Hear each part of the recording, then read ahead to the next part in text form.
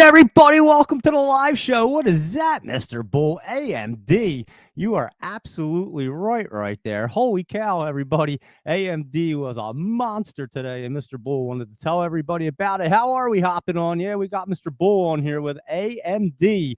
Who was in that today? Because that was pretty bullish. Thank you, Mr. Bull. I would say that was a beautiful call from last week. I believe you were saying something big was going on in AMD world, and they sure did have something big. OpenAI joining forces with them, taking 10% of the company, and there you go, Mr. Bull. I love it. So thanks for joining the show this evening, Mr. Bull, and let's go to it and see what's going to be popping tomorrow like AMD today. All information presented here is for educational and informational purpose only, not intended as financial advice. So always do your due diligence. Here you go with the heat map. Not looking bad. I'll tell you which one's going to be next right here. Look at it. Microsoft. Things pumping up right there, jumping up, looking good. And I do like it. But how about that AMD today? It was up over $55, guys. That was a beauty, Luis Rodriguez. It was a happy Monday for many, many people. Tons and tons of great feedback and a lot of people taking advantage of that AMD right there. And will it go higher? It could. I mean, it almost looks like a little healthy pullback right there to bounce. But when it's up $55, guys, and like what, 30-something% of a company, you got to lock in your profits there, guys. You can't just say, oh, I'll play around and see if it wants to go higher. Take the profits and then put them into the next big one and watch how fast it just compounds over. So I think a lot of people were happy about AMD. I know I was excited this morning when I saw it. I couldn't even believe it. I knew something was going on. I didn't even think it was going to hop up like that. And I'll show you another one. How about this one? Daniel Javier Fitz from the CNR gang. Holy cow, a Datavolt DVLT. Look at this thing just cruising along right here. So you're going to start to see a lot of these bad boys doing exactly this, where you think that they're going to be pulling back, and then they get crazy and just start cruising back up. Luis Rodriguez sold right at the open when it hit that 226 right there. And the Phillies and Dodgers are on, and it looks like the Dodgers just scored, and it is 1-0 right now. So there you go. And they do have a guy on first and third, it looks like, with only one out. And I'll tell you what, the seventh inning has not been the Phillies' friends right there. They got beat up on the last seventh inning in the last game. So there you are with your update for the baseball. We'll keep you updated. I'll just pull it up on my phone as well, so I don't have to look over there. But anyway, I hope everybody had a great day, and we're going to go through the market, see what's going to be popping today and what we're going to be getting into for the rest of the week, because there are a lot of great opportunities. And if you listen to the small cap show, I know there's a lot of people listening to. I greatly appreciate everybody that tunes into that as well. That is a great show each Monday.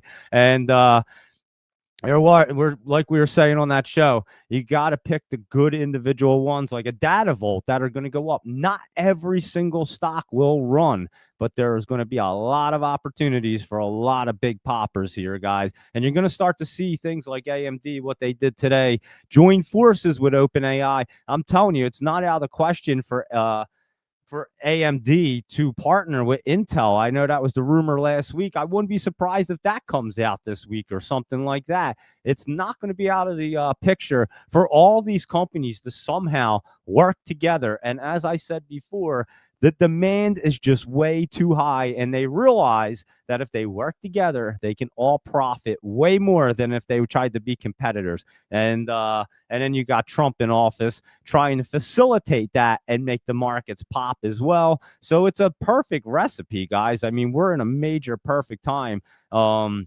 And I think in these next couple months, like I said, going into the end of the year, I even think for the next year is where you see this balloon just blowing up with AI. And obviously, after it gets completely oversold, yeah, you're going to see a hell of a dip down, just like you did after the 99 bubble right there. And then it was like 2 years of dippage. We could possibly see that. But guess what, guys? Are we going to sit here and act like we're not going to take advantage of the greatest time ever? You don't get times like this, so you have to take advantage of it. And like Money Mark said today, he became a multi-millionaire last bubble, guys. A multi-millionaire in 98, 99. Set him up for life. And he said he just rode these things up until they started riding down, and he was down 50%, but that's when he sold, and he was still up well over 100% overall. So he rode it all the way out, waited till they started to correct, and then got out and became a multi-millionaire. Guys, I'm telling you, this is generational wealth time. That's why I've been really pushing forward for everybody to really get zoned in. I know we have a lot of great people that listen to the show, a lot of great people in the Discord, and I'm telling you right now, guys, you can change you can make generational wealth right here. You don't get these opportunities. This could be the only opportunity we really ever see right now. So we have to take advantage of it, not sit on the sidelines, pick out the big ones, the poppers that are going to be running, because there's plenty of great ones out there, and we'll do exactly that every single day as we usually do, and then we'll keep on cruising, guys. And then you have crypto rolling. It's just the perfect recipe and storm for the markets just to explode. And we already know Trump has to keep them going until next November, guys. So it can't really pull back. And then every single time it wants to pull back, you just have all these AI bubble stuff things go, or AI things happening where it just pumps up the market. I just looked down and said stocks defy AI bubble chatter as AMD powers rally. And this is exactly what I've been talking about. And I'm telling you guys, it's a balloon. It's just getting blown up, and this thing is going to run. I can see the charts. I know we're oversold. It's overextended. It does not matter. I looked at the charts back in 98, 99. I did a lot of comparisons when Money Mark brought it to my attention about 2.5, 3 months ago. And it didn't care. It didn't care that it was overextended. It didn't care about anything. You know what it cared about? The next day's news was better than the day before, and it just kept going higher and higher and higher until finally it had to fizzle out. We're not even in the beginning stages, guys. So I'm telling you right now, take advantage of this time and this opportunity. You're never going to, I don't think you're going to see it in a long, long time. The last one was in 98, 99, guys. So you're over 25 years. So, yeah, I'm 45. So I'll definitely 25 years from now, I don't know if I'll be still doing this, maybe, but I'm going to bank on this one right now and make my more generational wealth. How's that? So let's get cruising, guys, see what's going on and see what's happening. Robin, you're doing great with your Tesla over there. Thank you for the AMD, and everybody else that hit me up and was congratulating me. And I hope everybody got into it. Like I was saying, you could see the chart. Something big was going on. I didn't know what it was, but guess what? OpenAI and AMD are now joining forces. As you can see, AMD shares soar after announcing a multi-year, multi-billion-dollar AI chip supply and strategic partner deal with OpenAI, including OpenAI taking 10% stake in AMD, marking a major shift in the AI hardware landscape and challenging NVIDIA's dominance. And that's the thing. They just ripped a lot of money out of NVIDIA's pocket. Remember, NVIDIA had been pulling back a little bit right there. It is looking good. And honestly, I still don't think NVIDIA is bad. It's going to do perfectly fine. And again, at the end of the day, NVIDIA and AMD and all these companies could even partner up somehow and work together on chips. So it's never out of the question right now. And again, the supply is, or the demand is just oversoaring the supply. They can't keep up with it, and it's not slowing down. The demand just keeps roaring and roaring and roaring, and everybody needs these chips, guys, for everything that they're doing. So it's not stopping. So here we go. Let's roll through our market, see what's going on. Wow, holy cow, it's 4-0. I wasn't even paying attention. And there you go. Like I said, that seventh inning is never a good one. I guess it's still in the seventh. Let's see. Yeah, top of the seventh. Let's see what it's at. It's 3-0 right there, it says. Let's see. They just scored a couple runs, the Dodgers. So still top of the seventh. Looks like 3-0 with 2 outs is what it says on there. And the game says 4-0. So I'm not sure. The ESPN app says 3-0. The game says 4. I'm not sure what's correct, but the Dodgers are winning right now on the top of the seventh. Let's put it that way. So here we go, guys. Let's rock and roll. We'll get through the rest of we'll get through our list. And obviously, who enjoyed that option show last night? That was a fun one. I'll tell you that. 3-hour option show there. And we did cover a lot of great material. I definitely go back and watch that show. There's a lot of great information in there. And if you have no idea where to start with options and never did it, that might be one of the best videos that you could ever watch. You have 3 different experienced people that know how to do the market, run the market, showing you their methods, because there's so many different methods and styles and options. That's what I realized last year at this time when I started to teach myself. I had read all these books, watched all these videos. Everything seemed so different to me. I didn't know what the hell anybody was talking about. So then I just went and picked out my own strategy, and it ended up working out perfectly fine. So that's how I got into it and really started to learn. I just picked my own strategy and started running with it. So nothing crazy. I don't think I reinvented anything. I just didn't see anybody else doing it like that. And it seemed to make sense to me to pick the next strike price and run it up if I knew it was going up. I did it with AMD, and I'll tell you what, them options paid out. Oh man, they were beautiful today. Let's put it that way. They were really nice options. So there you go, guys. Let's roll and see what Neon's doing. Let's see if it can start really glowing now, because that 20 is right there, and it's going to get out of the basement. That's the bottom down here. So just wait. You could tell today it looks like there was something going on. I was just looking at it. It looks like it went up in the after hours. Let me claim this back real quick, because I was just out in the trading shed working on stuff. And here we go with Neon. And yeah, look at that thing, guys. I would keep an eye on Neonode right there, because it is getting set up.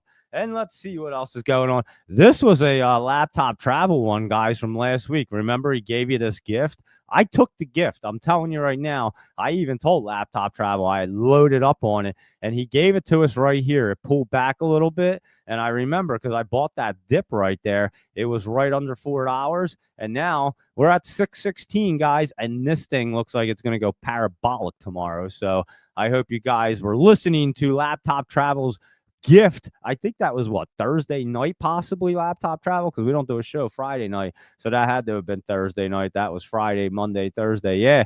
So Thursday night, guys, Laptop Travel said, here's your gift. And I'll tell you what they do. They're going to have a BNB treasury, and BNB, BNBX, whatever they want to call it, but BNB treasury right there. And what, 58 million? BNB is a huge, it's like the one crypto coin that's always traded. It's here it is. It's at a 1228, and it's just used. I don't even know exactly. Is this Binance's coin? I believe. I could be wrong. I don't want to tell you any wrong information, but this is always just used to trade stuff. So I think that's what it is. I have to double check. I don't want to lie to you. But yeah, BNB, huge. And again, APDN, they're taking on the BNB treasury. No one else. Everyone did Bitcoin, Ethereum, Solana. We even have the TONX one. But look at this chart, guys. So I'm expecting that to be a popper there tonight, or tomorrow. Is popping up today, as a matter of fact. And I'm expecting it to continue. And Laptop Travel has another gift, if you can see it, and we'll definitely go over that. So I'll save that for a few minutes right there. Laptop Travel, and we'll go over that bad boy as more people hop on. So here we go. Let's roll right through our list. But I'm telling you right there, you're going to see some momentum with APDN in the morning. You should anyway. And how about the Tylenol maker still down there looking at it today? We'll find out when it gets ready. It's basing out. We just have to see if it wants to level down a little bit. And if it doesn't, then we know we're in the bottom area. And that's all you have to know, guys. You just have to determine exactly where the bottom is before and as they're curling up, and you get them for the ride up there. And you don't even have to take them all the way up, because you know if you're in at the bottom and you ride it up anywheres, you're in the profits right there. And that's what we look for. We look for the bottoms, we run them up, and then we get out and take the profits on to the next one. That's exactly what you have to do, guys. And that's it. It's a pretty simple formula. Don't overcomplicate it. Just hit the sell button when they're up. Don't think that every one of them can go $1 million. They can't. I'm telling you right now, they happen. And I usually have sold early on every single one. And of course, if I would have held them, I would have been up really big, but that's not the style that you can go by. That's called gambling. And if you were to do that and think that they were all going to run like that, you would lose 9 out of 10 and maybe hit 1 out of 15, I would think. So it would be crazy. Your odds would be stacked against you for sure. And that's why you have to lock in your profits on the way up. Open Door, I was talking about it today. As a matter of fact, on the small cap show, it started rolling after that because it was down. here on the trend line, and I was saying it looked like it had a little bit of pullback, and then late this afternoon it started to soar up there at the end of the day. And I can even show you right there, because you can see at 1 o'clock it was right there, and then towards the end of the day it got rolling. And I was saying on the small cap show, I'll keep you guys posted. It is going to get set up. I don't think it's ready yet, and it did crank around and turned around real quick. So I did think it was going to set up. I just didn't think it was going to happen 2 hours later after we saw it, but you could see it was starting to move back in the right direction right there. So there's your open door if you like it. Again, I'm not chasing that thing. I don't really care. We had it at 50 cents and ran it up all the way up to what, like 10 something, almost 11. So yeah, I don't marry these things, and it's a good one. It looks like it's going to stay bullish. They're going to start accepting crypto for houses, which is pretty wild. Because people are going to become like crypto millionaires, and then they can just straight up purchase a home or crypto right through Open Door Technology.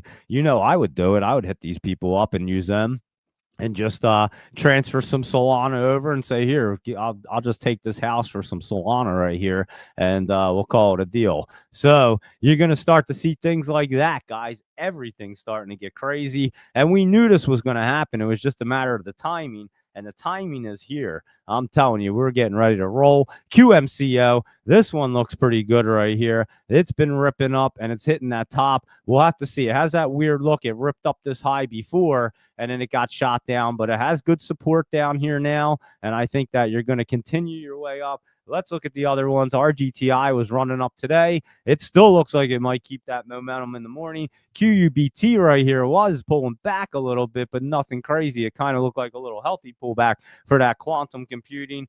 And of course, our QBTS is D-Wave Quantum. And like I say, this is the one that runs all the time right there, guys. So keep your eyes on QBTS. That D-Wave seems to be the best out of the quantum ones. And QTUM right here, that's the Defiance Quantum ETF. Look how long it's been in the top, guys. It's been in the top almost what was that, September 11th, right around there. So yeah, we're going to be like a month in almost. It's going to be in the top right here for Quantum Defiance ETF, and just keeps on running up higher and higher and higher. And let's see what our IONQ is up to, because that was running up today. Has a lot of resistance. I think it blasts right through, guys. It looks like it wants to get into that top. I mean, we have to look at it in the morning, obviously, but it does look like at the moment it wants to continue to run up there. So I'm just telling you what the chart looks like at this moment, and we'll assess that one in the morning right there. IONQ and Z Space right here. I'm telling you, I watch this thing. I look at it each day, and I'm like, is this the bottom finally? And then it kind of pulls back. That could just be a little healthy as it came out of the basement. I'll keep an eye. I will definitely let you guys know when I think this thing is ready to go up. We watched it come down so much. And again, we're under $1 right now. So that could be an amazing opportunity. And RCAT right here was running up as well. And there you go. And Unusual Machines, UMAC secured an $800,000 drone component order from these guys, RCAT, indicating a major contract win for UMAC right there. So that was a good one. Ben was talking about this one today on the small cap show, and it is in the top. It could have a little bounce, but that the RCAT was looking pretty good as well right there up today, and looks like it could continue to soar up there into the top. And honestly, they're going to come into the top like that, come down, and just keep ripping up higher. You can tell all these charts are just in a bullish state right now, and there is nothing slowing them down. And the minute something wants to slow them down, Trump will pull out that Rolodex and be like, oh, yeah, we're talking to China about a trade deal. And bam, everything just goes wild again. And then the next day, news comes out, and then the market gets crazy. And that's what we've been seeing lately.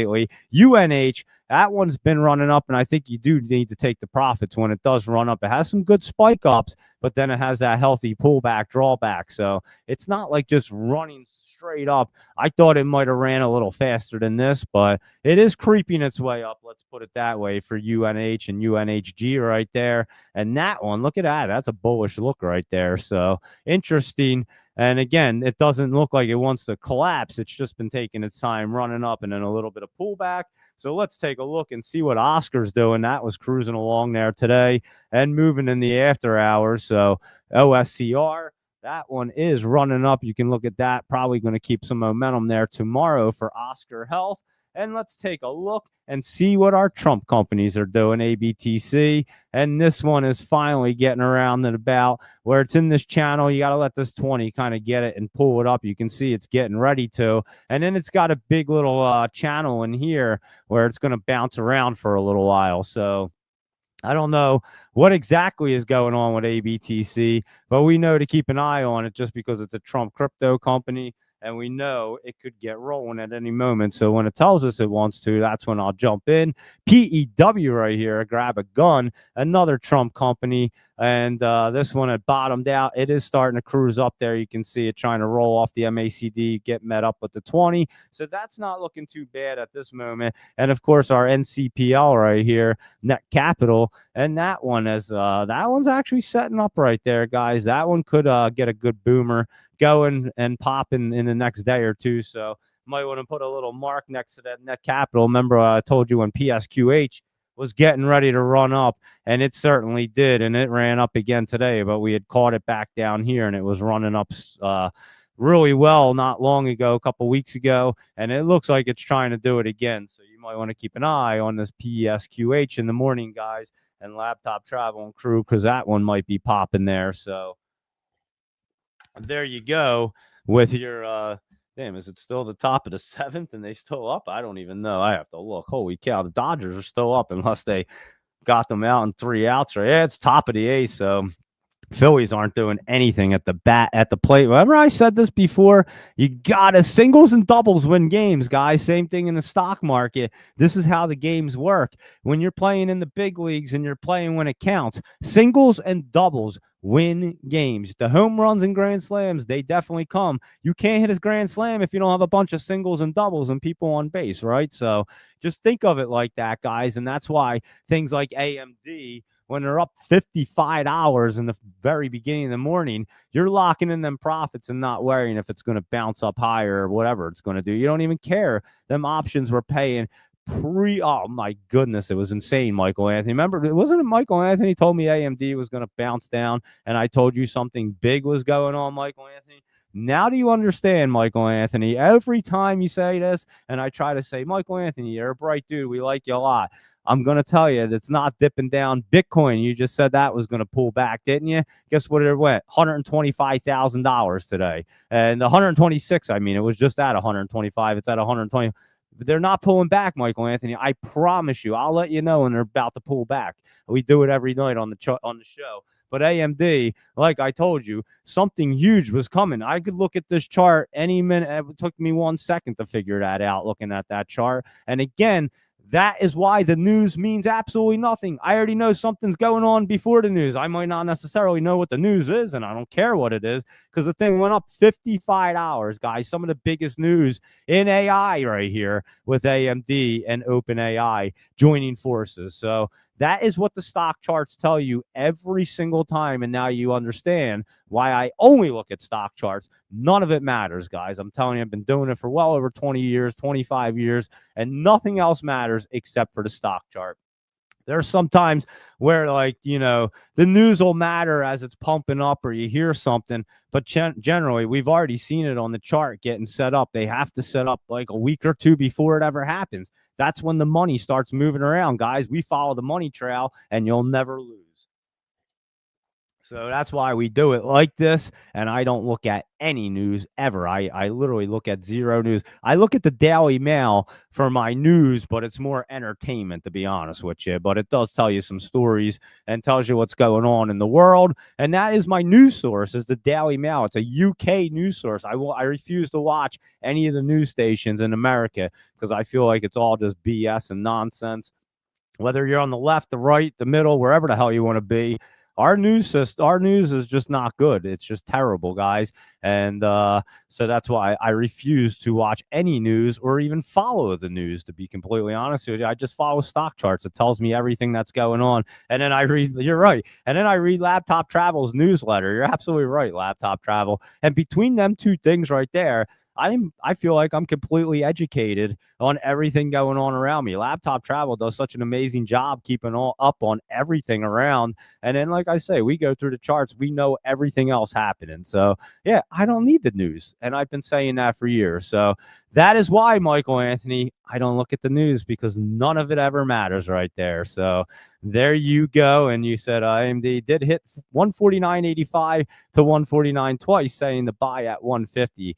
That I did well. There you go. So yeah, we were all over that bad boy. And I was telling you guys down here, buy AMD. I don't know what the hell's going on. I made it clear that I had options on it. I told everybody. I put it in the night note a couple of times, and I told you guys it was set up and ready to rock and roll. And that's all I can probably do. But you didn't want to get in it today. It was already too late. So we're always early to the party.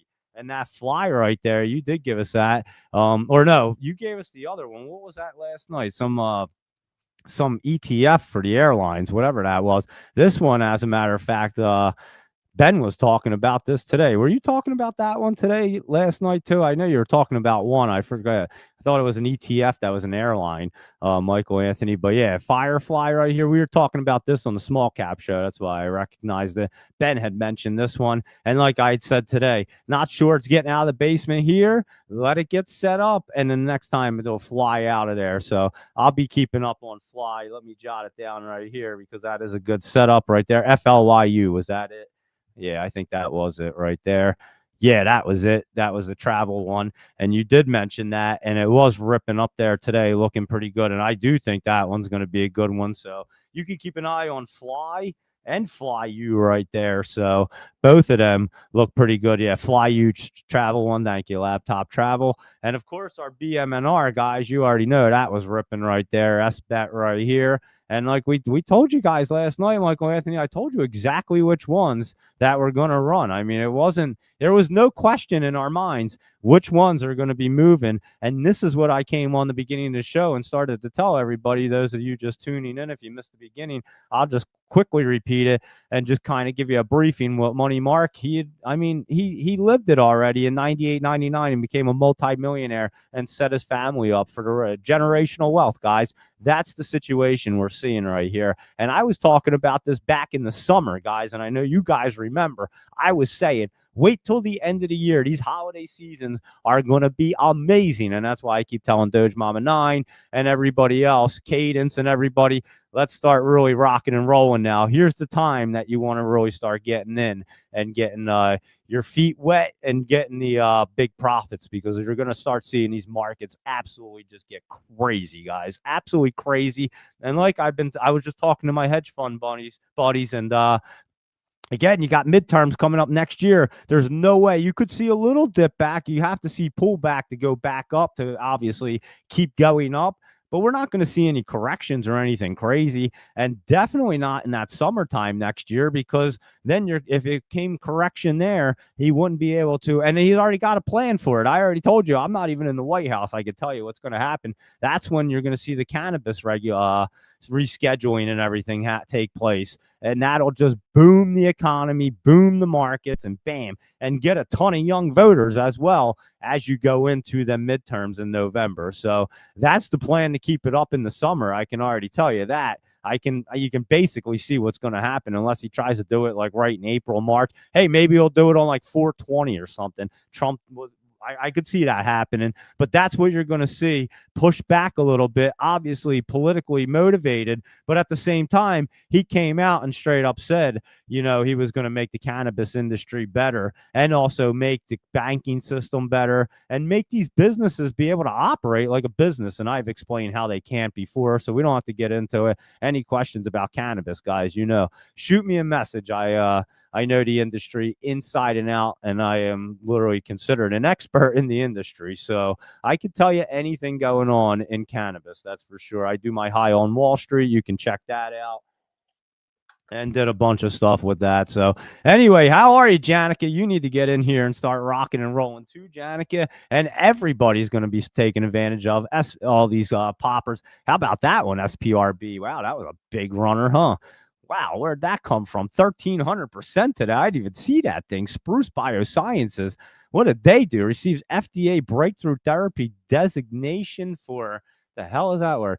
Tralosinidizine. I don't even know what that word is, guys. Alpha in some other stuff, syndrome, type B, driving stock. I would say it drove the stock up. I mean, that's one of them ones that just pops off the news. You're not really seeing it. It almost looks like it was like a shell company or something. Let me take a better look at this SPRB real quick here and see what, yeah, it almost looked like it was a shell company coming in, and you see that line like that. So I'm not exactly sure what was going on. It looks like it just kind of fired up and went nutty, or they might have just merged with somebody. I'm not sure what the story is here, but I'll keep an eye on it and just see what's going on there. But they certainly did get some big news today. That's for damn sure. SPRB, Spruce Biosciences.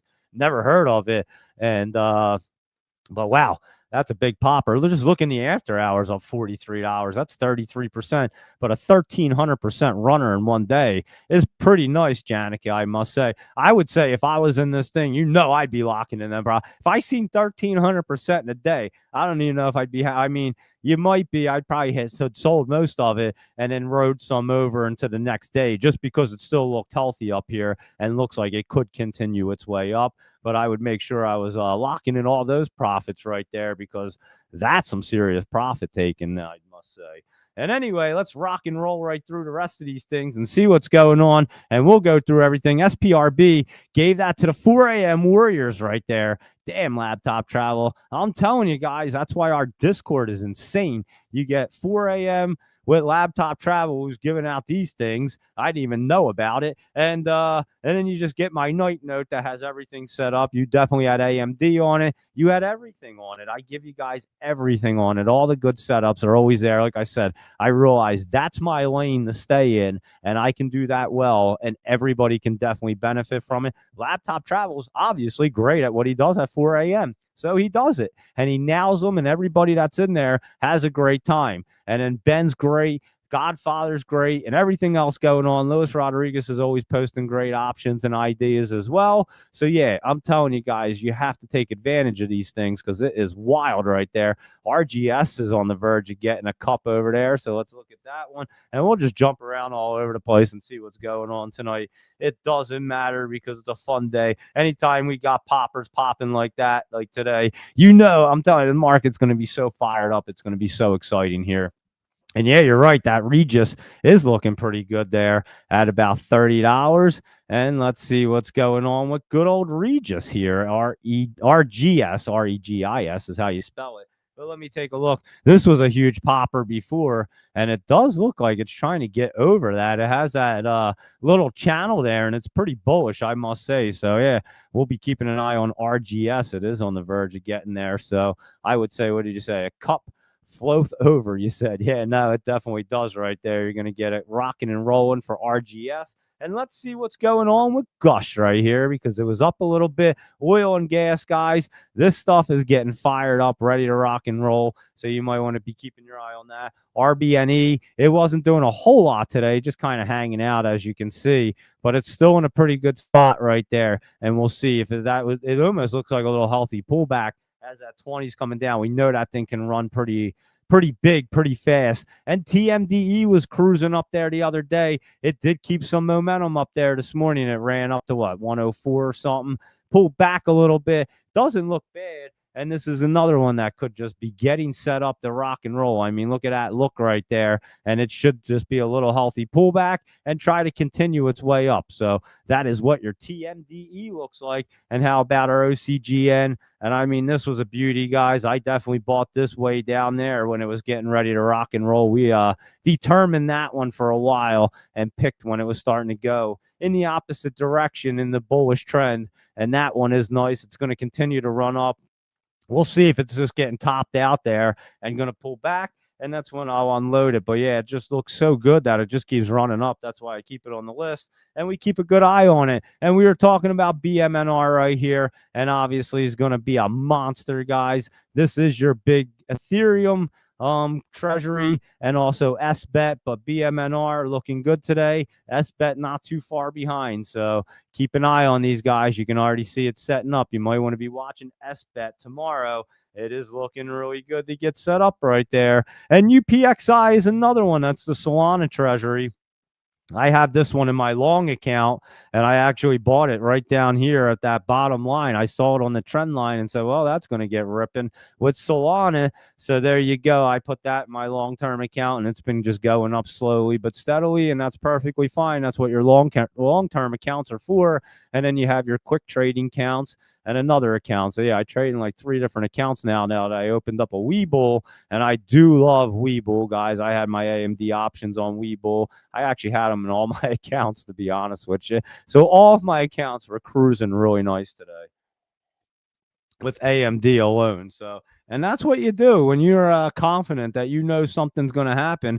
Put your money where your mouth is and watch it happen, and then you'll just be like, "Yep, that's why I did exactly that." So that's why we stay confident in what we're looking at, but we also crush the ones that we're supposed to. CoreWeave right here, kind of base, like making a base. I feel like it might pull back a little bit, but I'll tell you which one looks good is the Salesforce. Remember, we were talking about it last week, and now I think Salesforce is going to get rolling. So you might want to keep an eye on that one as well. Good old CRM. That is Salesforce right there. Let me take a better look at it over here. And yeah, it's definitely getting set up. You can see it trying to creep through. It might even get through that MACD tomorrow. Looks pretty healthy to try to do it. So there you go with CRM. And how about that circle right here? Still running up a little bit. And this thing's going to be a monster, guys. It's at 148, and you're going to get right up to here, at least at 207. So you know it's going to run up like at least $50 right there. And that is your CRCL.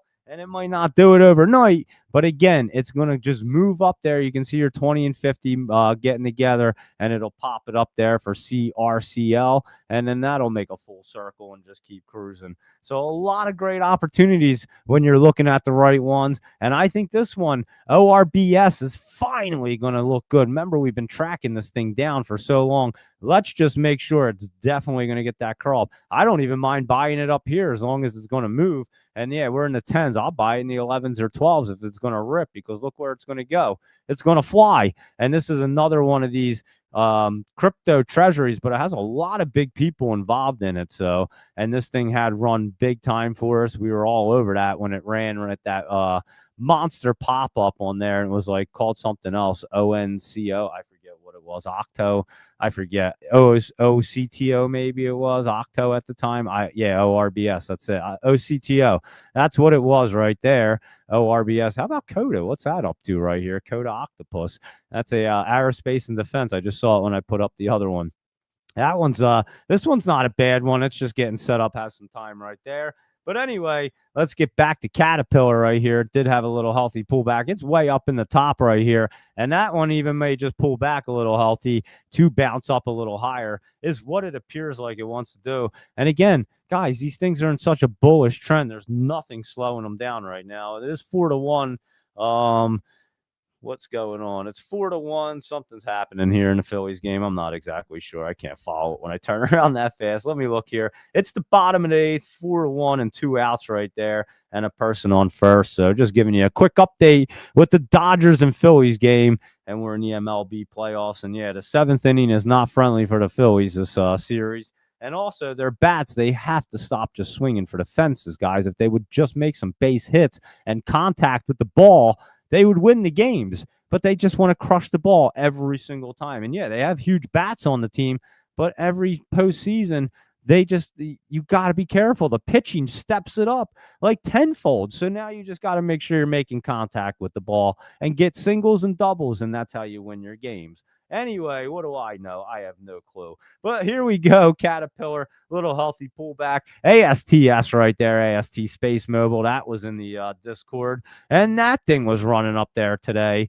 And another one, guys, like I said, there's certain ones that are just going to continue to go. And this could be one of them right there. I know Ben has this one in his long account. He picked it up in the 20s, and it's in the 70s now. We were talking about it today on the small cap show. So There you are with your ASTS Space Mobile. And how about the big bear right here, BBAI? It looks like it wants to cruise up again, Joseph Levy. I was looking at it today. I did not get into it, but I might have to look at it tomorrow because it's not looking bad right there. So you know how to trade that one, especially if it gets over that resistance. And a lot of these are just blasting through the resistance right now, guys. Nothing's holding them back. They're just getting ready to cruise, and nothing is stopping them right now. And I don't think anything's going to be stopping them for a little while. How about Plug Power? There's another one that blasted right through the resistance and then just kept on going right there. And now it's going to make a new like trend line and start cruising up. So you're seeing this with a whole lot of them, guys. And what did this say today? Plug Power stock surged in the pre-market trading due to a recent analyst price target upgrade. So there you are with that. And let's see what else is up with BZAI. That one they were talking about in the Discord last week on Friday going into this today. And look what that did, up 28%. So good old BZAI, Blaze Holdings. And that one could keep the momentum for tomorrow as well. So another one right there. I know Ben was on top of that one there in the Discord. And that's why I say we have everything covered for you in that Discord. So you don't really have to worry too much. And here we go. LDI, this one actually didn't do so well in the Discord, but it will get back up and rolling back up so everybody can do well on it. I'll let you know when it's completely ready. We were talking about it today, and like I said, I think we're getting down to that bottom, and it's curl. It looked like it wanted to go right there. What was it? September 24th it was. I had mentioned it today, and then it just kept pulling back a little bit, but now you're going to start seeing it, and your 20 will come down immediately, like right around here. So you do have like 2 or 3 weeks, I would say, but LDI will get good, and I guess if you're in it and you want to try to average down, like I said, we'll watch for that bottom right there. I'll try to point it out. I don't think it's coming down to your 50. I think we're going to start to see that curl up right there, and it'll just be a slow, gradual one. So we'll definitely keep our eye on LDI. And ASST was another one had pulled back, but this thing's getting ready, guys. And I would say in the next day or two, it might be a really good opportunity for ASST. And so I'll be watching that. You can see it trying to time itself. I think it will try to cross up here and get moving. You have that trend line. It's going to get back over that 304 and try to bounce off. So that's one to keep an eye on right there is ASST.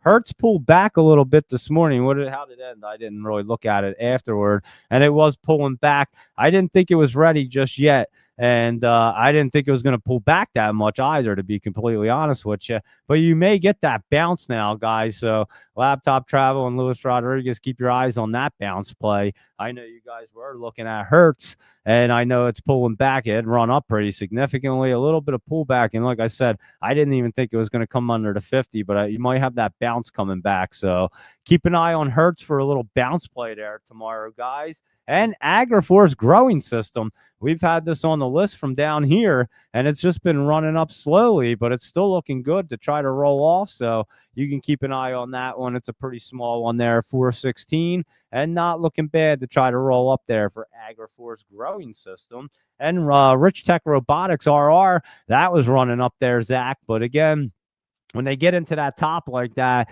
you know, I like to try to keep some profits. So will you get a spike up tomorrow? You might get a little more run up. That almost looks like it's going to try to top out a little bit to try to pull back and get set back up. But again, do you really want to watch it bounce around, or would you rather get out at the top, like around the top or with some good profit, reallocate it and come back after the setup? So that's what you have to keep in mind when you're looking at these things. You know, you're gonna see that pullback because they get extended up there. The question is, should you take the profits off the table and then reevaluate it? I say yes. That's how you see your accounts grow. If you constantly just watch it run up, pull back, and then hope for it to run back up, they don't always do that, guys. So that is what you have to look at for that. And let's see, there's RR. How about ELPW? I had that on your, that's not it. Oh, I can't type in a W. There you go. I had that on your night note right there, and that was ripping up there. And I said it was going to get out of the basement the other day. It was on the night note for the Friday and today, as a matter of fact. So that was Friday pulling up, and today it was pulling up there. So we'll have to see. I'm not so sure. It really wants to rip, but it honestly doesn't look too bad. I'd have to look at it over here real quick. ELP, yeah, it doesn't look bad right there, guys. So you can watch for that one in the morning as well to see if it wants to cruise. We looked at Buru last night and said it wasn't looking too bad. And here is your Nubaru, BURU, and it is trying to poke into the top right there. So let's see if it wants to run tomorrow, BURU. And let's see. Yeah, I mean, it is getting set up. We said yesterday, last night, we looked at it. I remember I wrote it down on the list because I had it ready for tonight. And yeah, Nubaru looking pretty good. It was running around today. So that one should try to get set up there. I'll look at it in the morning just to make sure it's all good. Here's another one we mentioned last night, FEMY. Someone mentioned this thing with some momentum off of Friday. And boom, that thing kept on running up there. So FEMY was a good one from last night. Someone else mentioned SABS. I don't know if we've seen these guys on the actual scanner. I forget, but I know we were writing down a few of them. And this one's SABS. Remember I was saying last night that looked really good to start moving. And there you go, up over 11% right there. So if you were to take your trading account and you knew this thing was going up and you just put like 3/4 of your account in it and it goes up 11% in a day, you're doing pretty damn well, I promise you. So. And we've been ripping these things nonstop. There's so many of them. Another one right here, I said last night that was going to get moving. And this thing absolutely did get cruising. It was up over 18%. So there you go. With YAAS, and this thing doesn't look bad. We hit it before it reverse split, and now we got it again after the reverse split. So there you go. We were talking about that last night, and we already looked at our data vault. And there you go, Daniel Javier Fitz. I mean, that is a beauty right there, I must say. And again, I always lock in profits up here. And if they go up higher, they go up higher. You can always reevaluate things. I wasn't really looking at it today, but I did see it because it popped up. It caught my attention, but it already ran. But yeah, I didn't see it popping back up. Let's put it that way, because I wasn't really following it. I just kind of thought it was going to top out there, and it just keeps running. So that was a beauty, and I know some of the CNR guys had gotten into that because Daniel Javier Fitz had posted it on the CNR board, so that's how I saw it, as a matter of fact. And let's take a look and see what else is going on over here. And we looked at RGTI when we did the rest of them, and again, should keep some momentum right there. TONX right here, I always put in Y at the end. I don't know why, but I think we're in a really good spot right here, guys. So that is one I think might be a great opportunity. And again, these guys have ton, which is the what is it? What the heck? Why can't I think of whatever the hell it's called? Telegram. That's it. I couldn't think of Telegram. It's Telegram's coin. And we've talked to Manny, and he runs that thing. And like I said, that bad boy is going to get ripping. You can see that right now. And obviously, Telegram is huge, guys. I mean, to be able to, and what they're doing, no other social media company can even do. You can literally like use their crypto inside their platform. So that is going to open the doors for a lot of payment stuff and all kinds of crazy stuff. So I do believe that one's going to be good. Here's that BTGD, which is like staked 100% Bitcoin and 100% gold ETF. And I mean, how you going wrong with this thing right now? Jesus, that was a beauty, Luis Rodriguez. I had no idea that even existed. But between Bitcoin and gold, both ripping, you can't go wrong right there. Now it's into the top. And we had looked at it before. SOLZ right here is your Solana ETF, and it's continuing to go up a little bit. And then you also have SOLT, which is 2-time, and that's also looking good as Solana rolls off. And here's a couple I saw in the scanner, so you can jot them down or take a look at them. STEL. I'll tell you what, the banking right now looks really, really good for some reason. I'm not sure what's going on in banking. I'm going to have to take a look and see what's happening. But I noticed a lot of the banking ones were popping up on my scanner there. CATY right here. Cathay, General Bancorp, another bank one. And there you go. And that one's curling up, looking pretty good. How about Ramp? Let's see if this Ramp's going to take off. And yeah, look at that thing curling off the MACD, guys. So I think Ramp is ready to get flying right there. Send something catapulting. Let me try to type it in there. Yeah, you got a little bit of setup right there, but curling off your MACD. We love that look. So check out RAMP. BBWI is Bath and Body Works. And look at this thing. Anytime it hits this bottom down here, it seems to like to go back up. And it looks like it's about to do that now. I mean, you have your 50. I have a feeling it's going to get through that, but you're in the 26. Your 50's at your 28 and has your resistance at 31. So keep an eye on BBWI because that one's not looking bad either. And how about GH right here, Guardian Health? And that thing's in a bullish trend trying to get rolling there. So you can keep an eye on GH as well. So a couple that I saw on the scanners grabbed my attention before I hopped on. URI right here, United Rentals. This one wasn't looking too bad. It's in a bullish trend. I'll say that. You have some resistance up here, but United Rentals looking pretty good right there. URI. So you can keep an eye on URI if you want to get some rentals. I think they have one of them facilities right around me, as a matter of fact.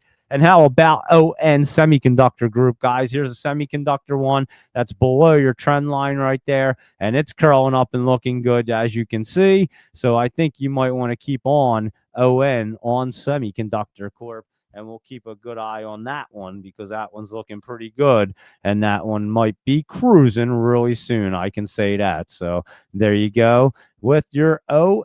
And let's just take a look, guys, and all have a great laugh.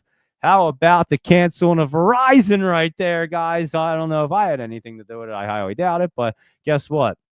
This is what happens when you treat your customers like shit, guys, and people start posting about it. Your stock is going to resemble that. I'm telling you, social media is very, very powerful, guys. Whether it goes viral or not, for whatever reason, social media platforms are extremely powerful. That's what they are. And Verizon has their earnings coming up on the 21st. We'll see how it looks. It does have a big channel right there, so it's got a lot of bouncing around. And if it continues to dip down here tomorrow, it could really get shot down. And you know who's going to be laughing? I already posted it out. You guys probably saw my post. So I am going to continue to dog Verizon. I told the story 23 plus years as a customer, and they breached my contract. So I am looking into that as well. And yeah, they completely breached my contract and told me that they breached it because it was costing them money without my legal consent. And they gave me every piece of information, told me everything I told them was 100% accurate and everything was right. But they had some tiny clause for the company that they can change a grandfathered contract. Get the hell out of here. Grandfathered in means you're grandfathered in for life unless I voided the contract. That means the company could not change the pricing or the contract. And that is a fact, guys. And they absolutely breached the contract. And I will continue to tell everybody this story and rip them up on social media. And damn well, when I saw that big red candle, you know how excited I was to point that out. And here you go. Verizon Communications appoints former PayPal CEO Dan Schulman as the new CEO. So I guess he's succeeding, huh? I guess I'm not going to be tweeting out the Hans anymore. I'm going to be tweeting out the Dan Schulman. His first day on the job, guys. And this guy's getting a tweet right after the show. I had no idea they did that. Oh, I can't wait. Forget you, Hans Vestberg. You're an idiot anyway. That's why the company's in shit shape because of you. You don't know how to run a company. That's why you just got replaced. And now they got the former PayPal CEO, Dan Schulman. I'll be finding that guy online and make sure I get in touch with him. You guys know that. I'll be shooting out my messages right to Dan Schulman for his first days on the job. I can't wait. Oh, this is going to be so much fun. Dan, are you going to honor your contracts for your loyal customers? 23 plus years, almost 24 years, Dan. How about that? So I'm going to clip this and I'll be posting this little segment up. As a matter of fact, we're also happy to see Verizon dipping, Dan, and you better change it around. You might want to contact me pretty soon because I'm telling you, I'm going to put an entire campaign together and just keep destroying you guys. And like I said, social media is very powerful. You don't have to have the biggest audience. You just got to get a couple right people to retweet it out. And the next thing you know, millions of people see it like that. And I know they understand that. They've been contacting me nonstop, the Verizon's customer service, and they keep saying, hey, let's just make this better. I said, you already tried to. You guys insulted me. Did you forget? You had an executive, Mary, contact me, and she tried to resolve the issue with $240, guys. You breached the contract a decade ago. Do you think $240 is going to do something for me? Come on, you just insulted me. So now, Dan Schulman, you're about to hear it. So good luck, Dan. Good luck on the new job, because I can't wait to start digging it to you. And there you go with your Verizon Wireless. What a shit company treating their customers like shit. Literally like shit. We looked at Firefly, and yeah, you have a 20, like I told you guys, I told you the whole story. You have a 23-year customer on the phone. You give that phone call right to the highest supervisor in the company immediately to get that resolved. And the supervisor better get that shit resolved quick.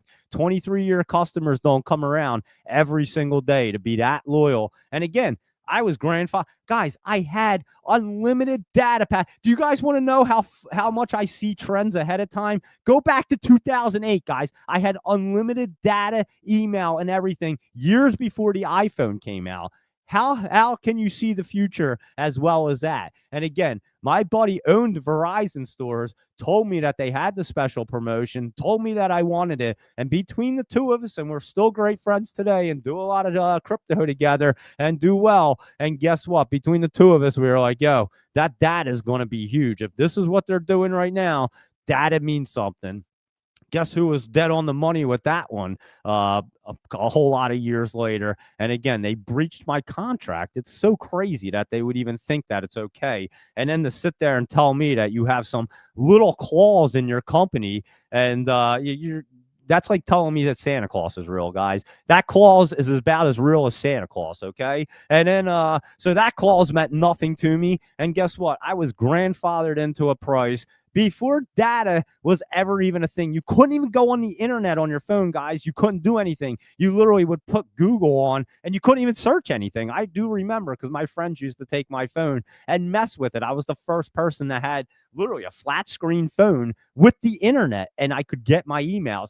Again, I had created iloveroadhead.com back in my 20s, guys. I've been creating and selling businesses my whole entire life in every single sector and industry. We had deals with Spencer Gifts back then, and I needed my email for certain things, and that's why I paid for it back in 2008. So yeah, I was a little bit ahead of the trends right there with unlimited internet access and email from 2008. So yeah, Verizon is not getting away with this, I promise you.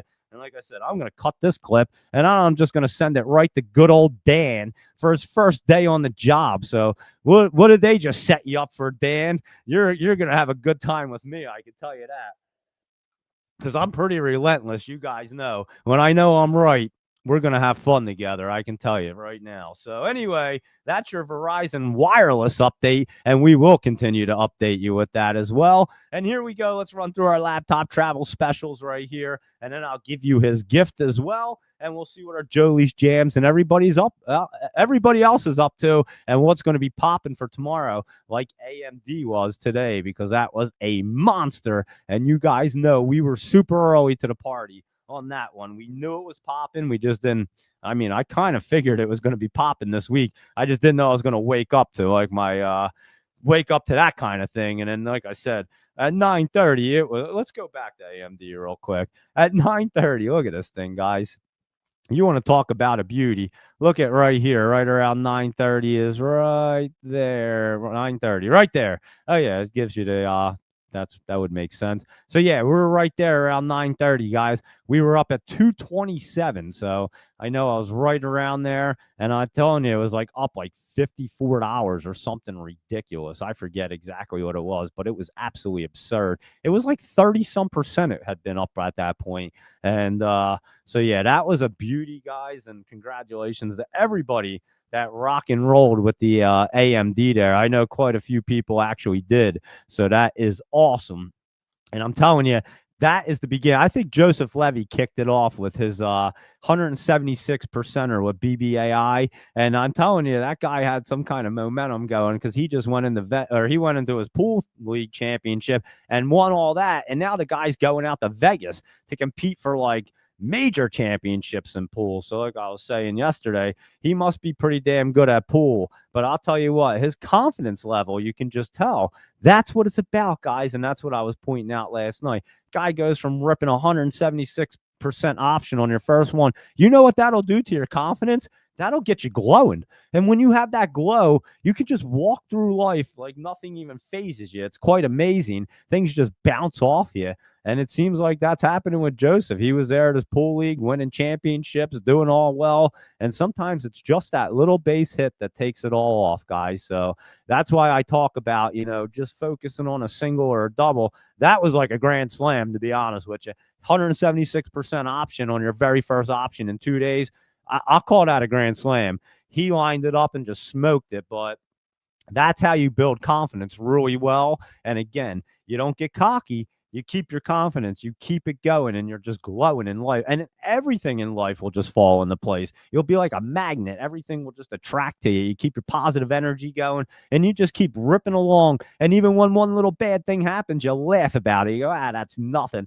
We'll knock out the next one. It doesn't even phase you. You forget that it even happened. You stick with the positive things, and you just keep on cruising straight, guys. And again, look what happened to me. My head should have exploded on impact. I caught a brain injury. I was out of it for years, 2 years, had no idea. I'm telling you, I'm not 100%, but you can tell I've been just sticking with it, keeping positive. I could have been that guy that said, "Oh man, I got hit in the head so hard. Why am I going to try to do anything else now?" It's I'm out of it. And again, guys, I have a brain injury. You don't understand. Brain injuries are not something that you want to deal with. Believe me, it's really weird.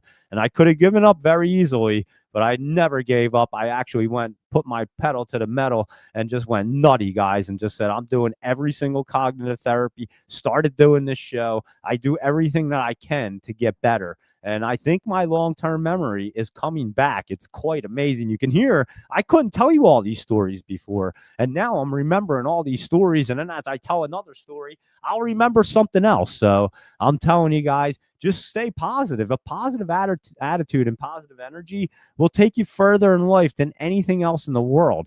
And it'll just attract everything that you need to come to you, that you need to survive, everything that makes your life work well. It'll all just come to you if you stay positive. Believe me. Yeah, bad things happen in life to everybody. Believe me, I've had a lot of crazy shit happen. I shake it off, laugh it off. And that's why I tell you when things crazy. I told you the story yesterday with my buddy Donnie. And we're cutting down a tree between my neighbor's house, and the branch went through my neighbor's roof. And we're sitting up there going, oh, man, that's crazy. And we're like laughing about it. And I just had to go roof a little section of my neighbor's roof. That's all. Guess what? It's all fixed. No big deal. They didn't give a shit. And that was that. So, yeah, shit happens. You laugh about it, but you fix it and you move on. And that's what makes you bigger, better, and stronger, and keep on rolling. And that positive attitude, positive mindset.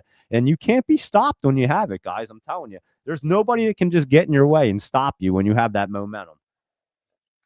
So just remember that every day is not going to be the best day, but there's always tomorrow is going to be a better day. So just put that one day behind you, forget about it, put a smile on your face, and just keep on driving forward. That's all you need to do in life, guys, and everything will come together. As long as you have a positive attitude and positive energy, you're out there helping others, doing the right things. Everything. I tell you guys, I help people all the time. I've never asked for anything in return. I told you I pay for like my neighbor's stuff to get fixed because something will break at one of my neighbors and they're older. I just go to Home Depot and buy it, and then I just come back and fix it. Now they will offer and always say, how much was it? A lot of times I'll just be like, oh, the part was this, and I won't even tell them a dime more than that. I'll be like, no, don't pay me anything else. Just if you want to pay for the part, that's cool. And of course they do, and they try to pay me, and I'm like, I'm not taking your money, you know that. So yeah, guys, you just do the right things in life. Everything always comes back in tenfold. I've told you that my whole life. I live an extremely blessed life. I know I'm blessed to be sitting here, to be alive. Clearly, I'm a blessed person after what I got hit by. And so, yeah, and I'm telling you, I was floating through energy. So talk about energy right there. I was literally, it was dark, quiet, and peaceful. And I was floating through energy. I'm pretty sure I was on the other side of the life spectrum. And somehow ended up on my feet and right here, guys. So remember that it's never too bad, never a bad day that's going to hold you back. AYTU right here, that's not getting held back either. That looks really good, I'd say. So keep an eye on that. AZTR, let's look at this one. Ooh, that one's not too bad. It has that little bit of resistance. I think you're going to get that little setup period right there. But actually, when this one gets right over that 86 cent area, 85, AZTR is going to look really good right there. BMN. Wait, what's that say? BMRA. I almost put BMNR in. BMRA right here. Biomerica. I know we looked at this before. That one's definitely getting set up. You might want to mark that one down because that one's looking pretty good right there. And how about Conduit Pharmaceuticals? I don't think it's called that anymore, is it? CDT Equity. That's right. It used to be Conduit Pharmaceuticals, as you can see down here. And now it's CDT Equity. And I think, didn't they get involved in crypto? There you go. CDT executes crypto treasury reserve strategy back in September 17th. I do remember that happening. And now the CDT looks really good right there. Laptop Travel. I do like that look. Let's see. Yeah, that's looking pretty good. Might want to keep that on your watch list tomorrow, guys. That one's looking really good right there. What's CMMB? Chemomab Therapeutics. And that's actually looking really good right there, too. CMMB. Let me type it in. Yeah, that's looking real good to continue its way up. Just came out of the basement, and I think you got some movement on that one as well. So that looks good. How about CVU right there? CPI Arrow Structures. That one could get really popping, huh? You're right on that trend line right there. It had like a weird day today, but I think that's just a little healthy setup right there.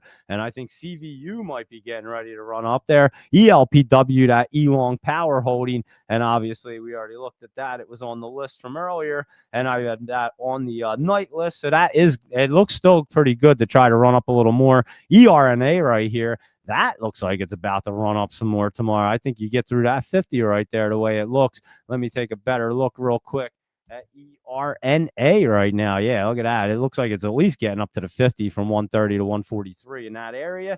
So there you go with that bad boy. And let's take a look at GORV right now. That is that Lazy Day Holdings. Remember, we were just looking at it and it was starting to set up. And there you go at Lazy Day. So that one we had mentioned not long ago, just last week, and it was setting up. GRAN, good old Grande Group right here is Hong Kong. That is like a weird one. Let me look at that one in the morning, to be honest with you. It ran up crazy like today. Could have a little pullback after that weird look. I have to look at that one tomorrow. I can't really go one way or the other on GRAN. And KITT, Nauticus Robotics. And this one's run pretty well for us before. This is an aerospace and defense one. I do know this one. And it is way down. I didn't even realize it was way down. And recently reverse split coming out of the basement. I think you could keep an eye on KIT right there. KITT looking good. LMFA is like a funding thing. LM Funding America. Wow, that's looking pretty nice too. So isn't that I always think that's a China one, and I say that every single time, and it's always still a USA one, at least it says. Anyway, that one's running up there pretty nice in that channel, looking pretty good. SKK is SKK Holdings, and we haven't looked at this in a little while. That is rolling off the MACD. Let me see what it looks like over here real quick for SKK. Not too bad. I'll take a look at that one tomorrow. This is a solar one, Sun Nation right here, Sun Nation Energy. And this is a solar one. Trying to get set up. I'd look at that tomorrow. It looks like it could hit on that 50 right there. Let's take a better look. Looks like it's going to hit there and then just kind of have that little setup period. But Sun Nation looks like it is getting set up for solar. I'll have to run through some solar ones, see what they look like. And Velo 3D right there. Looks like it wants to jump up some more after today. So look at that look. That isn't looking bad. VELO. I'd watch that tomorrow. And XCUR right here. Not looking bad. Xsecure. And let me just take a better look over here real quick. What is it? XCUR, not E. There we go. XCUR. XCUR. That's what it is. It did bottom out way down there. That's for sure. And I think you have a little bit of a setup period right here. Maybe towards the end of the week, we should take a look at this one and see if it's ready. And here you go, guys. I'll give you Laptop Travel's gift for today. It is TELO is what he posted. Telomere Pharmaceuticals right here. And you're right. That is looking really good right there, Laptop Travel. It's already running up in the after hours, as you can see. And like I said, yeah, that's looking good for tomorrow. TELO, keep your momentum watchers on that because that is probably going to continue to run. And we already talked about APDN right here. and that's cruising up. And Laptop Travel gave us that one as a gift right here on Thursday, and I took full advantage of it, guys, because it was looking really good. And they're going to do a BNB treasury, is what I read. So there you go with that. And isn't I think it's Binance's BNB. I'm pretty sure. I'd have to look and see, but I'm almost positive that's what it is. Maybe it'll say it right here. BNB. No, it doesn't say. Is it Binance? I can't remember. It's giving me like a brain fog. I just can't remember if that's Binance's coin right there. I'm pretty sure it is, but I don't want to promise you.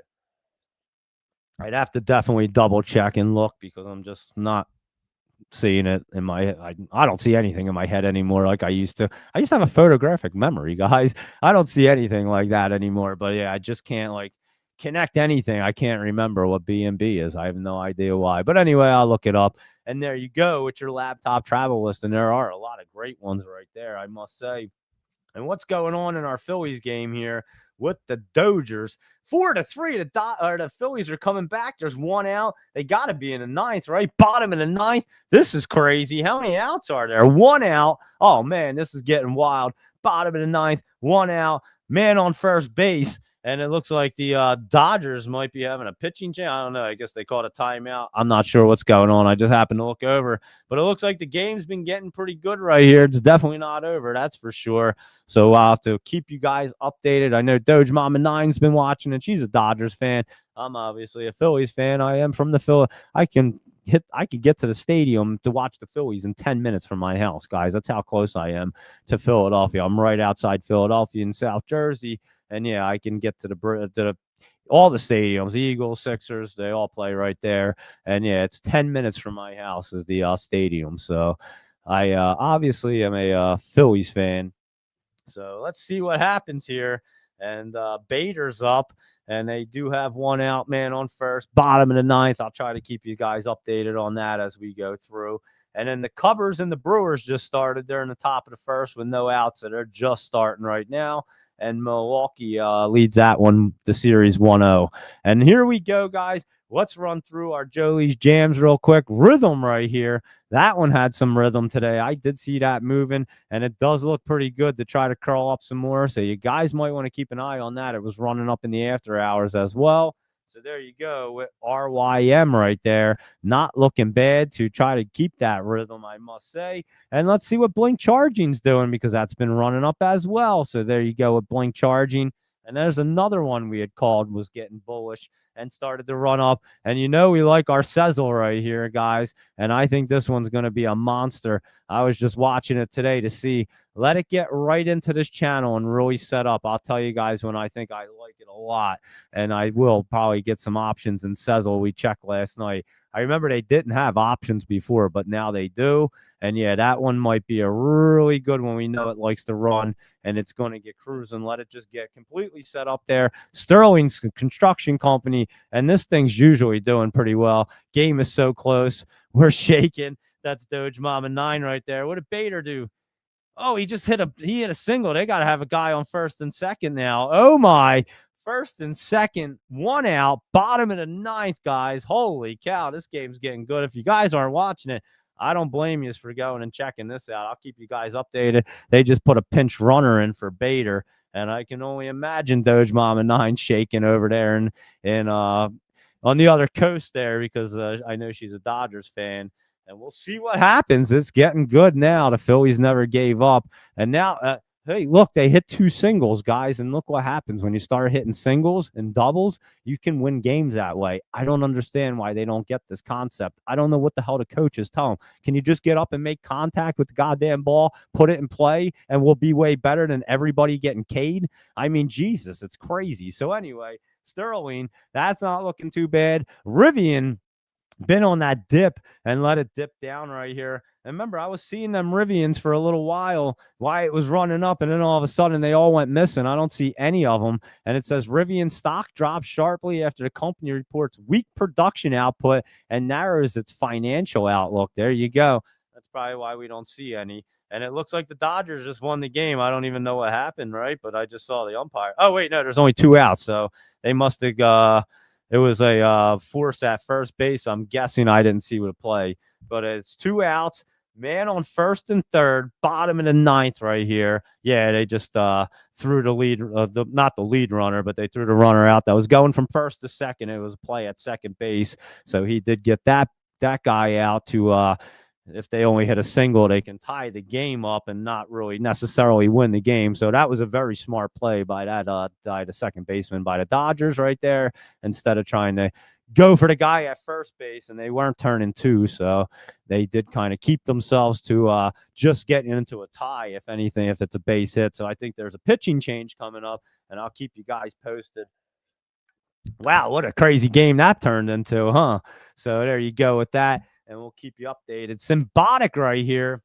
Another one that we usually like, and that was jumping up today. I did see that. I wasn't really paying attention to it. We do look at it, but we didn't go through our full list last night. And I saw it as I was going through today, and it was already jumping up there. I was like, wow, Symbiotic looking good. Nike, a little pullback. Let it pull back right there. No big deal. And you know that DXYZ was looking good. We hit that for a nice popper. Let it pull back a little bit again, and we'll smash it again. And honestly, it doesn't even look bad right here. You might get a little more pullback, and DXYZ is going to get set back up right there. And you guys know we were talking about it, and I was saying I'm buying them dips, and it ran right up right there. So that was a nice one last week. I remember Schwarber's up too. That's a good one to have up right there. Hopefully Schwarber can make some contact. Schwarber's a beast. He hits that ball far. So yeah, home run wins the game. Single ties it up. And a double would win the game because there's a man on third and first. So there you go. And we'll tell you when the game comes back on. It's a pitching change right now in the bottom of the ninth with 2 outs. So interesting Phillies and Dodgers game right there. And let's go ahead and cruise right through our Spy Mag 7 big cap, see what else is going on. And then, of course, we'll run through all of our messages. Our Spy's been up, and it's just teetering on this trend line right there. And obviously, we're in a government shutdown, guys. Does anyone even know it? Like, realize we're even in a government shutdown? I don't even think anyone remembers it's a government shutdown. Remember what I said before the government shutdown happened. If they do this, the Dems are going to really hurt themselves. It's not looking good for them, guys. The markets are ripping. Everything's going fine. And these guys are over here still preaching that we need to get health care for illegal immigrants when we don't have good health care for our own citizens. It's kind of crazy, guys. I'm not going to lie. But that's what's going on in our government shutdown. And here's our at bat. It's coming up, but here's when the government shutdown will end. This just took a big old dip down, guys. So maybe somebody's talking here because it is the 10th and 14 coming up. I won't say that they're going to curl up. They might meet, and I do think it's going to be after the 15th. What is today anyway? Today's like the 6th, right? So what, the 14th, it would have to be the 10th through the 14th. So it'd be this Friday through next Tuesday or after that. And yeah, I just don't see that happening. I think we're going to be later than the 15th. There's a hit. Oh, they got him out. Oh, he almost just, oh my goodness. He threw a bouncer to the first baseman from second base, and the first baseman held on to it somehow, and the Dodgers won the game. But holy cow, I want to talk about a wild ending right there. And how did he throw that ball so bad? Holy cow. Oh my goodness, what a scoop by the first baseman, guys. He just saved the Dodgers big time. That second baseman must almost shit his pants when he just let go of that ball and saw it bouncing. And what a scoop right there. Holy cow. So the Dodgers, they just swept the Phillies over here in Philadelphia. That's not a good look, guys. I thought whoever wins this series is probably going to be in the World Series, I'd assume. They're the two better teams. They're really good teams right there playing. Good pitching, good hitting, and good everything. So your Dodgers did win there, Doge Mama 9, and that was a scary throw right there from the second baseman. Wow, that was crazy, but Dodgers did beat the Phillies. I'm telling you, they get in this postseason, and it's just crazy to me. Well, they all of a sudden at the very end of the game, they decided to start hitting singles and stuff, and almost came back to win it. But you got to be hitting these singles and doubles from the get-go. You can't go and get like the first 5 out of the first 2 innings. He had 5 Ks. I'm not sure what the third inning looked like, but he was just K'ing them down. And now the Phillies are going to LA. When is that next game? I'm not even sure. Let me look and see. It's probably in a day or so. It's not going to be tomorrow. I know that the Yankees play tomorrow, the Mariners, so it's probably Wednesday. And that is it. Wednesday at 9:08 p.m. Eastern time will be the Phillies and Dodgers game. And if the Dodgers win that, they just sent the Phillies home packing in the postseason. So we'll see what happens out in Dodgers. And what if the Phillies go out there, win two, and have to come back home and lose it? Because they tend to do that too. And I don't know why. It's just the weirdest thing ever. But good old baseball, October baseball is just so much fun. We obviously call it Red October around here. I said that the other day, and I was like, why did I just say that? It's not Red October for everybody. It's just Red October in my area because of the Phillies. So it is October baseball playoffs, and it is an exciting time. I'm not going to lie. There's some good games going. And so there you go. And I'll keep you updated on the other ones as well. But anyway, let's cruise right through our list, see what's going on here with our Mag 7 and everybody else. Apple, a little bit of pullback. Looks like it could pull back some more. Amazon trying to get set up here, and I'm not even sure it's ready yet. So leave the Mag 7, just get set up here. And again, we'll find great opportunities. Google was cruising up there, and it does look like it is Wednesday, Doge Mama 9. You are correct. And yeah, Google right here was running up, but you have that resistance, and it's not going to get over that 259. But you should run up a little bit, so Google's not looking too bad. Meta is trying to bottom out there. We'll see if that's a true bottom. And again, we were talking about these things. This is where we want to find these bottoms so we can run these bad boys up. And let's see. And of course, we'll play some ETFs on them. And this is looking real good, guys. Microsoft. Remember, we were saying Microsoft's have been looking good. We should have been getting into this, but I think Microsoft might be a popper there tomorrow, guys. So you might want to keep an eye on good old Microsoft tomorrow morning because that one could be cruising there. What did they say? Well, October 5th, that was Sunday.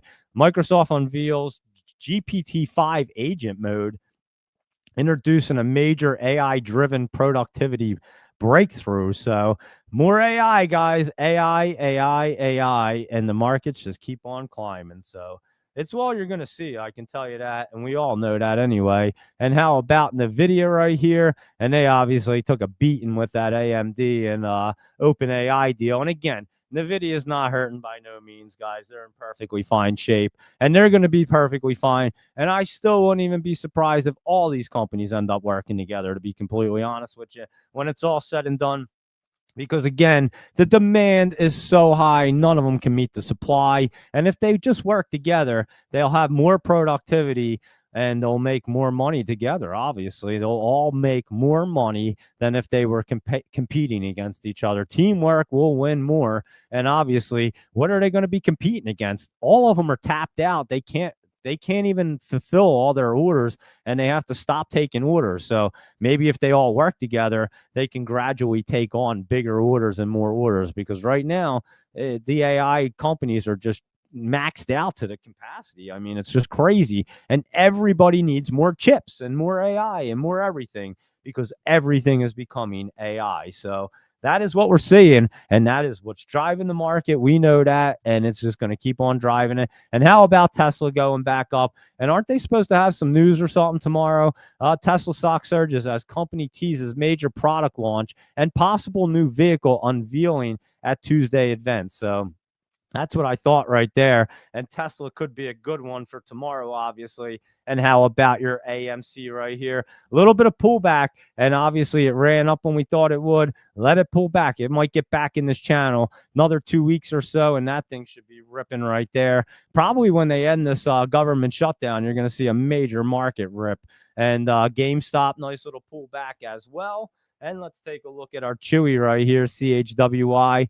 That one's been pulling back, has a little bit of setup time, and Unity's been pulling back as well. So let all of them pull right back. And how about Netflix? It's trying to gain. I think it's making a base and going to come back down a little more, guys. They have earnings on the 21st right there, and I don't see it coming up yet. I think you're basing out to level down. So, yeah, Netflix got destroyed by Elon. And again, that woke agenda does not work in this country, guys. We all know that. And any company that's going to push that woke agenda, you're going to get smashed like Verizon, treating your customers like shit. So Netflix, get it together over there. Stop pushing that shit on kids. Nobody wants it. And nobody cares if transgender people exist.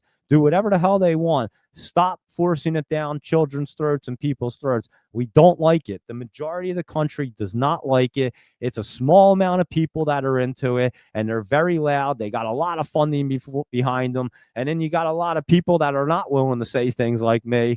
And, I don't care. I just sit here and say whatever I want. There's no repercussions to me, and I don't have a regular job. No one's firing me or saying anything to me, guys, so it doesn't matter. And I tell you exactly how things operate all the time. And you guys know that. I mean, I am extremely trustworthy, and I don't discriminate against anybody. I could care less. I told you all my neighbors are woke, and I get along with everybody perfectly fine. And no, there's no reason not to. Just don't force that shit down people's throat. Nobody cares about it, especially in the school systems. And again, I make the example, and I said it yesterday. You can't tell people that they can pick their sexual orientation.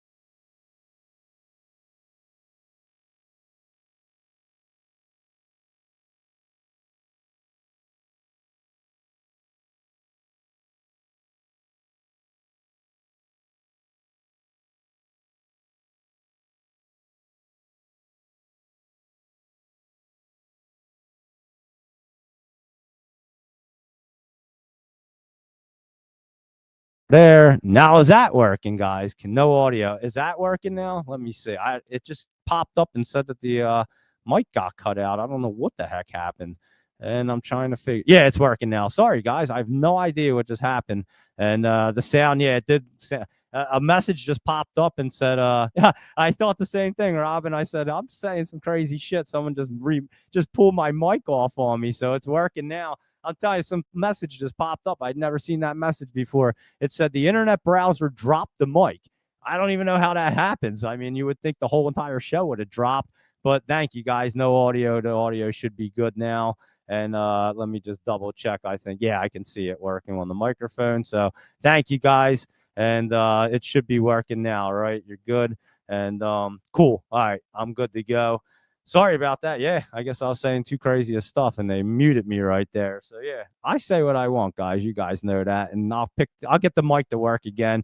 Verizon coming after me, the transgender folks and everybody coming after me now for speaking my mind. Anyway, that was pretty funny because I was saying some crazy stuff and the mic just went out. It just literally said the internet browser disconnected the mic. I swear to God, that's what it said. A message popped up. I'd never seen that message before. So anyway, that was interesting.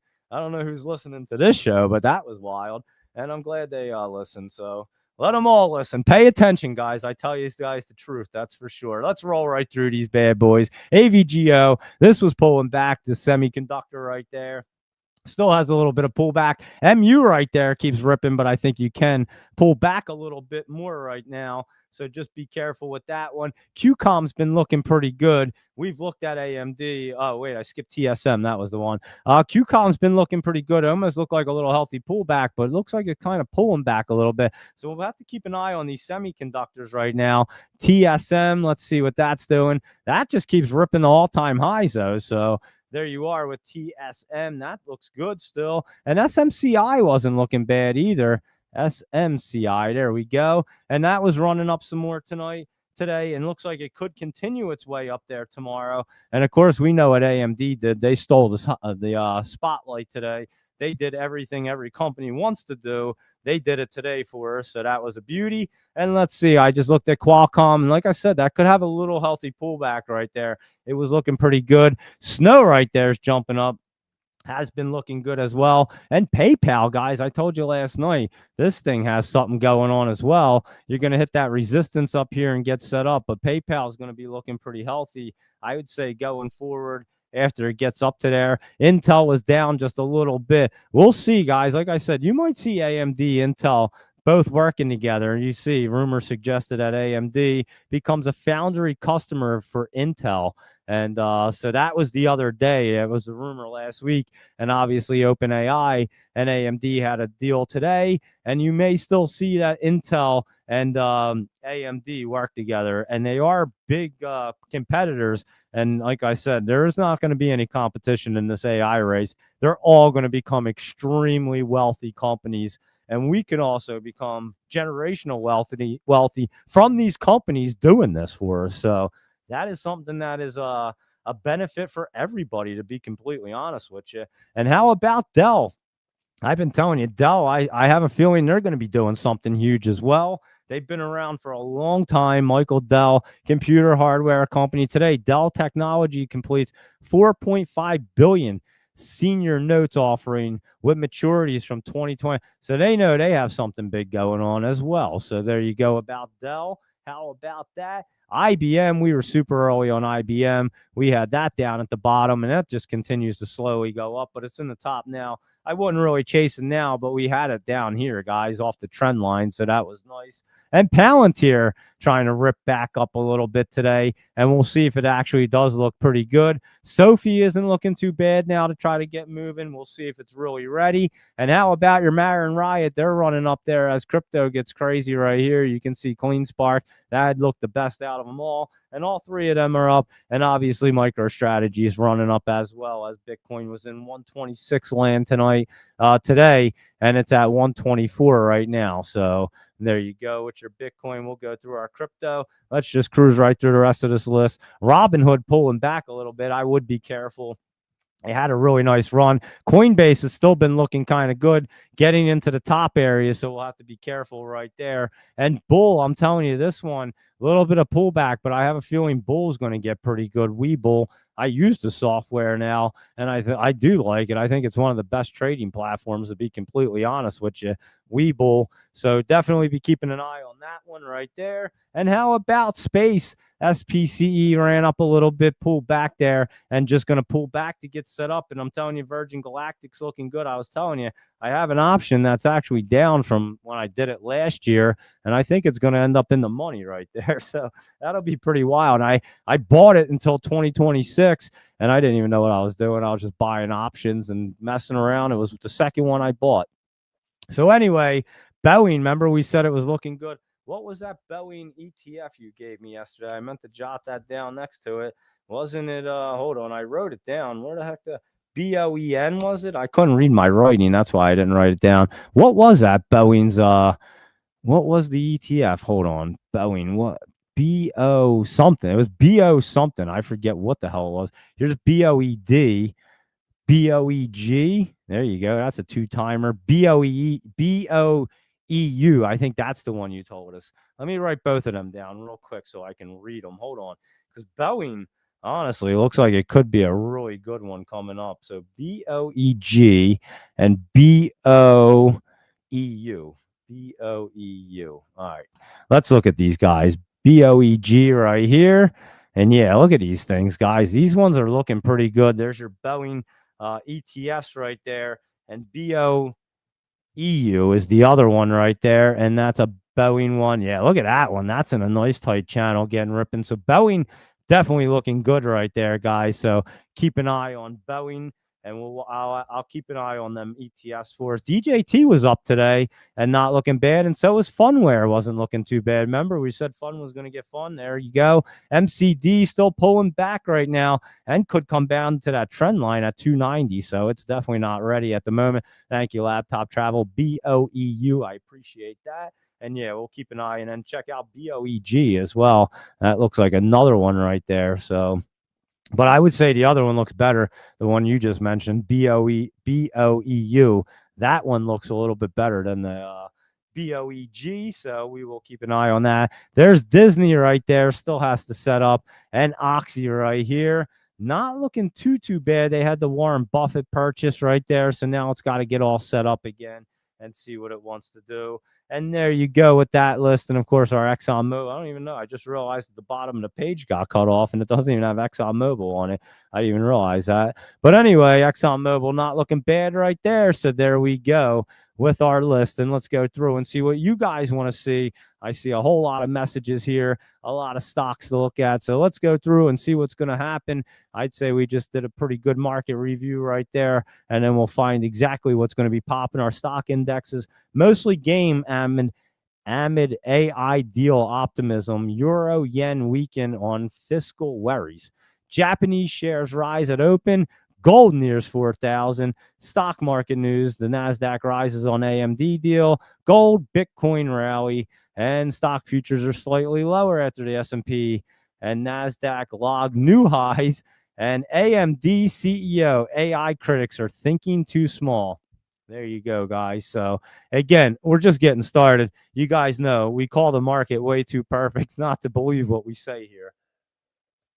And again, I just put my emotions to the side. I could care less. I tell you what the charts say, and I end up just getting into the zone of these things and into the matrix. And that's what we need to do to be able to master the market.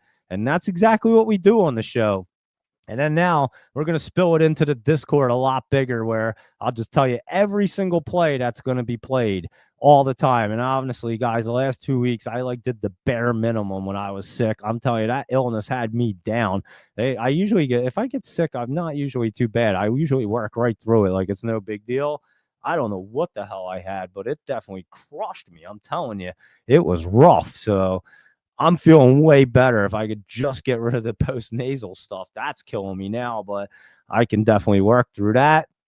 And hopefully I'm all better by the weekend or something. That would be really, really nice. I'm not going to lie. But yeah, holy cow, that illness. I hope nobody catches whatever. And I know a ton of people are sick. I know households are sick, and everybody has something different, like stomach aches, this, that. It's crazy. It's not even like COVID and the flu are going around. Although one of my buddies does have COVID. He just told me, my buddy that's a bigwig for Kubota, and he has COVID. He said he had it pretty bad. So COVID is still going around, so pretty wild there. And so yeah, there's we get into the flu seasons and stuff, and the kids go back to school. The minute the kids go back to school, it's like a petri dish, guys. All these kids just end up in a classroom, and every germ just and it just starts manifesting, and just it just gets crazy, guys. It's just wild.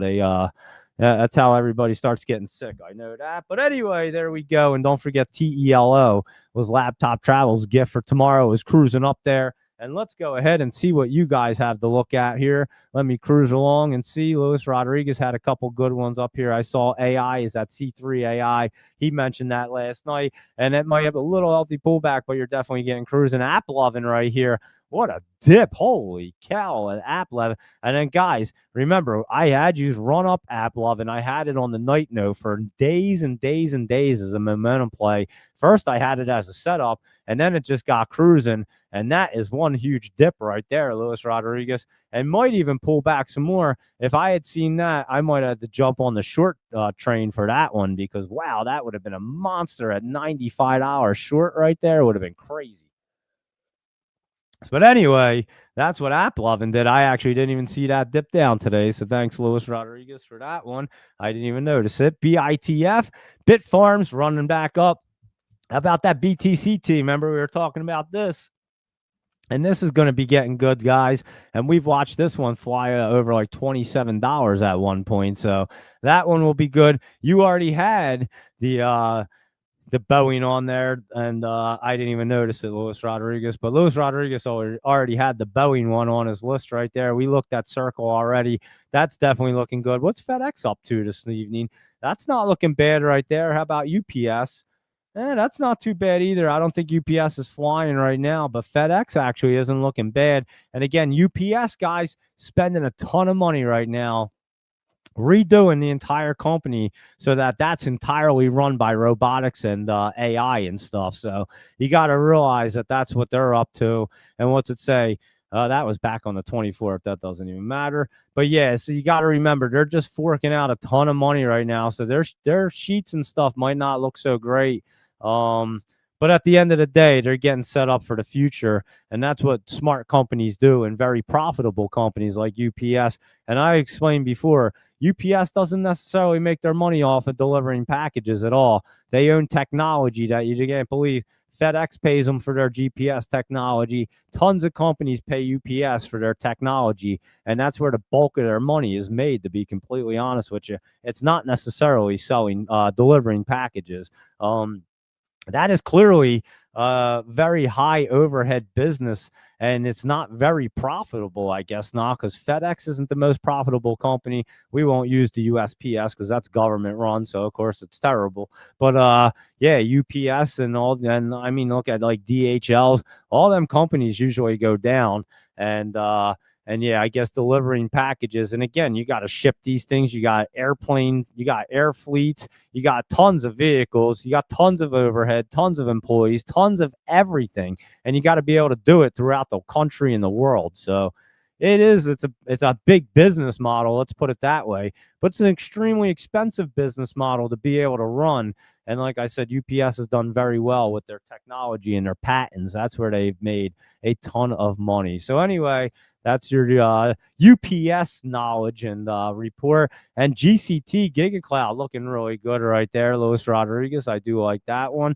I'll have to keep an eye on that tomorrow. Let me jot that one down over here, because that looks like it's trying to get set up. Not so sure if it gets through that 20 tomorrow. It looks pretty strong. I could see it waiting a couple days to try to get really running up there, but I'd have to look at it tomorrow. Hive's another one we looked at before. I've traded this a million times years ago, and it was running up yesterday, I remember. But this is a capital market that has to do with crypto as well. And what do they have? Hive Digital Technologies. September Bitcoin production. So yeah, they're mining at 267 Bitcoin, climbs 8%. Month over month, and 138% year over year, surpassing 21 EHs. I don't even know what the hell they're talking about, guys. But anyway, they do mine stuff and they get Bitcoin. And I guess 267 Bitcoin are going to be worth a lot of money when you mine the damn thing. So yeah, I guess that's what they do over there. And what's it say? Hive Digital Technology stock price surge due to the company's announcement of record September Bitcoin production. So there you go with Hive, and that is HIVE. And let's see, iron right here. That was looking pretty good. It was running up today, and it does look pretty healthy to continue. So you can keep an eye on IREN for a little momentum there tomorrow. And let's see, Path right here, IU Path or UI Path. That's what it is. We were looking at it the other day. It jumped up today pretty well. Not looking bad. It does have that resistance at the top. Have to be careful right there, but it could be a good one at PSQH. That one's pretty decent right there. We were talking about that one already, and that is a Trump kid one. And the other one that was looking good is NCPL. The net capital right there is looking pretty decent for the Trump ones. And RGTI, we looked at that one, looking real good as well. RKLB, Rocket Lab, that one's taken off and looks like it wants to go crazy again. And of course, we know about our SBET and BMNR, SGML right here. Let's see what that's doing. And that's Sigma Lithium. And that could be a good one. And again, these industrial mining ones are going to get rolling. And that's obviously a big part of AI. They need all these special metals and everything else to do all this. So SMCI, we went over, looking pretty decent right there as it's running up. And Toyota Motor, we have to have that for you, Luis Rodriguez. And that is up at 199. And it does look like it wants to get up there to that 203 area. So I would say Toyota Motor trying to set up at the moment. And let's see what TeraWulf is doing. That would be WULF, TeraWulf. not looking bad. I'd have to look at that tomorrow. Could have a little bit of pullback. Wolf Speed right here was up today, and I would keep an eye on this thing. We've seen this thing run massively, and then it had a huge dip. So I'll be checking out Wolf Speed to see what that's up to. It's a semiconductor, and a lot of semiconductors are down right now. So basically, they have to wait for their rotation to get back into the game so they can start running it up. And there you go, Luis Rodriguez with them bad boys. And let's see what else is going on. Yeah, Tesla's going to unveil a new discounted Model Y tomorrow. So you can assume, obviously, you might want to sell the news tomorrow there for Tesla and then reevaluate it. But we'll look at it in the morning. And SPRB Laptop Travel gave to the 4 a.m. Warriors at 10:05. Holy cow, that's crazy. Thing ran up to $130. So there you go with that beautiful call there, Laptop Travel. We talked about his gift for tonight is TELO, and I told you his gift the other night is a beauty already, and I have a bunch of it. I'm telling you, I was telling Luis Rodriguez and Laptop Travel the other day, I loaded up on it because it looked really good. And yeah, and I'm pretty sure they're having that BNB crypto treasury, whatever BNB is. I think it's Binance, but I don't know. I can't remember, and I'm not looking at. I'll look it up here. Let's Google it real quick. We'll just look. What the hell is BNB? BNB crypto. Let's see what it says real quick. I think it's Binance, right? Binance coin. I was right the whole time. I'm sitting here questioning it. And that was right anyway. So it is the Binance coin. That's why it's so big. I thought it was, but I wasn't positive. But I know it's like super traded coin. And it makes sense because Binance is basically the biggest platform in the world, not really necessarily in America, but in the world for crypto is Binance. So everyone uses BNB to transfer coins around in that world. So it is a very well used coin there. As you can see, it's at what, 120 or 1214. And we'll go through crypto real quick, and then I'll cruise through and see what the rest of you guys want to see. Here we go before we forget our crypto look. And look at Bitcoin. It was up over 126 today, as you can see. And we're sitting at 124 in the top, looking pretty good. And any pullbacks are going to be pretty healthy. Ethereum just ripping up there, looking healthy. And Solana doing the same thing, ripping up, looking healthy. And here's your Binance coin. And like I said, the thing's always healthy. I mean, it really doesn't have many problems because it's one of the most used coins is BNB. And Ripple right here, not looking bad, a little healthy pullback, but that is getting set up right now. How about your Doge? That's looking really good. Doge is looking good, guys. Keep an eye on your Doge. Cardano is looking really good too as well. So keep an eye on that. And here's your Stellar getting ready. So you see some of these little guys getting ready to roll, and all the big ones have been. Chainlink looking really good there too. SUI, that's another good one, just hanging out, getting ready to rock and roll. And of course, our Optimism right here is looking pretty optimistic to run up some more. So there you go with our crypto look at the moment. And let's keep on cruising through. IVVD alerted today. Let's look at it. I know you've been looking at this thing. It is up. Oh, that looks real good right there, Luis Rodriguez. Let's write down IVVD. I do like that look. Let's see what it looks like over here. And there you go, IVVD.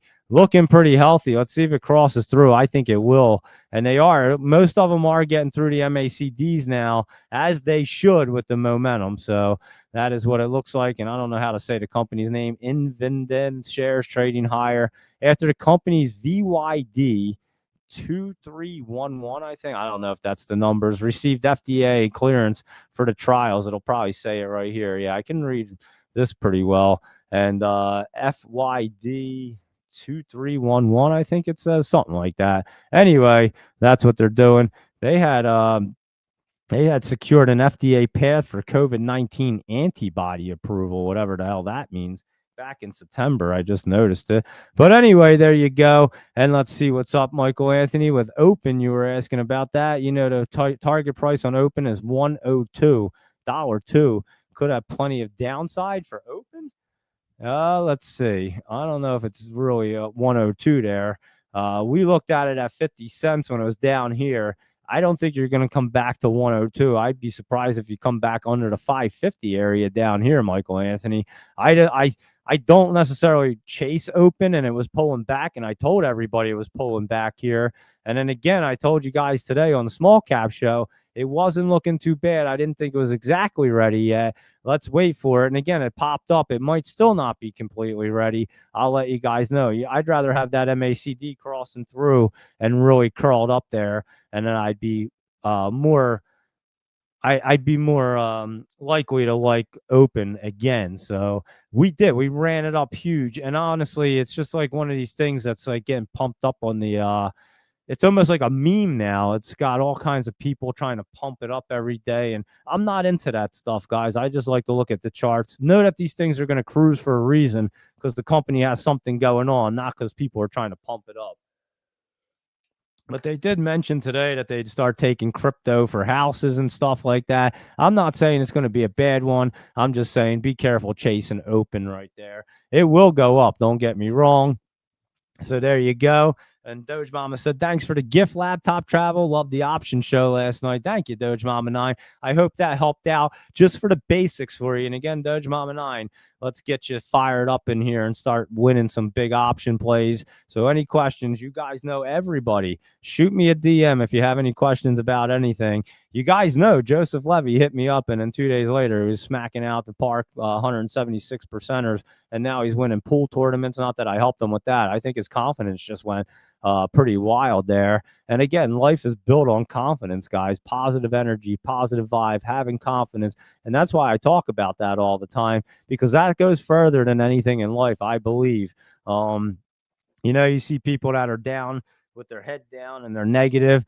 They seem to have everything bad going on around them. You attract what you put out. It's energy, guys. The whole world's run by energy. And again, I felt real energy when I got hit in the head. I was literally floating through energy, and everything was dark, quiet, and peaceful. So I was always one that believed in energy before. I damn right definitely believe in energy now after I floated through it and it was dark, quiet, and peaceful. And then heard this really calm voice in my head say, open your eyes, just like that, completely calm, like nothing had happened.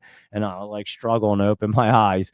And then I opened them, and in my mind, I went, holy shit, I'm alive, and felt the blood just pouring down my face, guys. And that's what happened when I got hit with a 10-ton jack with the pressure of a 2-story house right there in my head 2 years ago. And I'm sitting here to be able to tell you the story. So miracles definitely happen. And again, keeping that positive energy, positive attitude, I think it's helped me big time since the brain injury. I've always had that attitude and that mindset, but you kind of really need it when you go through something like that.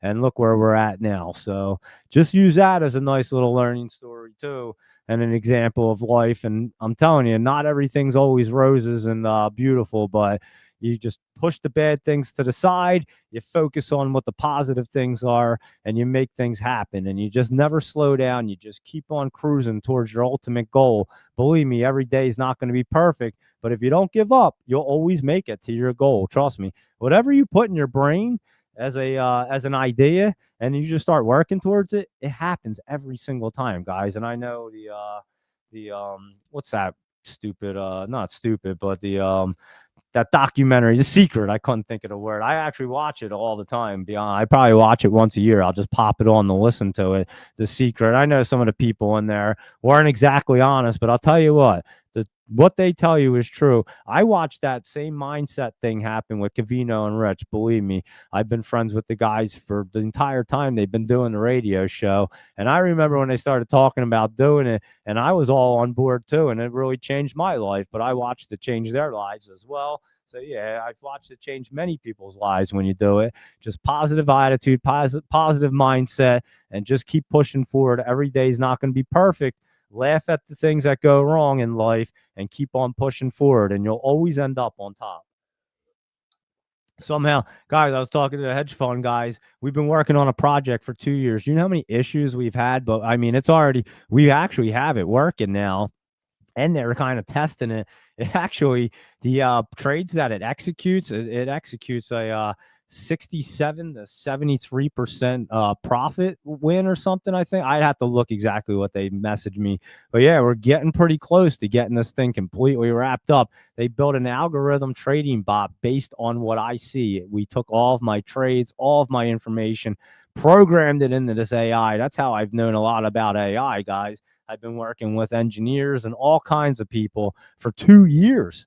Again, think back when I told you the story about how I was a little early to the party, getting my phone set up and having unlimited internet access and email before the iPhone came out. I was working on this project for 2 years now before you saw all the craziness really happening in AI. I witnessed it happen while working on a project. I've known every little thing step of the way because these guys fill me in. They have Sunday meetings, and then I get a briefing on it. So I always know exactly what's up with AI. And these guys are like engineers that all worked at all the Mag 7 companies, all these big companies. And they straight up tell you all their friends are losing their jobs to AI. The AI guys that are programming AI are losing their jobs to AI. So it's pretty wild. When the guys that make the AI lose their jobs, you know everybody else don't stand a chance in hell. That's for damn sure. Because these guys are programming it to eliminate all your jobs, and their job's the last one to get eliminated. So because they need them to continue to create whatever the best that they need until it runs so well that they don't need them anymore. And that's what you see happening, guys. I talk to these guys, and they're super talented guys, and a lot of their friends and them, they're always looking for something because it's just a high turnover because AI is just constantly taking their job. And so, yeah, even getting into the AI space, trying to program it, isn't the best idea because it's going to eliminate your job as well after you program it. So it's crazy. I'm telling you, it's wild. Anyway, let's keep on cruising and let's see what's going on. That PSQH Laptop Travel has January 17, 2026 calls on PSQH. So there you go with that. Or January 16th, 2026, whichever, maybe both. I'm not exactly sure, but yeah, that one's looking good, that PSQH. And that is a Trump company one. And we are liking it. So I think you might get up over that 50 right there. Oh, that's your 200 day. I'm sorry. That's your 200 day. That's not even your 50. And your 50 is underneath of it down here. So, yeah, you might get up to your 200. If it gets up to that 200 day and keeps cruising, it'll look really good right there. And let's see what else is going on. Some big setups for tomorrow. There are some monsters going on. And let's see what else is going on here. We were talking about Fly and all that good stuff. And Laptop Travel said he started a new feature on his newsletter, Crypto Treasury Announcements. I like that feature. That's a great idea, Laptop Travel. That's a beauty. And BMNR popped since 140. And you guys know we were already telling you that BMNR was about to start popping. And pop to 140, yeah, you're going to get soaring. This thing's going to get ripping there, Michael Anthony. I know I was telling you the other day, you had no idea about crypto, I think, until you started listening to the show, because I know you didn't know any of these guys, and we broke them all down for you just the other night. I said, here's the ones you want to write down. Get a paper and pen out, Michael Anthony, and these are the ones to pay attention to. BMNR, SBET, and UPXI, and they're all up today. And they're all going to continue to cruise right there. So there you go with them. We looked at that FlyU. Janica, how's Janica doing? We did look at SPRB. And Laptop Travel said he gave that out this morning at $10. And that thing's a monster. I'd be watching it early, Janica, for some momentum there. But obviously, it's way in the top, so you know somebody's going to be selling something off there. And so just beware. If you were in it before with Laptop Travel, holy shit, you had a beautiful day. I can tell you that right now. That was a monster of a play. But, yeah, just be careful. It's way in the top. It shot up like crazy. And it did have some good news, but, you know, people are going to be locking in those profits. I I definitely would. That's for sure. So there you are. Doge Mama 9 said, have such a hope, Dougie, because that my days of paycheck to paycheck are about over. Just saying how it's kind of been learning by the leaps and bounds, listening. Yep, I'm telling you, everybody's days of paycheck to paycheck are going to be over. That's why we do this, guys, so everybody can take advantage of the markets. The markets build wealth like no other thing like anything. There's nothing else like it. I told you guys how I got into it. I heard Warren Buffett. I was like 15, 16 years old. Again, all I used to read even back then were like investing books and motivational books and organizational books. That's the only kind of books I really ever liked in my life. And I just remember seeing Warren Buffett say, back when I was about 16, 17 years old, so you're talking pretty long time ago in the 90s, I swear to God, this was a quote. I'll never forget it because I've said it so many times. He said, I'm not even that smart of a guy. I just happen to be in the industry that makes the most amount of money, and I know how to do that. And I said, I'm not that smart either, but if he can read stock charts and that makes the most amount of money, count me in. And that's what really got my interest. And then when I started looking at them again, I told you, if you told me I was on the spectrum, I wouldn't doubt it. They didn't really call it the spectrum back in the day and really, diagnosed everybody, but I wouldn't doubt it because I've always picked up on patterns. It's always been my thing. I always been like this my whole entire life. So as soon as I started looking at charts, it was like something clicked with me. And then all of a sudden, and again, we didn't have the internet back there with all these YouTube videos and me doing a show and X and everything else. There was very few things to learn from. I told you, I think the first person I ever followed was Jason Bond, and I talk about him. And he honestly got in trouble from the SEC because he was posting out picks, and they got pissed that he was making money. So they said he was a pump and dump, and they actually suspended him. He wasn't even allowed to trade and stuff or do anything. He got mad trouble, and he didn't do anything wrong. I promise you, he does everything that everybody's been doing. He was just the first guy to be doing it. I promise you. I know. So yeah, Jason Bond, congratulations. You were literally the first guy, I think, to ever be doing it. I'm not kidding. He's still online. He goes by Jason Bond Picks. And I didn't even know that when I made a Dougie Fresh Picks. I didn't even know he went by Jason Bond Picks. Pretty ironic, I'd say. But yeah, Jason Bond, I'm telling you, I'll never forget. And he used to make stuff and put out charts and stuff. And he was the first guy that we used to do the penny stocks and things of that nature. And that was the first person I had ever seen. And I know Tim Skies was doing stuff for a long time as well. And a couple of people, they had a couple small groups out there, but it was very, very small. And very few people were doing what we can do today very well. There was very few people and not much knowledge out there. Not the knowledge, but not much to learn from. It wasn't like YouTube was everywhere and all these great shows and stuff like our small cap show, our night show right here, and everything else that we have going on. None of this even existed, guys. So it was a totally different world, and the market just used to trade from 9:30 to 4, and pre-market was at 7. And it was just that simple back then. And I remember Jason Bond and stuff. And yeah, you're talking years and years. So yeah, you can look up Jason Bond. He still does it to this day. And he must be, I'm telling you, he has to be the original guy that was doing it. Unless he was following somebody, which I don't know. I don't talk to Jason Bond like that. But like I say, I definitely was following him. And it piqued my interest. And I just said, well, this is pretty cool. I got to learn how to read these charts. And again, I had no intention of even learning how to trade the things. It wasn't even it didn't even click to me that you needed to trade them for years afterwards. Again, I was just coming out of culinary school, probably. I graduated in high school, culinary school. And that's when I kind of got into the stock market back then. And so you're talking literally in 2000, guys, 99, 2000 is when I started doing this. So that's why I tell you, I've been doing it for about 25 years. So that is my story and how I got into it. And yeah, I didn't always trade either. I really was looking at stock charts for a lot of years, probably a couple years in the beginning. And then I opened up an E-Trade account. I started to dabble. I don't even know how I did, to be honest with you. I know I got rocked in 08, guys. I had done really well and then got smashed in 08. I just remember that. I don't even remember what I lost or what it was. I just remember the economy took a big dive in 08 and I got crushed.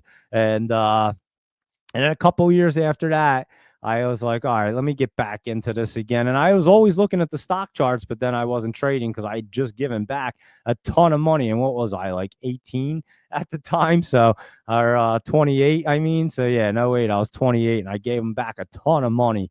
And I was like, damn, that wasn't cool. I don't know how that just happened, but I'd made a bunch, and then it just vanished. And that's when the economy dipped real hard and everything went down. And yeah, and that's when you really learn the biggest lessons, I must say. And yeah, I've been going at it ever since, guys. I've never given up. You guys can see. And then, the rest of the story, and then boom, so here we go. And that's how I got into it. But yeah, that's why we do it. And I try to just give you guys the knowledge that I have from over the years. Why take it with me? You know what I mean? It's not going to do me any good after I pass. And if I don't pass it along to anybody, it didn't do anybody any good. So that's when I started to think like, hey, and again, it was a lot to do with Rich from Covino and Rich. I talked to him all the time, would be telling him stuff that would be happening in the economy and the globe. I would be telling them news stories that would happen before they happen. I told you, I tell my buddies all this stuff for years, and they'd be like, how the hell do you know this stuff? And I'd be like, you follow the money trail. I would always say, follow the money trail. That was the stock charts. And if you could follow the money trail, you can see what's going on.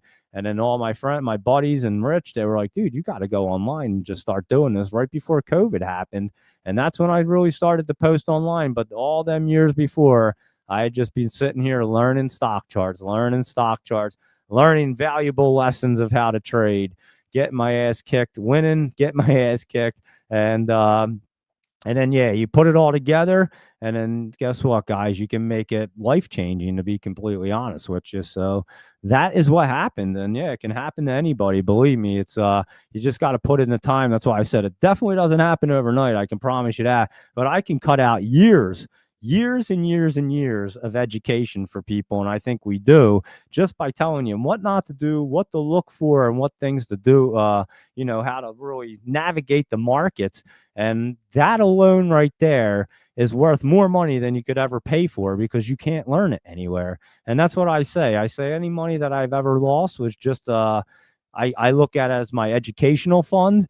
And because again, what the knowledge that I have in the market, there's no college in the world, guys. There's nobody in the world that could literally teach me what I know. And I'm self-taught everything. There's nobody on the planet, I promise you, because nobody can do what I do. And it's not that I'm bragging. I'm confident in what I do. But I know for over the last 5 years, I've destroyed the market to the point where nobody's even close, guys. Calling over 80 to 120 100%ers a year. Guys, that's unheard of. Nobody can do that. And I'm talking setups. I'm not catching momentum plays that are already up 100% and they run. I'm talking, I caught them at the bottom and ran them up to 100% minimum. I only counted the ones that went at least 100%. You know how many I've had that go on 90 or 80, 99? I wouldn't even count it if it went 99%. Had to be 100% or more. And I mean, you're talking, I've hit 10,000, 8,000 percenters and more. So anywhere from 100% to over 8,000%, guys, we've caught them all. And yeah, my track record, and it's all posted. That's the thing. It's all online. I've done it all totally on social media, and you can look at it all. There's nobody that's done what I've done in the stock market. I promise you. I follow it too closely, so I know. And there's nobody has ever done it. I can guarantee it. And yeah, so, and like I say, I'm blessed with a gift. I don't brag at all. You guys know I am completely humble. This market will humble you at any moment. I stay confident in what I do. And I always say when I start talking, I say, look, I am not bragging by no means. I am blessed with a gift. I'm just letting you know that nobody has ever done what I've done in the history of the stock market. It's proven. Nobody's ever called that many 100%ers in that short of time. I promise you. So, and like I said, I'm not catching momentum plays. I'm not catching anything. I'm catching straight stock charts that are lined up and ready to cruise and go over at least 100%. And yeah, so last year I wasn't even really posting everything. There was 80 of them last year. There's been years in the last few years I had like 112, and yeah, I was calling over on average. I'm calling more than 200%ers in a week, guys. Who's doing that?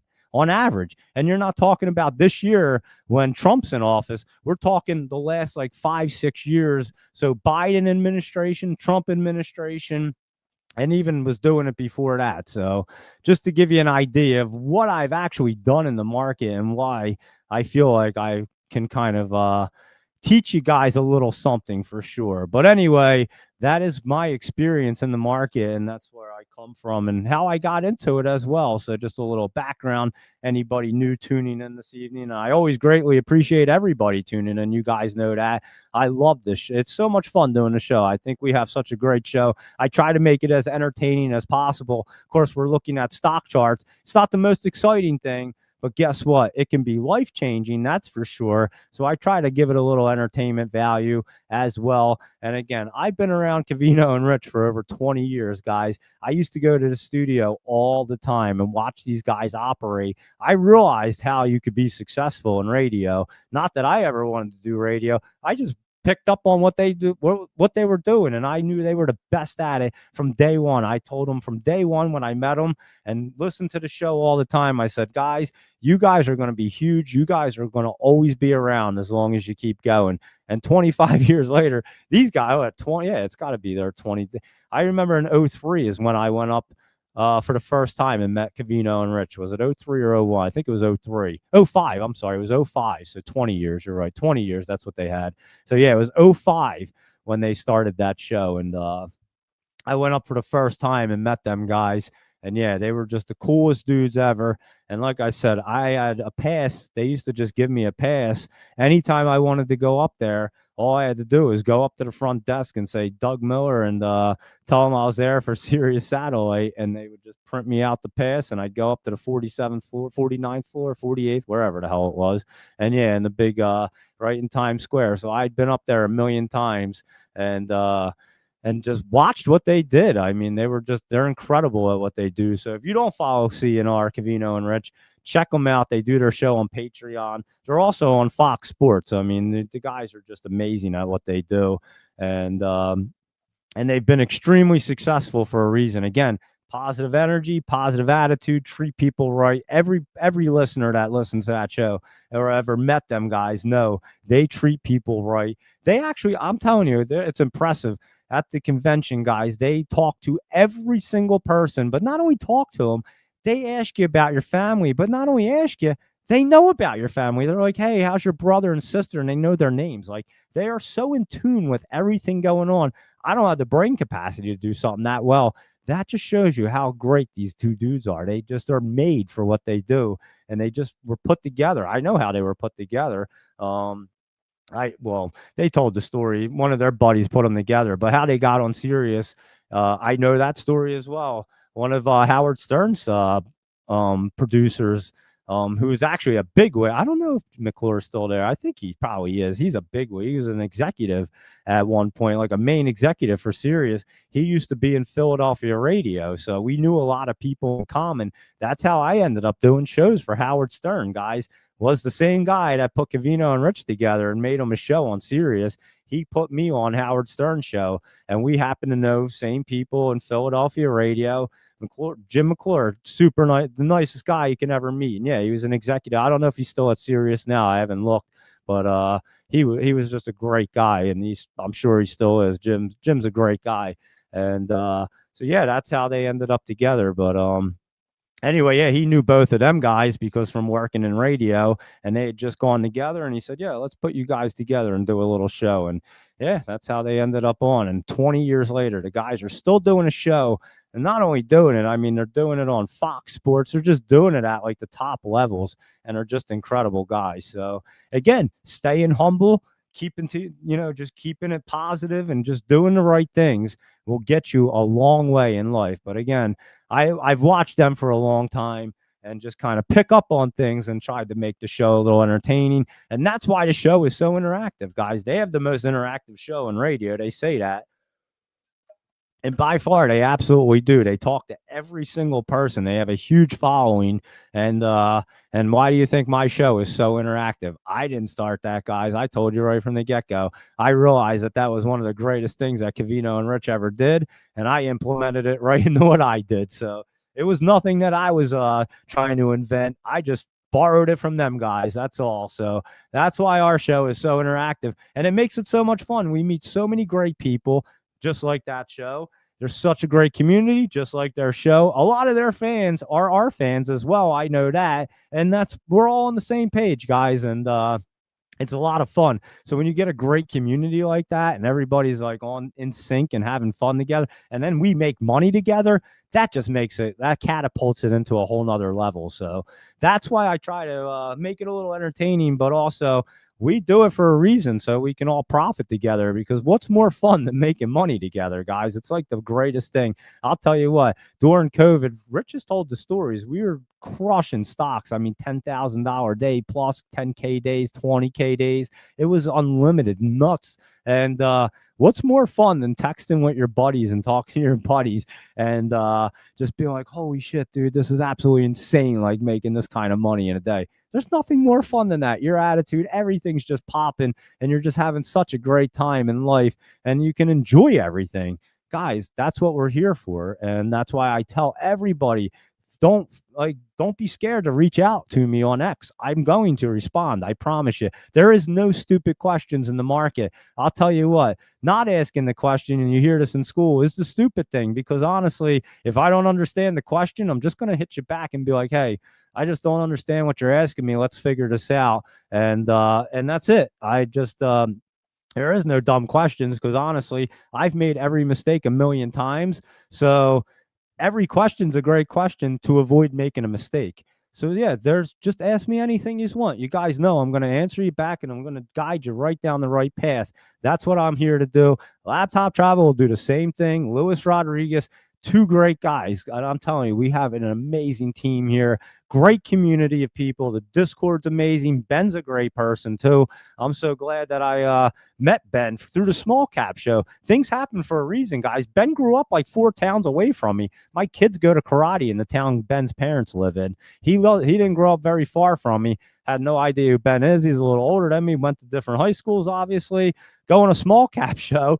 And here, me and Ben kind of see things the same way. And we just start talking. And the next thing you know, now we have a Discord together and everything. Guys, that's how these things work. And that's why we do it. And that's why it's so exciting. And that's why you see I'm on every single night and every single morning, unless I'm seriously sick and I really can't do a show. It's the only time I've ever missed it. I do them on vacations as well. I might miss 1 or 2 if something's going on, but I take all my stuff on vacation and make sure we do the show. That's how much fun the show is, guys. And again, I tell you, it's a great brain exercise for me. It's cognitive therapy times a million. I can't, if I feel like I have to do the show for the rest of my life, because when I don't do it, I can tell the difference. And again, I have a major brain injury. This is something that's helped my long-term memory, helped everything get better. So not only is it helping you guys learn the market, helps my brain get better. We all make money together. We have a good time. It's entertaining. We talk to Michael Anthony. He's great. And we just have a fun time. And that's what the show's about. So yeah, if you guys ever have suggestions or anything, ever want to come on, do anything, hit me up. Just shoot me a DM. You know we make it fun. So, and we'll definitely do some more shows with Laptop Travel and Luis Rodriguez. And I'll also set the screens up so they're me up in here so that they don't bother the thing. That was the only thing I didn't like. Not that it was bad, but I should have made it up and down over here. Put our thing box, our profile boxes over here, because it kind of got in the way of some of the wordage last night. But anyway, no big deal. And now we know that's how we'll set it up. And yeah, now they know how, we know how everything works real easy. So we can hop on and do shows at any point, and anybody can hop on. So yeah, just reach out if you have any questions. Obviously, that's what we're here for. Let's cruise through the messages and see what's going on. What did Kramer say today? Hold on, Laptop Travel. I missed that one first. So TONX is setting up and will be a beast once it starts. And I agree, the treasury asset value around 1250. I can't disagree, guys. TONX is going to be a monster. And again, this is one of the biggest social media platforms is Telegram. And not only that, it's the only social media platform now that you can actually use crypto in, and they have their own coin. So that is a big distinction, money maker, but also separates. I couldn't think of the word. That also separates them from the other platforms. Just being able to use crypto in it. I mean, you guys know, and don't think outside of America, right? So just think of other countries that don't really have the banking systems that we have. Now they can use Telegram to transfer and use and make payments. You know how big that is in some of these countries? That's massive right there. And that's what's really going to be the infrastructure behind it and why it'll be huge. I do believe that will be a big one, guys. So I agree 100% laptop travel. What did Kramer say here, Michael Anthony? He said tonight that with the shutdown that people stop buying since they know they can get fired and worry about they can get fired and worry about the jobs, that I worry if we get a dip after his comments. I think everything Kramer says, the complete opposite usually happens there. So I've pointed it out. And again, guys, I've talked about this. Kramer, actually, let me give Kramer props. Hold on. I've talked about it before. I used to watch his show.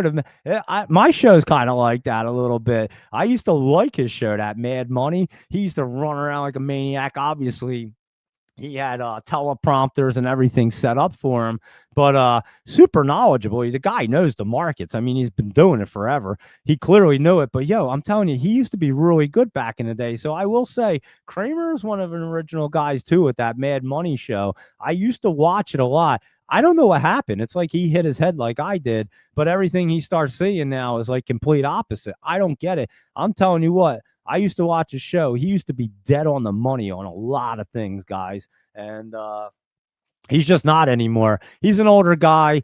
He does his trading for like trust or for charities and stuff. He's not allowed to actually trade for profit because of his shows and his and what he does. So yeah, he generally puts them in the charities. But anyway, that is what Kramer says is usually the opposite happens. I'm not going to lie anymore. He used to be great. I'm not going to lie. He used to be great, but it's like he got smacked in the head and he sees everything's backwards now. And I'm not sure if he did. I definitely did. I got into the Matrix, though. I don't know what happened to him. But yeah, I don't know what he talks about anymore. But half the time he's way off, guys. And you guys know I pointed out when I see him post something, I'm like, that's not right. And generally I go the way that we call and not the way he calls. I'm just saying it's well known that if Kramer says something, the opposite might happen, Michael Anthony. So there you go. What does some of these AI companies do, like Blaze? Michael Anthony, I couldn't tell you a damn thing they do. I have no idea. They're a software application company, and that's as far as I know. I have no idea, to be completely honest. I don't look at any of these companies or even know what they do. I just happen to know their names now from doing the show, but I used to only just know stock tickers. I used to never know a name of a company. Didn't start learning the names until we started doing this show. And it was more of like, again, brain exercise for me, trying to remember these things. I can't remember other things, but I'm so into the stock market that this it just makes sense to me. I can remember a lot of it. Again, the night I got hit in the head, I'm in the ER looking at FinViz, looking at stock charts, guys. I'm nuts. I've been in the stock market for a long time and hardcore with it. So I honestly feel like a lot of it that a lot of the stock stuff that I still retained after getting hit in the head, I never stopped doing it. It was the one thing. I say it all the time. They didn't take my license, and I can drive extremely well. Like I'm like uber focused. I can see everything. I can actually see like the cars, what they're gonna do before they practically do it. And yeah, I can weave through traffic. I don't try to all the time, but I can do it easily. It's like I'm in I can't explain. It's like I'm in a video game and everything is just crystal clear. I sit in the driver's seat and everything is like I'm zoned in, just like I do when I get in the stocks.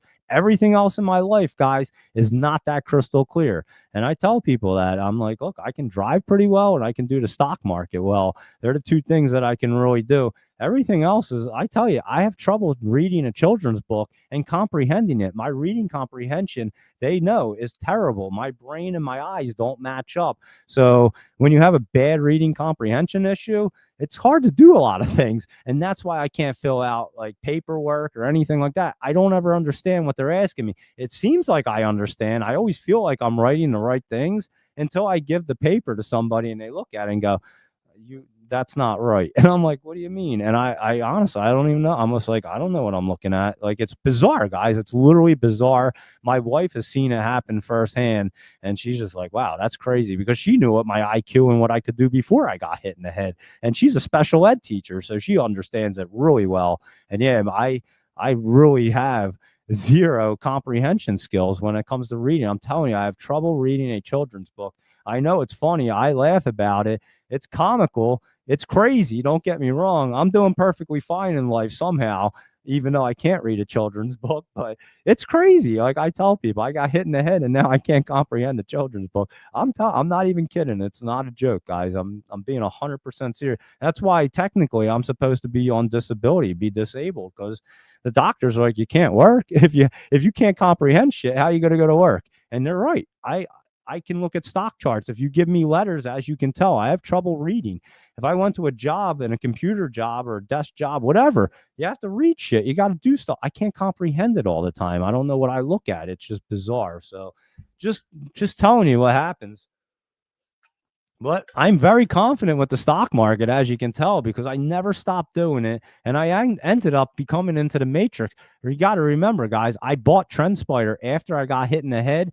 I wanted to make my own stock scanners and do all this stuff for so long. And I was just intimidated, I guess, afraid to do it. Just like people are intimidated to get into crypto at first. I was intimidated to do that as well. And but then you just bite the bullet and say, let me just do it. And the next thing you know, it's a piece of cake and you're like an expert at it. You feel like in like 2 months and you're like, damn, why'd I wait this long to do this? Well, guys, I get hit in the head really hard. And now I'm like, oh man, I really want to do this. Now I'm out in left field, guys. So I'm not even thinking that clearly. But I had this like in my brain, I wanted to make my own stock scanners and I always wanted to do it. So now, of course, I'm like out of my mind, just sitting here going on the computer. I went through every single software company that would offer something and had them even contact me. Just like TrendSpider, they had a one-on-one with me, told me everything they do. And I was pretty blown away when they showed me and told me what they can do. It was everything I was looking for and more. And I was like, holy cow, I got to get this thing. So yeah, I paid for the thing. I had a one-on-one with them. I told them what I wanted to do. And the people, and that's why I tell everybody, TrendSpider, guys, is incredible. Their customer service and everything, like Nader obviously shows you how it works and promotes it. They have guys in there that are just experts at what they like. They build this thing and they go on one-on-ones with you and they teach you how to do whatever the hell you want to do. If you have an idea, they'll help you build it. And so I told them what I wanted to do. And they helped me do it all. And any question I ever had, all I had to do was reach over, like send out a message to them, and immediately they would help me out. And I was like, holy cow, this company is incredible. Like these guys are really cool. And not only that, the platform's amazing. So now, look, guys, I'll scroll down. Look, all of these are all my own scanners, guys. And I have them organized in the 100, 200, 300, 400, 500, 600, 700, 800, and 900s. And you can see all of them I built all of them scanners myself for different things, and each one's amazing, I'm telling you. And I just built these two just the other day, like what, a couple weeks ago. I started using these guys, and you can see, look on the list, STEL, CATY right there, STEL. Remember we went through them tonight? Look where I got them, guys. And I was just going through and I was like, yep, that one looks good. Just scrolling down. I mean, that one don't look too bad right there, but that one looks a little better to cruise up. HCI could pull back. It's either way. This one didn't look bad either. I forgot to write it down. RXO, that one didn't look bad. So yeah, guys, you just got to just kind of bite the bullet, jump into it. And obviously in the market, do it small at first. But if you have questions, just feel free to reach out. And that's how I got into this stuff. But then when I built these things and started messing with TrendSpider and I had the brain injury, guys, it was like I had entered the matrix. I don't know. I set up the charts just like this, the way I like them. And obviously I can click on that, any stock ticker, and it pulls up the chart immediately for me. So now I was able to go through like tons and tons of great stocks. And yeah, I had just never looked back after TrendSpider, guys. It was like I say, it put me in the matrix. I like look at this stuff and I like feel like I'm involved in it. It's the weirdest thing I can ever explain. Nothing else in my life's like that, but the market is, and I'll take it. I don't really care. I'm blessed with a gift and we'll use it to our advantage. So yeah, that's what happened, guys. But yeah, I just kind of went out on the limb. I was intimidated. And again, you know what it was? I said to myself, I said, well, I'm alive. what could go wrong at this point? Like, I just survived the craziest head injury like anyone's ever witnessed. What else? Like, what could have possibly happened? What could go wrong? So that's how I look at everything now. I'm not afraid to try anything. Clearly, you guys can tell I'm crazy. I had to stop doing crazy things physically because I was cutting off tips of my fingers and doing wild things like that, and I didn't want to get hurt or get killed. But yeah, I have no problem just giving us something to try, and let's see what we can do with it. So I'm not afraid to give anything a try at this point in life because, like I said, I probably shouldn't even be sitting here. So I'm on borrowed time regardless. What the hell are we gonna wait around for? You know what I mean? So that's what happened, and honestly, that's how the show and everything started happening. Crazy how life works, guys. I'm telling you, things always happen for a reason. I have no idea why I got hit in the head that hard. Don't ask me why. But things happen for a reason, and that's how you have to take life. You take it in stride, you take it positive, and you just laugh about it. I got smacked in the head. I have a crazy story, and here we are doing it. We do a stock market show. When I tell doctors I do the stock market and the stock market show, they think I'm crazy, and they don't realize what I even do. I tell them I'm pretty good at it, and it's bizarre that I'm good at it with a brain injury because I can't do anything else, and they just look at me like I'm nuts. But that's what I do, guys, and I'm crazy. I tell them that anyway. I'm like, yeah, I am crazy. But anyway, there you go. But yeah, Kramer, like I said, he was really good back in the day, guys. But I'll tell you what, it's like he had hit his head really hard because everything he looks at is basically the opposite now. So not sure what happened. Zach took profits today at 558, and he listened to him and started position in bull right there. So there you go. I forget what you were in Rich Tech Robotics, right? And there you go. So 658. Look at that, dude. And it's pulling back. What a beauty there, Zach. There you go. Took it right up to the top right there. You see that red candle? Could it go up again? Could it pull back and spike up? It can. But again, you look at your probability and risk factors right there, and you say, I already ran it up a lot. Why am I going to just keep, why am I going to try to stretch another percent or two when I just got 6 today, a couple here, a couple here, a couple here? Am I really going to stretch it out another percent, or am I really risking giving back that 6 from today?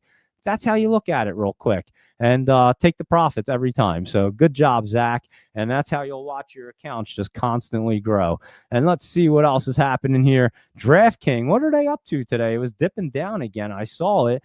Let it get set up. It's still got, yeah, it's still got a couple, like a week or two. You can say, guys, I'll give you a little test. I'll give you a little something right here. Ready? I forget what this is called. I'm trying to think of the name of it. What the heck is this graph down here called? Shoot, I forget. I don't remember. Anyway, I'll give you a little insight on stock chart reading real quick. So here you go, guys. Pay attention, take some notes because this is pretty important stuff.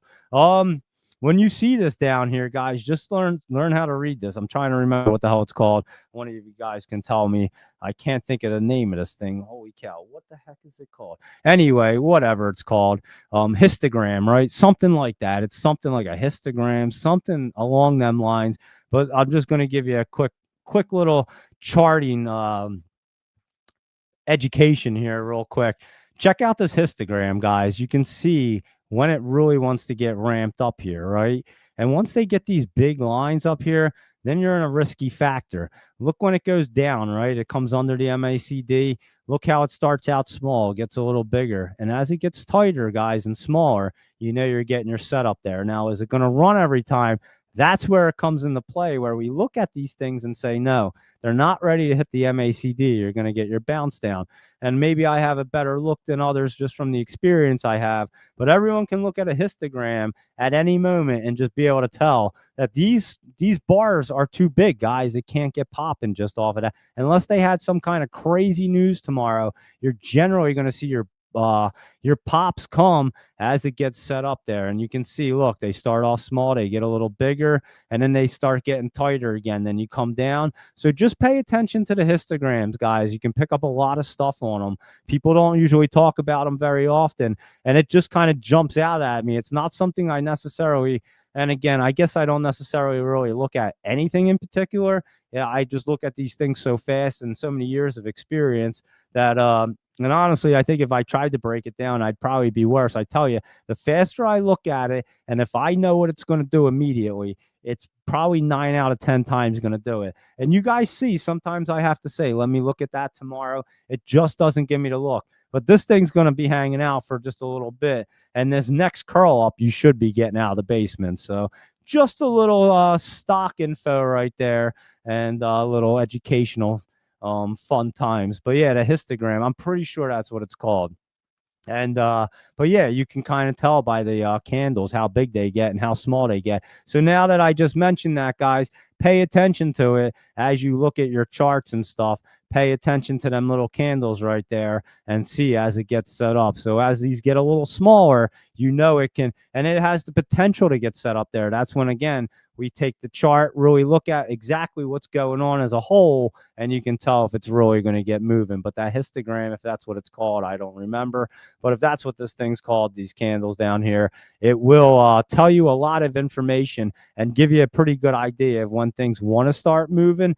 Again, they can pop off of news, and I say that. Sometimes you even hear me say, I didn't see that look, and they pop up real big. You're not going to catch every single one. Sometimes they drop news like that, and they just go parabolic, and there's nothing that you're going to see that happens. It was the news that did it. It wasn't the setup. So just a little stock chart tip right there, and I think it's called a histogram. I'm pretty sure it is. If I'm wrong, I apologize. Again, I am not a trained financial guy. In fact, I have zero financial background. As a matter of fact, I am self-taught everything I ever did. So that is that's why sometimes I don't know any of the terminology, nor do I even care to learn it at this point, because I feel like I'm doing just fine in the market without knowing it all, but without knowing all the terminology. It's nice to know sometimes so that when you're talking to people and they ask you, and like I tell people, I'm just a dummy, guys, from a small town. So I just happen to teach myself how to read stock charts real well, and I've been doing it for a long time. So yeah, I don't know really all the terminology, what things are. I just know what to look at, and that's about it. So, and Robin was asking, Luis Rodriguez had mentioned the the Tesla Model Y news for tomorrow. Was there any another news item for them this week as well? I think they're supposed to have two things. They were didn't say it up here that it was teasing something on the AI thing. Hold on. Launch of a cryptic social media fueling speculation about new, more affordable Y. Imminent release of self-driving. I don't really remember. I think there was two things I kind of remember, so we'll have to look into that, Robin, and see. But they definitely are launching some kind of news tomorrow, and let's see what else is going on right here. Talking about fast and on Bitcoin and software companies in past 5 minutes, and you were writing them down. And he said he was writing he missed writing these down than the speed up. And yeah, I do talk fast. Again, guys, I talk a lot faster with my brain injury now. It's kind of crazy. I'm not going to lie. And the doctors even said I probably have some kind of like ADHD thing from getting hit in the head. And I'm not taking any medicine for it. Obviously, they ain't even trying to prescribe. Actually, they did try to prescribe me medicine. I said, get the hell out of here.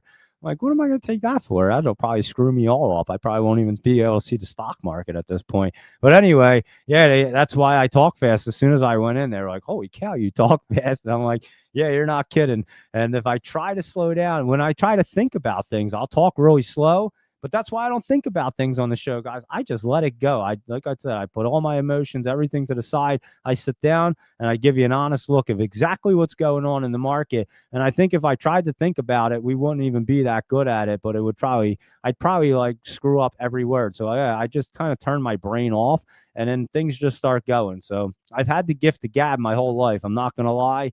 And I kind of rely on that right now, and then my brain just fires out things, and sometimes I don't even know what the hell I'm talking about. Seems to be right though, so I go with it. And but yeah, I'm just telling you what I'm looking at, and but I can't really process it all at the same time. It's bizarre, guys. I'm telling you, people with brain injury, especially the way I got hit, it's really, really weird. I'm not gonna lie, but hey, it's a different way of life. I find it kind of entertaining now because I walked through life for 43 years, and I had a photographic memory, guys. I could remember everything and anything. I used to take these state I've told you before, I take state certification tests and I'd go back to the instructors and give them every single question, word for word, verbatim, and the answers for every single test. And they look at me like I was completely insane, but they loved it because now they had a great study guide. And I did it for a few. I did it in my fire inspections. I did it for multiple ones. And yeah, I take the test and literally I go home and write down every single question just as I was reading the test my entire life. Had a photographic memory. Didn't even realize I had a photographic memory until I started culinary school. I thought everybody operated like that. I tell the story. I was an 18-year-old kid, a punk kid. I had a fake ID, guys. I won't even say that, but I had a fake ID. I won't go into that because it's a little crazy. But anyway, I had a fake ID when I was like 18, 19 years old. And it was, I'll say it was more legit than it should have been, we'll say, with my picture and all my info on it. It was crazy. And yeah, so I was able to, I went to school over in PA and it was a PA ID. It even had the bar scan. Back then they had the, way before New Jersey ever did, and they would scan it and it would come up. So it was legit. And anyway, yeah, I had an ID when I was 18 years old. I would literally be in culinary school. I would go down to this corner bar with like a couple of the younger guys that like were in my class, and then we'd go take like, back then I used to actually drink a little bit. We'd go have like a drink, have lunch, we'd go smoke. I'd go back and just ace these tests like it was nothing. Like, and meanwhile, while I'm out there partying, guys, at 18, coming back to culinary school, there's like all these regular adults in my classes because this is like their second and third career, and I'm just this punk kid coming out of high school. So they're taking things really serious, and they're all hanging out during lunch, like having study groups and stuff. And I just walk into the building like an idiot and completely like smoked out of my mind, blazed, and smell like alcohol, and no one even cared. And I'd sit down and get 100 on the test, and these people, they would like fail the test. I'd be like, "What are you talking? How the hell did you just fail?" They just gave us the answers like 3 days ago. We had a review, and the teacher literally went over the exam practically word for word, verbatim. I'd sit down, guys. As soon as I read that thing, every single answer, it would just circle it right in my mind. I'd like, boop, boop, boop. I'd go through the test in 3 minutes. It was so crazy. And then I'd walk up there, hand them the test. They'd usually grade it, and then you'd hand it back and be like, "Yeah, you got like a 99 or 100," and be like, "Congratulations, you can go home." And bam, I'd be gone. And yeah, people would be like getting 60s on these tests. I just didn't understand it. I had no idea, no concept how it was even feasible when we had just gone over the test 3 days ago. I had no idea. And then I started to ask people, "How the hell did you get like that question wrong?" Because the teacher definitely asked that question 3 days ago, word for word, verbatim, and gave you the answer. How the hell do you get that wrong? And they go, "I don't even remember the teacher saying that." And I'm like, "Where were you? Weren't you sitting in class?" I didn't have to pay attention. I didn't have to write the stuff. All I had to do was listen and hear the teacher say it. And boom, it was like, it was etched in my mind. The minute I saw it on a test, I knew the answer every single time. I went through my entire life like this, not realizing it wasn't normal. So yeah, completely blessed with that my entire life. And everyone realizes I'm definitely not lying. My kid has it. My son has a photographic memory. The kid can remember everything. You can, oh, guys, it's so crazy that you can go and try to mess up an order or something that he put down.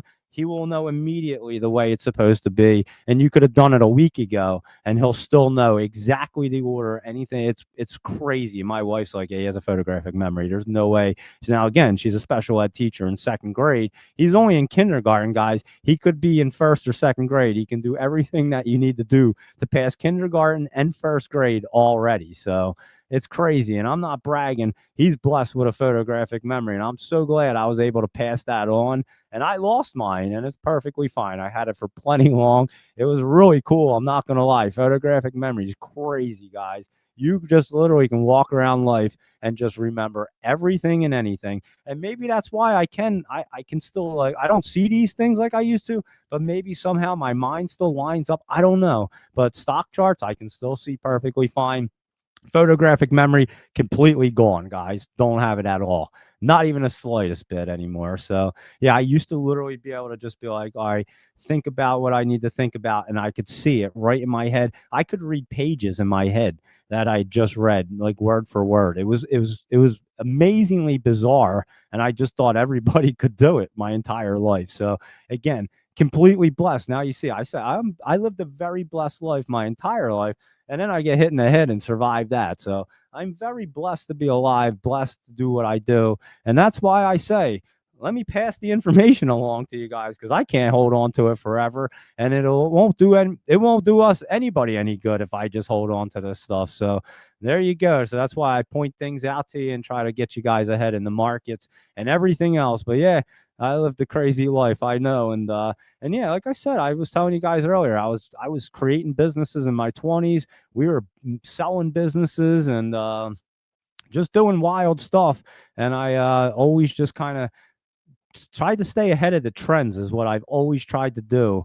And it's kind of easier when you know the market as well, because you can see the trends happening because the money flows and the money's always there before.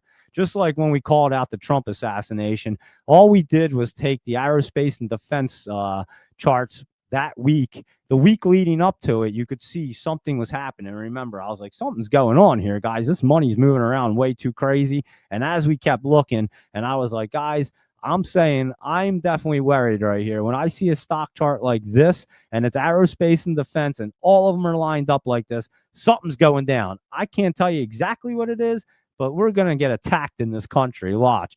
And what do you know? Trump gets shot and an assassination attempt. So yeah, these things tell you what happens. And that was the day I realized that the money always knows what's going on ahead of time. And that was a complete setup, guys. And I called it out before. Guys, I say I would testify in the Supreme Court. There's nobody that could take the audio from that week that I had said on my shows and actually challenge me on it. There's no way you could actually challenge what I was saying. I called it out so perfect. It was actually kind of eerily scary. I can't even say that word. We'll just say it's scary. But yeah, it was really scary, guys. And I even told you, I am getting scared, guys, looking at these charts. Something is going down.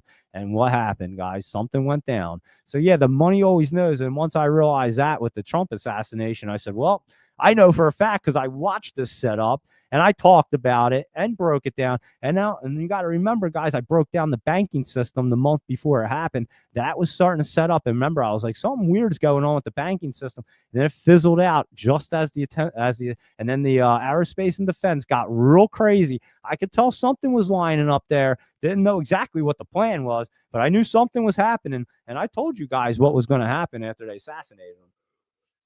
If that was if they had done it, they were going to shut the banking system down that night and they were just going to cause basically a civil war in the country. They were fine with it. They were fine with the White House burning down because they know they could have kept the power. The Democrats would have definitely walked with the next election. Obviously, Trump, the one that's going to win, wouldn't have been here. And, but yeah, they had already known you cause chaos like that, you're definitely not changing power. There's no way in hell. And I pointed it all out weeks before it happened, guys, and then I pieced it all together after it all happened and spelled it all out on multiple shows. There was no arguing anything I said. And like I said, I would go to the Supreme Court and testify with no problem. I promise you it was a setup. I 100% guarantee it was a setup. I could tell by the money trail, guys. And I said that at the time. So it's scary, guys. It's really scary when you think about it. And I just called it. Again, put your emotions to the side. Who cares what party you're on?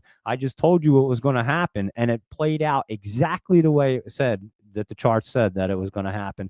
That's scary, guys. That's really scary when money can dictate every single thing that goes on in this country. And it does. Look at all the puts that were put on the airlines the day of 9/11.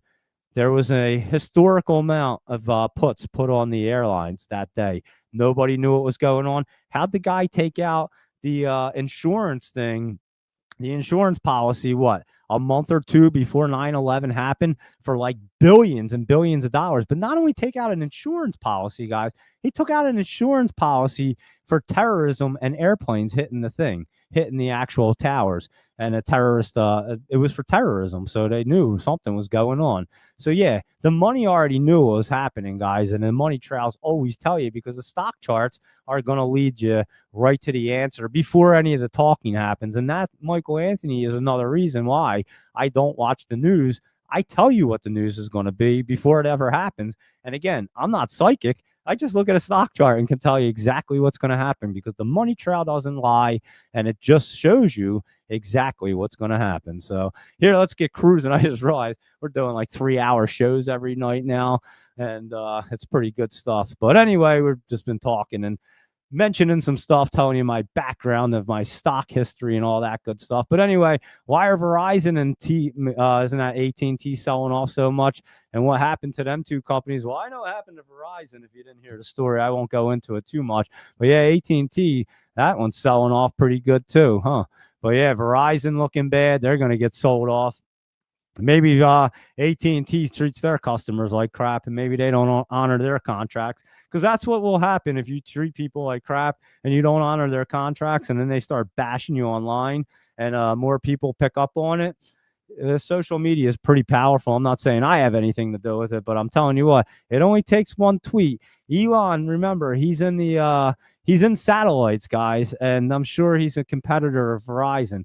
If my story ever came across his plate, I bet he would say, "Holy shit, that's a crazy story," and we might have to trounce on Verizon right now. And you never know when that's going to happen. Look what happened to Netflix. So I'm telling you guys, it can happen at any moment. There's competitors out there, and people like to put other companies down. That's why you got to treat people, especially when you have a customer that's been there for almost 24 years and had just told you a story, and everything I told them was 100% accurate, to the point where they even backed me up and told me every single detail I had told them from 2008, guys, was completely accurate, 100% correct. And I was 100% correct. But they had this little clause in the company that they could go and change the contract at whatever time.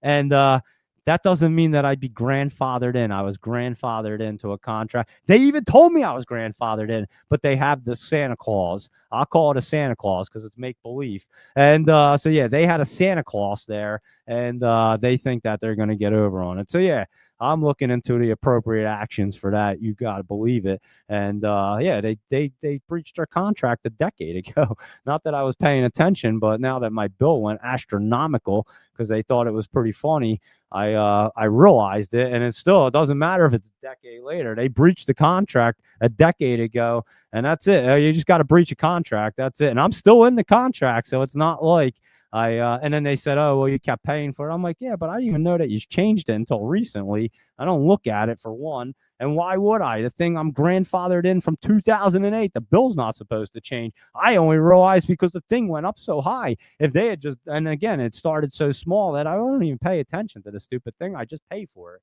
And so, yeah, that's my Verizon story anyway. And here's T-Mobile, and they're also dipping. I don't know why they're all dipping right there, to be honest, which I have no idea what's going on with the phones.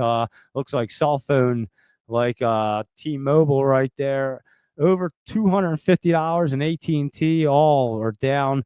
Yeah, they're all dipping down. Luis Rodriguez is saying, "Robin, there's speculation that they may announce a Roadster model tomorrow alongside the new discount." That's what it is, Luis Rodriguez. I thought they were going to announce a second thing as well. I knew the discounted Model Y, and I thought there was two things that they were hinting at. Excuse me. So there you go. Thank you, Luis Rodriguez. And all the cell phone companies are down. It's not just Verizon, but yeah, they are all down. I didn't even notice, to be honest. I don't really look at the cell phone companies too much on the daily. I just happen to see Verizon because, again, they screwed me over, so I've been paying attention to it. And so there you go with that one. And let's see, Deepak, how are you this evening? Path, we looked at that, and PayPal. Let's go through them both. It's UiPath right here. It had been pumping up there. Has some good resistance right there. I don't know if it's going to get through just yet. Yeah, I kind of feel like it might get hung up on that resistance. I don't know, though. I might have to look at that one in the morning, just because you're hitting the top and you have your resistance. If it can poke, here, I'll show you what to look for. Deepak right here. If it can get itself in there enough where it's not going to pull out, and it still didn't get over the resistance, it'll get right over it. It'll keep the momentum. But if it actually stops here and goes flat or pulls back any, it's not going over the resistance. And I'll look at it in the morning. I'll jot it down over here and write down Path, and we can check that one out real quick. And what was the other one? I forget. PayPal. We looked at that. that actually wasn't looking too bad there, rolling up there and getting set up. You'll hit that resistance, come down, and you'll get set up again. But that one's going to be good. They do have earnings towards the end of the month, and I do think PayPal will be pretty solid coming up. So there you go with that. Let's see what else is going on here. Let me see. Michael Anthony said he was holding lots of Pfizer, but sold all shares for the 43-cent dividend since RFK down on all the vaccines and mostly all cash right now. There you go. Yeah, Pfizer. Screw all them companies. I hate, guys. You guys have to know I hate pharmaceutical companies. I'm like completely anti-pharmaceutical companies. I'm very pro cannabis, guys. I told you I've made a tincture that helps prevent seizures. Anytime I'm ever sick, I usually just make my own stuff. That's why I don't really go to the doctor. This time I knew I needed a little bit of an antibiotic because it just wouldn't go away. But yeah, I generally just make my own medicine, guys. I'm not even kidding with just I make it for other people as well, and people that know me pretty well, and I trust enough, and they trust me. Yeah, people ask me all the time, and I hook them up with stuff, and they hit me up like, dude, that's such a game changer. You have no idea, guys. Let me explain something to you. It's right here. Here, I'll go through. I'll finish the show with this. I'll just draw it down here.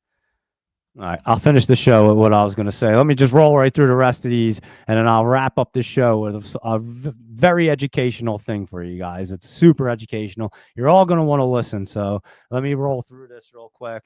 KOPN was at Copin, and I know Laptop Travel. Well, Laptop Travel, you were right about that thing. Check that out, dude. Check on that. You definitely gave that to the small cap show. We were looking at it right around here. What's 15th? You said right down here. I remember it was down. I remember it ran up, hit that resistance. It was bouncing around, pulled back, and there you go. And Laptop Travel definitely said it was going to its all-time highs pretty soon. And that was a nice call. Look at that thing jumping up there. Good job on that one right there. And let's see. Let me see. You have a problem on Discord and can get in, but need some type of help using it. Yeah, Michael Anthony, just shoot me a message. Whatever you need, we'll help you out. Laptop Travel will help you. It's a piece of cake. I promise you. It's so easy. The only thing, and if anybody ever signs up for the Discord, there's just one thing. You have to go through WHOP, WHOP. That's where you sign up and do all the payment stuff. And then you just have to click one thing where you have to connect your WHOP account and your Discord account together. And once you do that, it gives you this prompt or it shows you another thing, and it allows you the access in there. That's like the hardest thing, Michael Anthony. Other than that, everybody has a piece of cake. And like I said yesterday, do not respond to any messages in Discord, guys. I promise you, nobody's reaching out to you in the Discord. There's so many scams. I told them the story last night. I almost got scammed by a fake Rhett. I had to literally hit him up on a text message and be like, dude, are you hitting me up on Discord right now? And he's like, absolutely not. And I'm like, wow, I almost just got scammed, dude. So, yeah, I'm telling you, if I had to literally hit him up, and I was thinking, this is weird. Why wouldn't he just shoot me a text and give me this info? But it's kind of bizarre. Do not respond to anybody on Discord. If you ever think that anybody's hitting you up, feel free. Just reach out to me on X, shoot me the message, and I'll tell you if it's real or not. Okay, so definitely don't respond to anybody on the Discord. There's so many fake scams and all kinds of shit going on there. On the outside, our Discord's perfect. That's why I don't even leave our Discord. I just stay right in it and don't bother with anything else on there, to be honest with you. So yeah, just make sure you don't respond to anybody. Nobody's going to hit you up. And if you think anything, shoot me a personal message, a DM on X, and I will promise you I get back to everybody and we'll make sure we know if it's real or not. But chances are, if it's in Discord and someone messages you, because Rhett doesn't message anybody on there. So just giving you a heads up, we'd rather use X and other things because, again, the Discord, there's all kinds of scams going on inside of Discord. Not ours. It's obviously our own server, but there's so many different things inside Discord. It's crazy. So you just have to be very careful. And I give that warning to everybody. Our Discord is completely safe once you sign up and get in right. And I know Rhett can walk you right through. I've had him walk through like 5-6 people that were a little bit confused with the WAP and the setting up the accounts. And again, Rhett runs the whole back end of it, and Rhett's the man. He's a great dude. I talk to him often. Rhett's a really good person, so he will help you out at any time, I promise you. So yeah, Michael Anthony, if you want to get in the Discord, feel free to sign up. And like I said, if you have any issues, anybody has any issues, feel free to reach out to me. That's for sure. So there you go. It's super user friendly. Luis Rodriguez is in there. He's posting. So yeah, once you get it set up, like I said, it's a piece of cake. And then just don't respond to any messages. If anyone shoot you a DM, a direct message inside of Discord, just don't even look at it. It's fake. Okay. So it's easier that way. I probably have a bunch of them. I just don't look at any of the messages because I realized that they were all scams. And I'm like, all right, so I'm just not going to do this. And if anybody wants to get a hold of me, to DM me on X and I respond to everybody. It's way safer that way. So just giving you that heads up. And here we go. Let's just cruise right through because I'm going to end the show with something super important. We were talking about the playoffs, and obviously the Dodgers won. Phillies are going to LA on Wednesday. We were talking about that. Let's look at some quick Huntington Ignals right here. Oh, that looks real good. So I know Lockheed Martin was up again today. So yeah, our aerospace and defense is looking pretty good. And obviously Trump is boosting it up right there. What's RTX? I'm not even familiar with that. But there's 3 good defense stocks that are ripping. You're not kidding right there. And Rig did an offering. That's what, Transocean or something? Look at that, Transocean. God bless me. I can't remember anything, but I'm telling you, this stock ticker, I tell the doctors this. I'm like, yo, if you just want to do a test, just pull out a bunch of stock tickers. I'll impress you. Everything else I'll get wrong. It's crazy. I just don't get it. So yeah, I take it though. I don't complain. You guys know that. But here you go with RIG. It's an oil and gas drilling Transocean right there. And I don't think that's getting through the MACD, nor does it want to get through that resistance just yet there. So just wait for that. Tesla, read Laptop Travels newsletter, huge potential story. So there you go. And then I had to ask you guys if you could hear me because the sound, I started talking about transgender stuff and then the audio got kicked off. I have no idea. That was strange, guys. It literally said that the internet disconnected the audio. I have no idea how that worked. But anyway, there you go. And let's see. That was all that. Let me see. Let me see what's going on. Let me see. What about chip companies? We've gone through them. Dell's been looking great. I'm telling you, Michael Dell.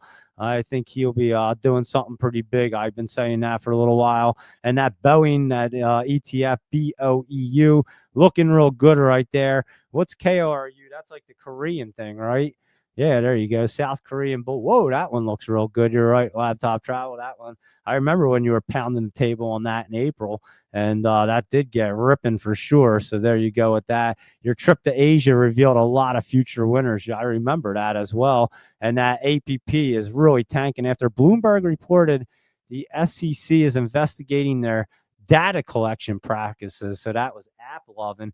And remember, it went soaring, and then today it went dipping hard. What is Grab doing right here? Let's see.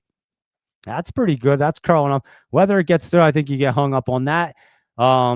That resistance right there and just keep bouncing, but that will continue to go up. And the BNB is the Binance coin. Thank you very much.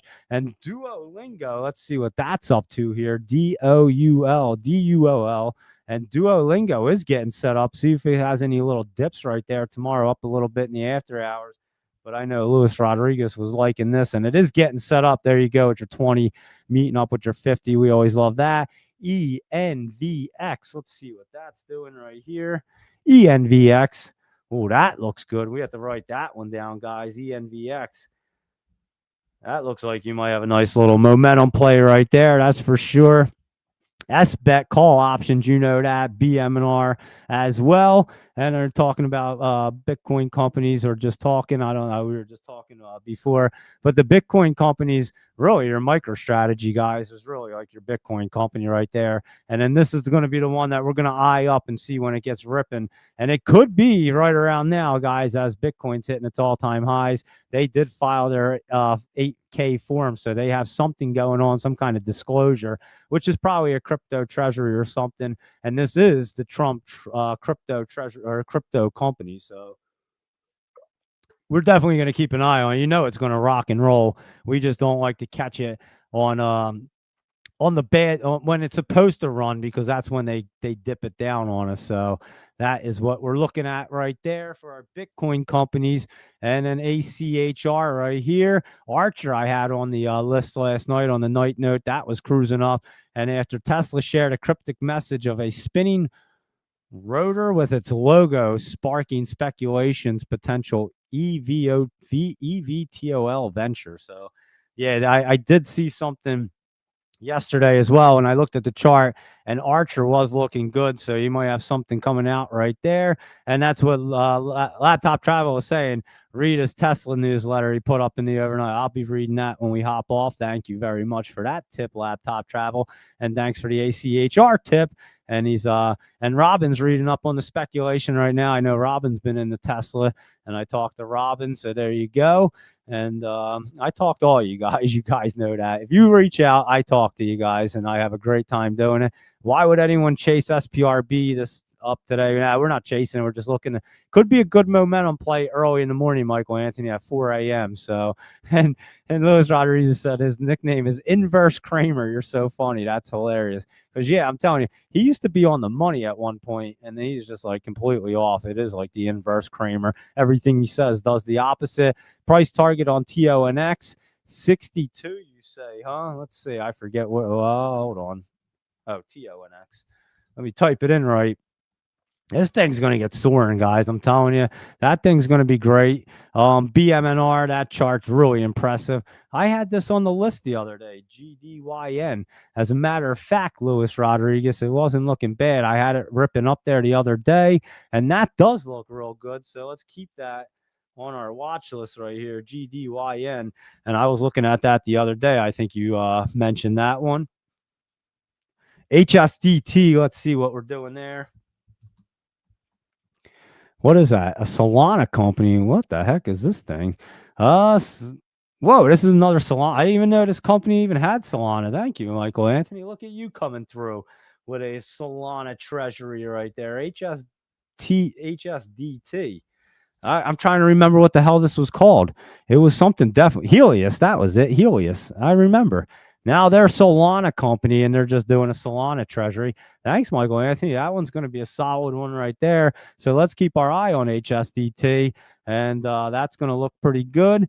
And let's see, Louis Rodriguez, similar problem with AT&T years ago. He was grandfathered in with their unlimited plan, and they kept throttling him. He got so pissed, he dumped them and never looked back. Yeah, well, I tell you the story, guys. I did talk about it before.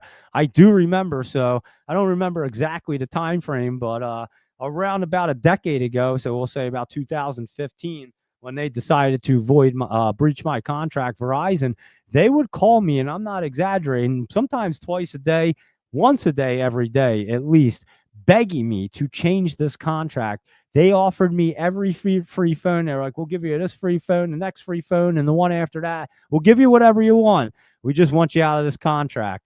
I refused. I said, well, if you just want me out of that contract so bad, it must be costing you money. There's no freaking way I'm leaving that contract. You must be out of your mind. You might want to approach that a different way with a person like me. But as soon as you say that to me, my red flag goes up, and I'm like, no, I must be winning at this deal. So I'm not doing it. And they begged me, and I kept buying my iPhones outright, guys, for that reason. So yeah, and so yeah, we'll have to probably see what the court system's going to say at this point, because they're not getting over on me. I can promise you that. You're not voiding my contract, breaching my contract, and acting like you're going to pay me $240 to get me to shut up. There is no freaking way. That insult alone, guys. I told the lady Mary, the executive, I said, ma'am, you might want to quit right now. You just completely insulted me, and I am not very happy. And then she was like, well, that's all I can do. And I said, ma'am, I just told you probably should just quit while you're ahead. I'm telling you right now, you're about to get torn into,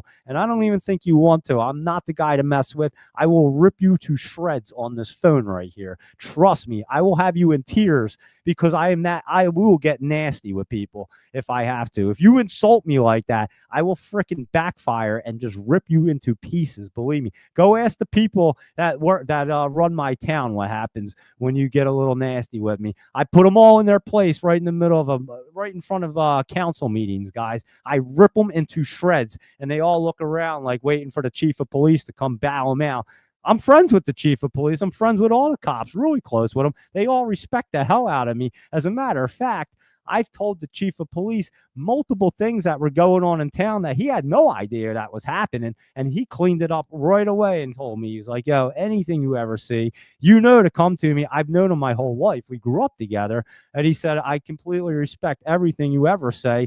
You've never been a person to not respect or trust. There would be no reason. And I don't care what issues you have with the mayor. He's like, you come to me whenever you need anything. So yeah, I have no problem with them. So they look around and I just smile and I'm just like, yeah, let's keep ripping you into pieces, guys, because no one's coming to your safety right here. I promise you. You mess with me, I will rip you up. And I'm a super nice guy, but I can also play the defense. And like I say, I used to be way worse before my brain injury. Now I'm a little crazier, so you have to deal with that. And I tell people, dude, you're messing with the wrong person.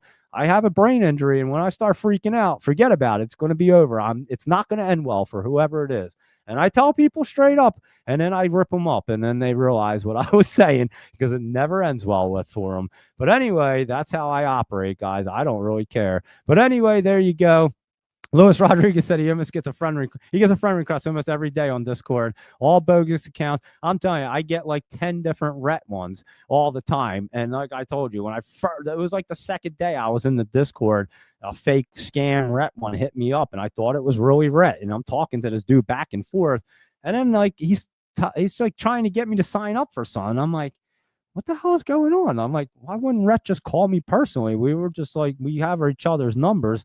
I don't know why he's doing this. So I just texted him. I'm like, yo, Rhett, am I talking to you on Discord right now? And he goes, absolutely not, dude. And I go, okay, thank you. It's definitely a scam. He goes, yeah, I don't talk to anybody on Discord. He's like, if I ever need you, I'll just hit you up on your phone, dude. And I'm like, all right, that's what I assumed.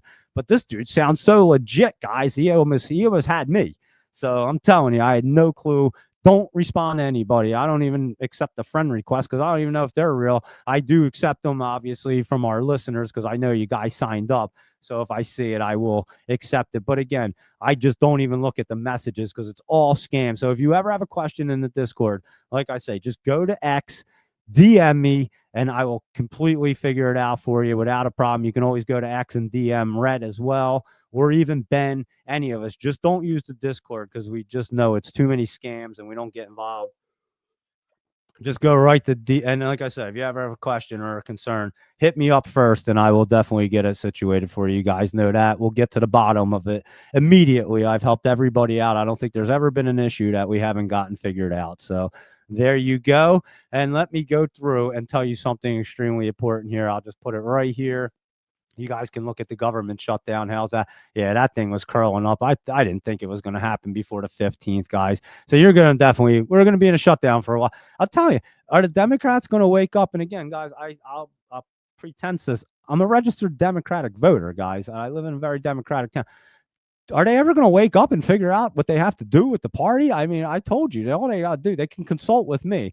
I'll charge them because they pay everybody tons of money. So yeah, but I'm telling you, I mean, I could easily tell them exactly what they need to do to get the party back in order, what they would need to do to even give Vance a run in the next election, because they're going to get a landslide, guys. I mean, Elon's already backing Vance for the next election, and the Democrats, every day this thing goes on, they just keep getting further. They're just imploding the entire party. Maybe that's what they're trying to do. Maybe they're trying to implode the entire thing so they can start completely over, and they don't have people like AOC and all these maniacs in there. I don't get it, guys. I have no idea. I'm just telling you what I see. But anyway, let me get to something super important here. It is getting late, and I'll just talk about this because it was part of the Trump agenda right here.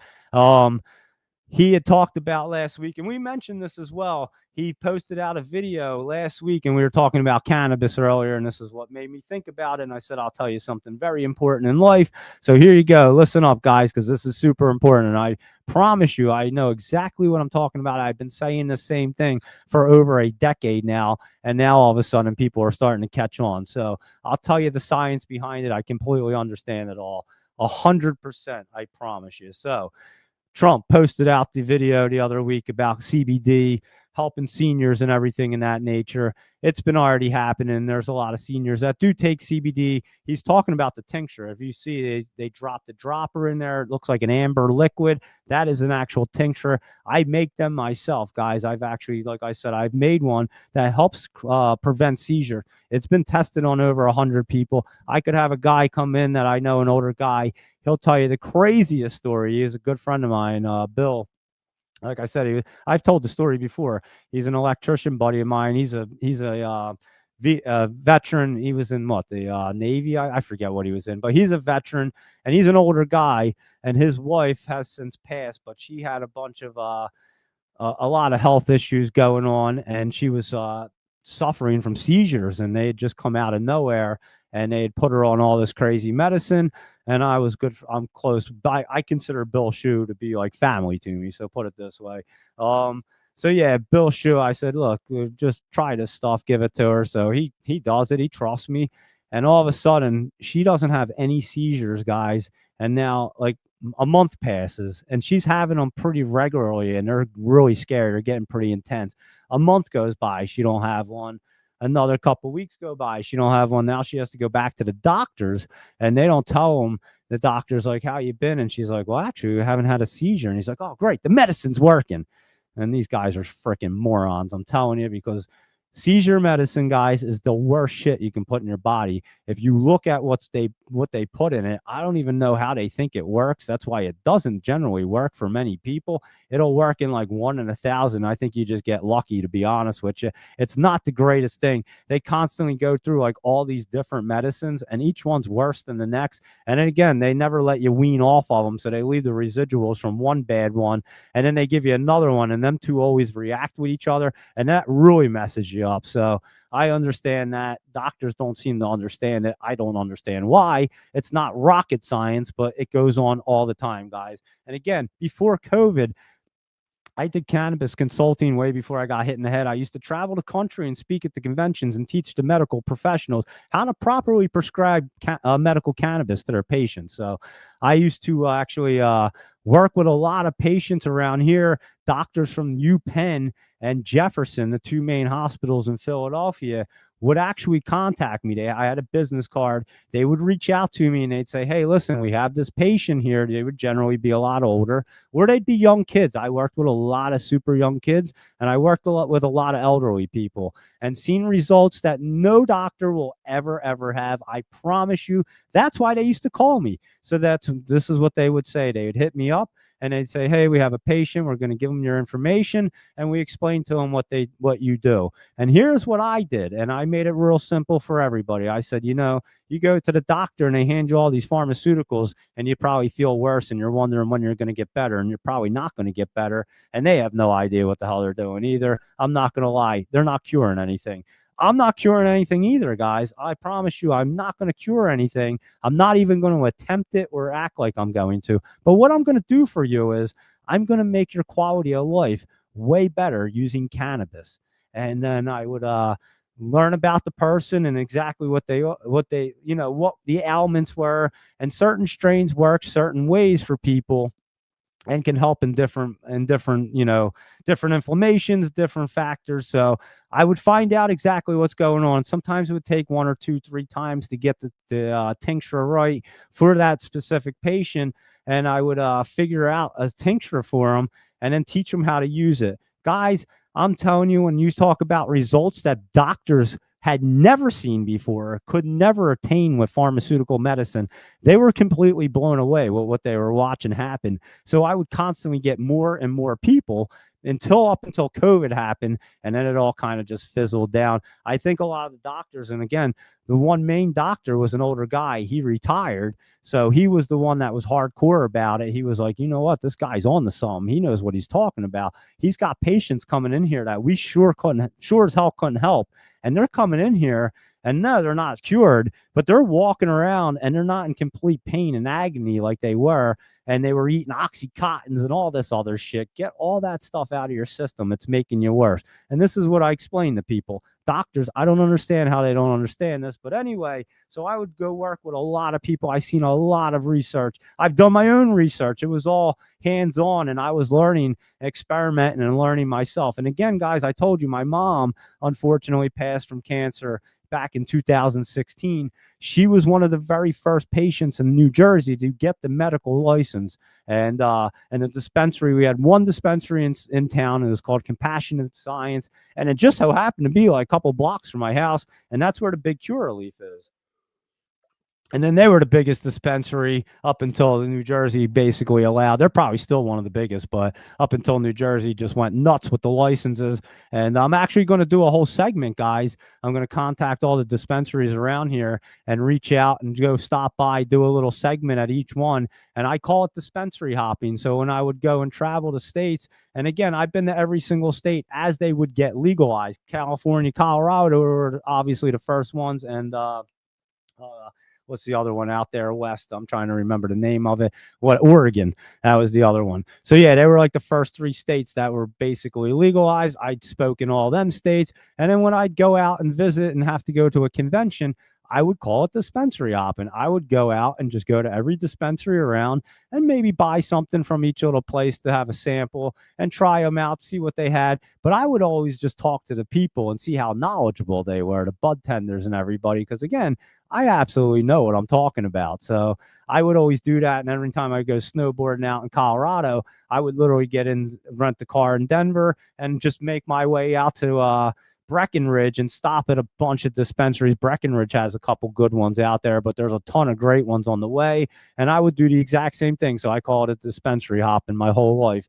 And so I'm going to do that whole thing because right now, New Jersey is the most saturated market probably in the country. I'm not going to lie. They've put up so many dispensaries around my house. It's insane. And I haven't visited any of them, to be honest with you. I've never been in any of them. So there you go. I'm not gonna lie. It's way too pricey. Not that I can't have it, but I can get better stuff way cheaper.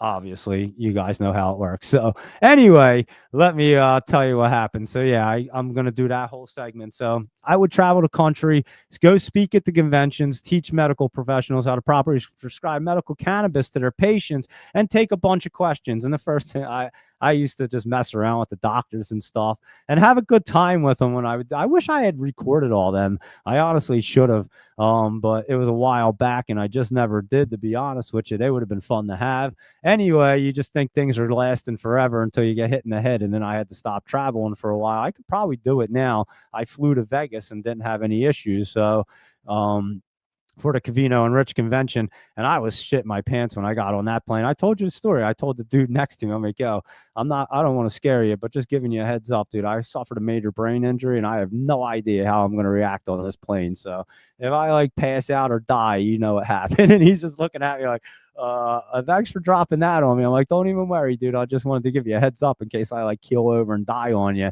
You don't think anything crazy happened. You know what happened. And he's like, all right, thanks, dude. And then we had a great conversation. He was actually a teacher, and we talked pretty much the entire flight out. And I told you, I'm sitting there talking to this dude looking out the window, and a plane, American Airline plane, comes flying right at us. I'm not even kidding. I'm like, yo, why is there a plane coming at us? And I say it out loud to this dude, and everyone looks out the window, and they're like, what is going on? And the plane is just descending, guys. This American, and I'm saying to myself, I'm like, we're in the middle of like outer space, like in the middle of the sky.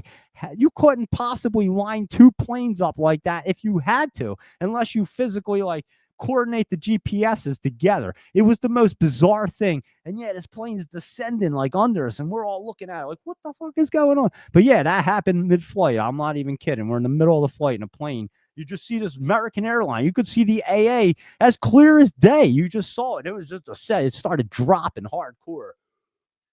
I don't know what happened with that, but luckily it got out of our way and we got out that way. But anyway, I'm talking to this dude the whole way. But yeah, so I could probably travel around, but let me get back to the story here and tell you what's going on. So this is the point of the story. I used to do all that stuff, but Trump came out. He talked about senior CBD, all that good stuff, and the endocannabinoid system. So this is what he was talking about. Now, I've been talking about the endocannabinoid system for over a decade, and I've always told people every living organism has an endocannabinoid system, and the only way that you can get cannabinoids is through the cannabis plant, guys. And now, all of a sudden, all these amazing researchers and people all of a sudden have realized that your endocannabinoid system isn't synced with everything. And I've said that forever. It makes everything align right. And you don't get cannabinoids through anything else. So throughout your entire life, they're sitting there telling you that cannabis is this terrible plant, terrible plant, terrible plant.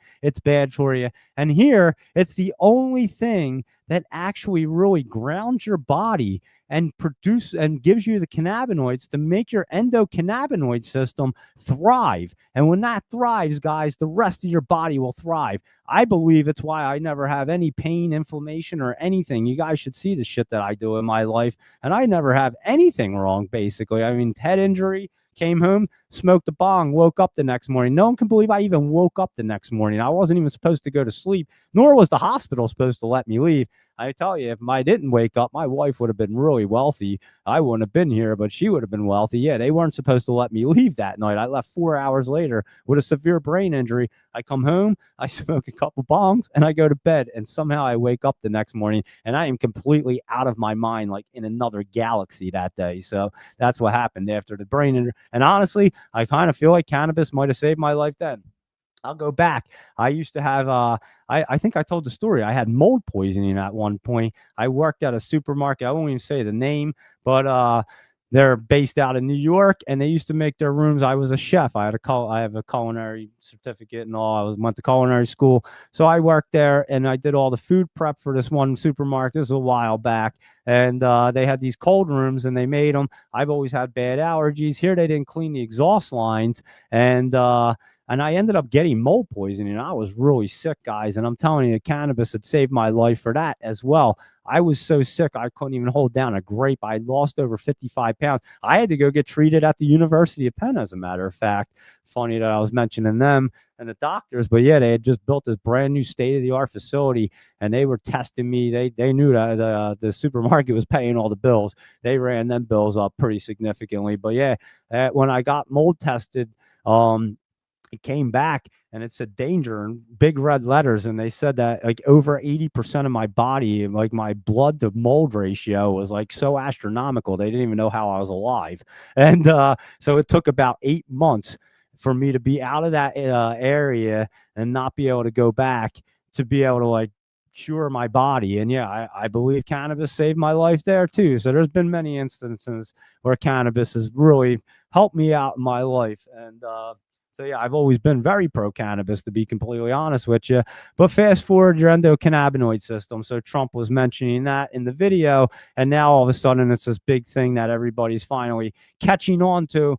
We've been on it. If you can go back to the videos of me doing the with like my High on Wall Street and all that. And then I used to do the what the hell was the company name? I can't even remember. Whatever, Cannabis Coast to Coast, whatever we do that for.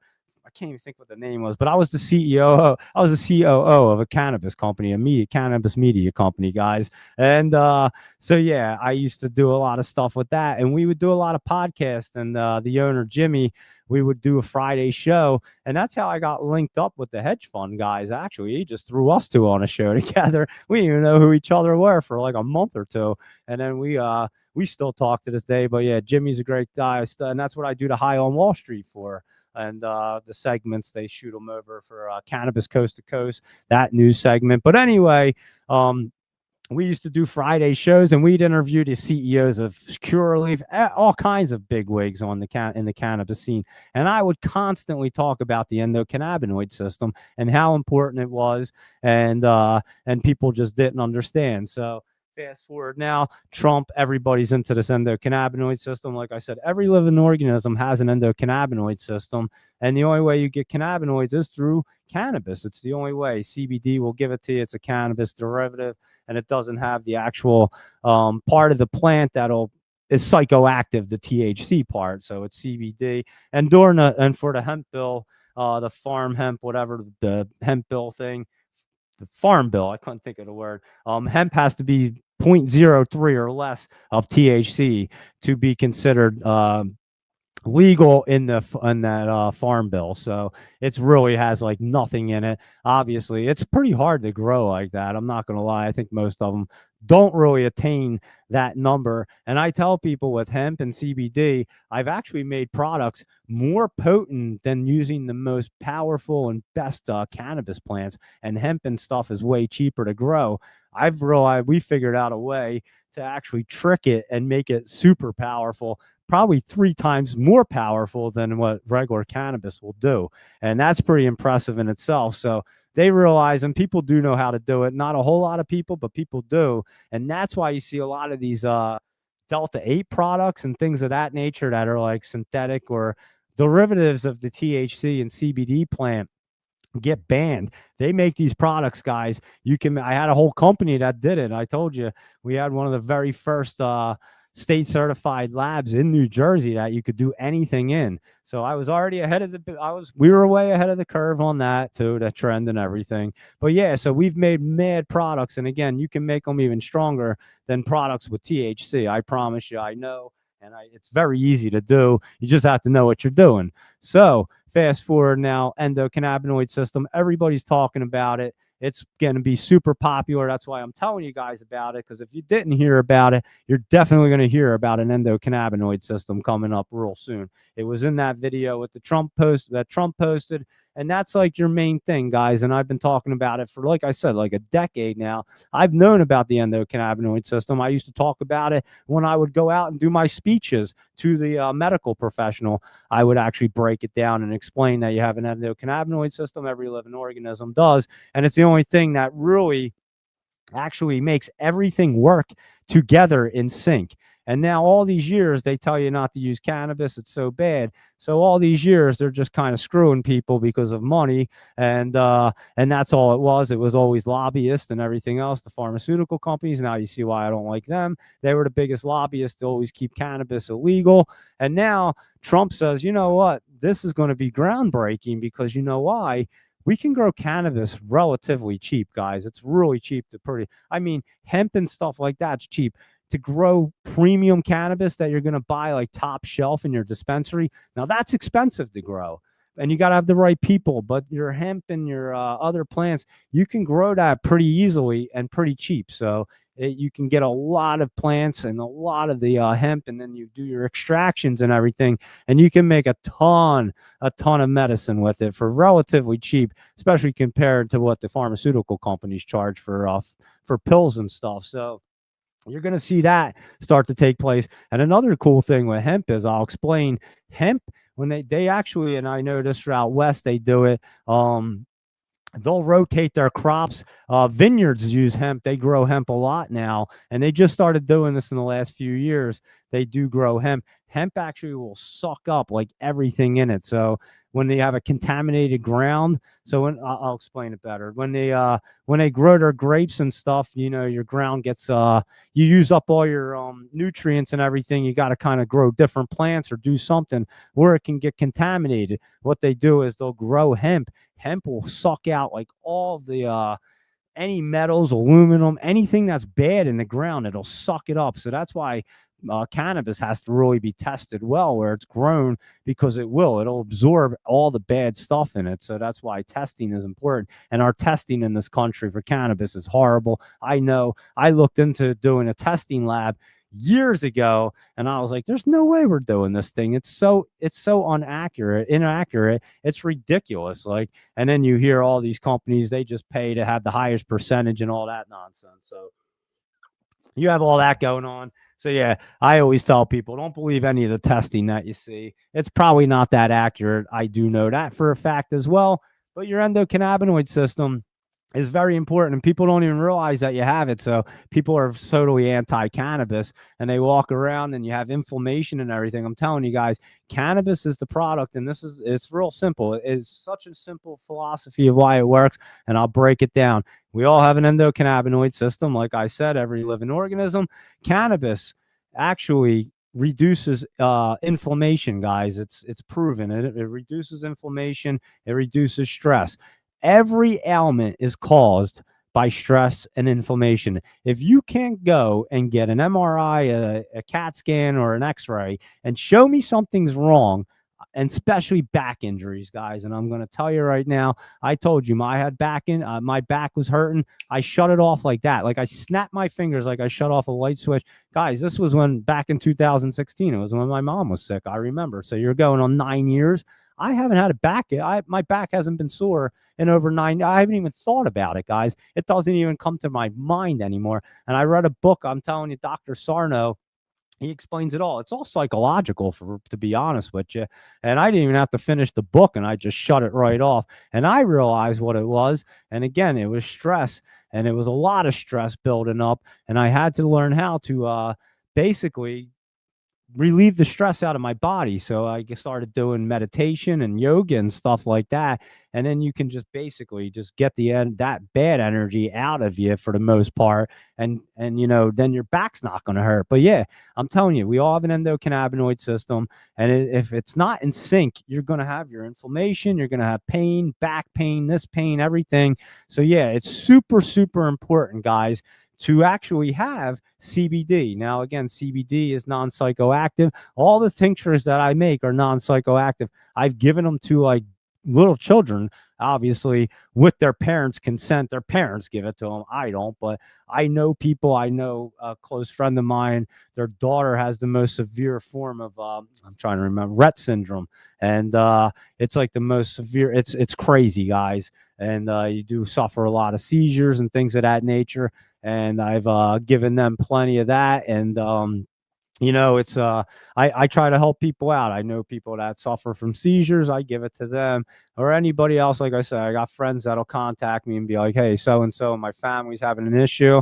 I'll be like, come over and grab some. I'll give it to you and let them try it out. Obviously, it's not 100% effective on everybody, but I'll tell you what, the results are way higher and more accurate than any pharmaceutical drug will ever do. And like I said, I've seen things, guys, that cannabis has done that pharmaceutical drugs will never do. Ever, ever, ever, ever, ever, ever do for somebody. So yeah, have I helped? I probably help more people than every doctor too, because they're not really helping people, guys. They're really screwing you up when they give you all these pharmaceutical medicines. They're not good for you. And now people are finally realizing what I've been saying. And guys, I've been smoking since I was 15. I'm 45. 30 years. That's how long I've been in it, guys. I'm not gonna lie. I was making gummies and edibles and stuff like that after I graduated culinary school. I started messing around. I used to make full course meals with cannabis. I've been cooking with it that long, since 2000.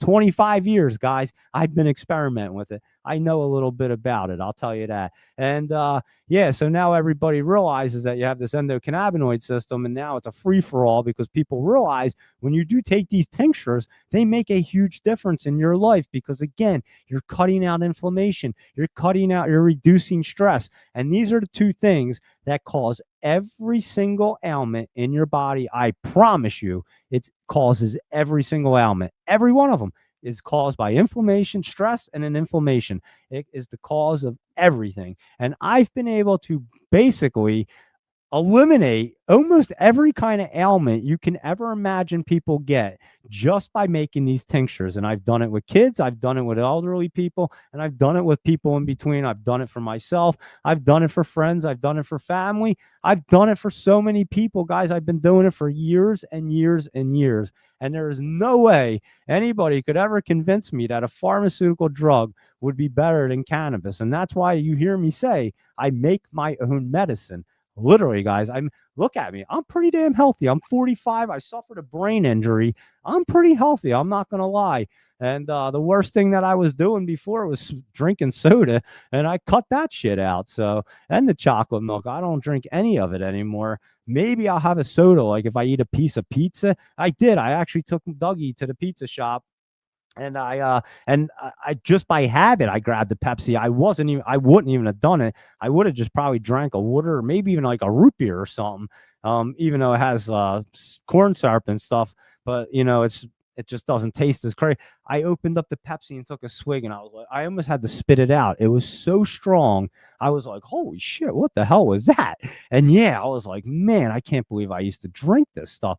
Guys, that stuff is so bad. You guys know what I say about corn syrup in our food system. So you add all this shit up, we got the worst food system in the world, guys. Our food system is so bad. It's so bad for you. Know what it adds to you? It adds a ton of inflammation. It adds a ton of stress to your body because it's all loaded with corn syrup. Corn syrup ain't going nowhere. It's obviously we have a lot of not I'll say overweight or heavier people in this country as well, obviously, because of our food system's a disgrace. And yeah, all of that stuff starts adding up, guys. And anytime you're going to be a little overweight or drink like this, all these bad chemicals, such as corn syrup and everything else they put in our food system, all this shit's going to get into your body, guys. And it is just going to create complete chaos in your body and just complete inflammation and stress. That's all it's doing. And here, your endocannabinoid system is what makes that like get controlled.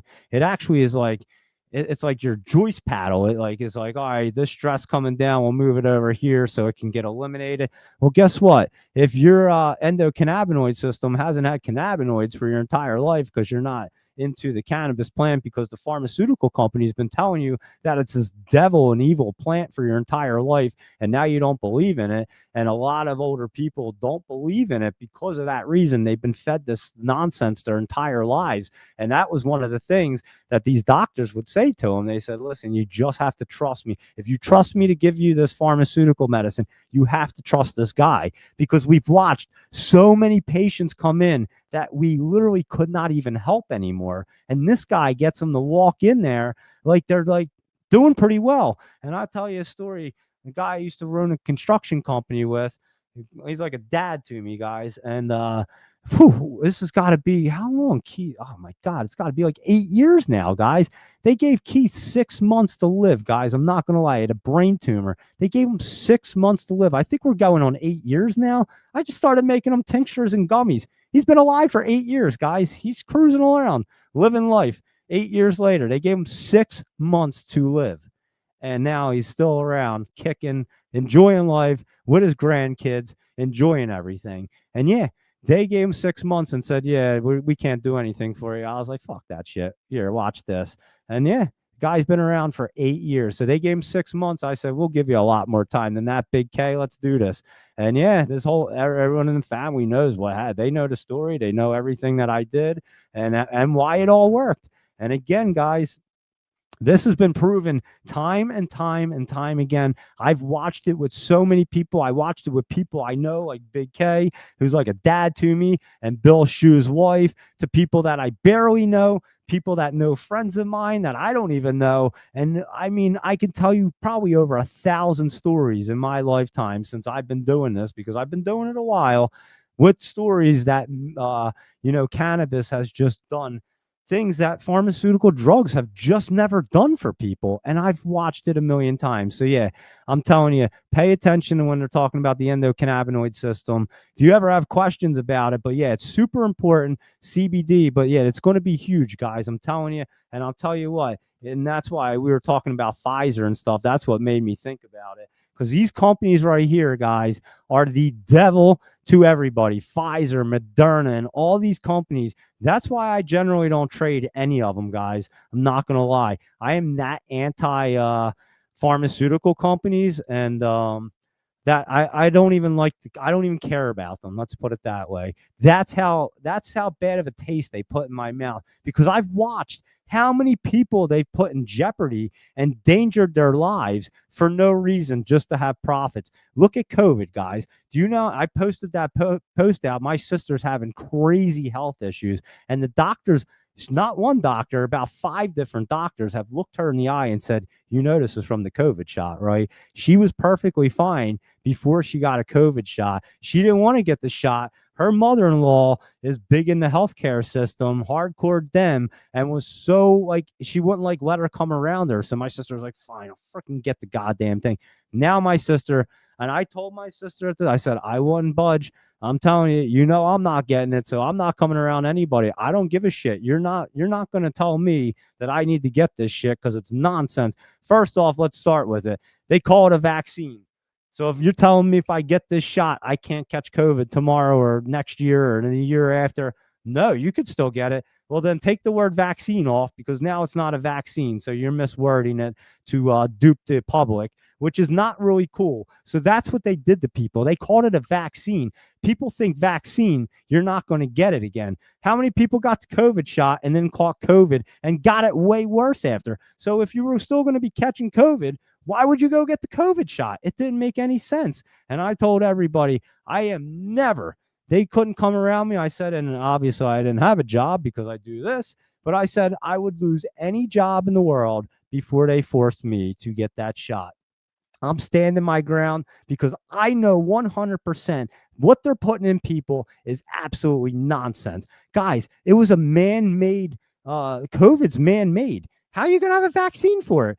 Do they have a vaccine for Lyme's disease? Of course not. You never will because it's man-made. Our bodies will never be able to fight it. There's a chemistry, like it's chemical, like there's a chemistry reason, a chemical equation that will back that science up, guys. You will never, ever, ever have a vaccine for COVID. It was made in a lab, and you'll never have a vaccine for Lyme's disease. It was also made in a lab. And things like that are not natural for our bodies, for our natural bodies to and our antibodies to ever be able to fight it off. So it's 0% possible that that could be a vaccine. And when I talk to people and explain that, and I explained that back in COVID days to a lot of people, and I'm like, I'm telling you guys, I had a kid at COVID. They went and made my wife I'm telling you, I swear to God, I drove my wife to go get tested for COVID. And I was like, I have a deviated septum. Don't even think about jamming that thing up my nose. They didn't even test me, guys. They did not test me for COVID. I went to the same hospital room as my wife and stayed there the entire time. They didn't test me for COVID, but they tested my wife. How ridiculous is that? And I told them, you're not testing me. Get it out of my face. I don't care. And I'm going in the hospital. I don't give a shit. Guess what, guys?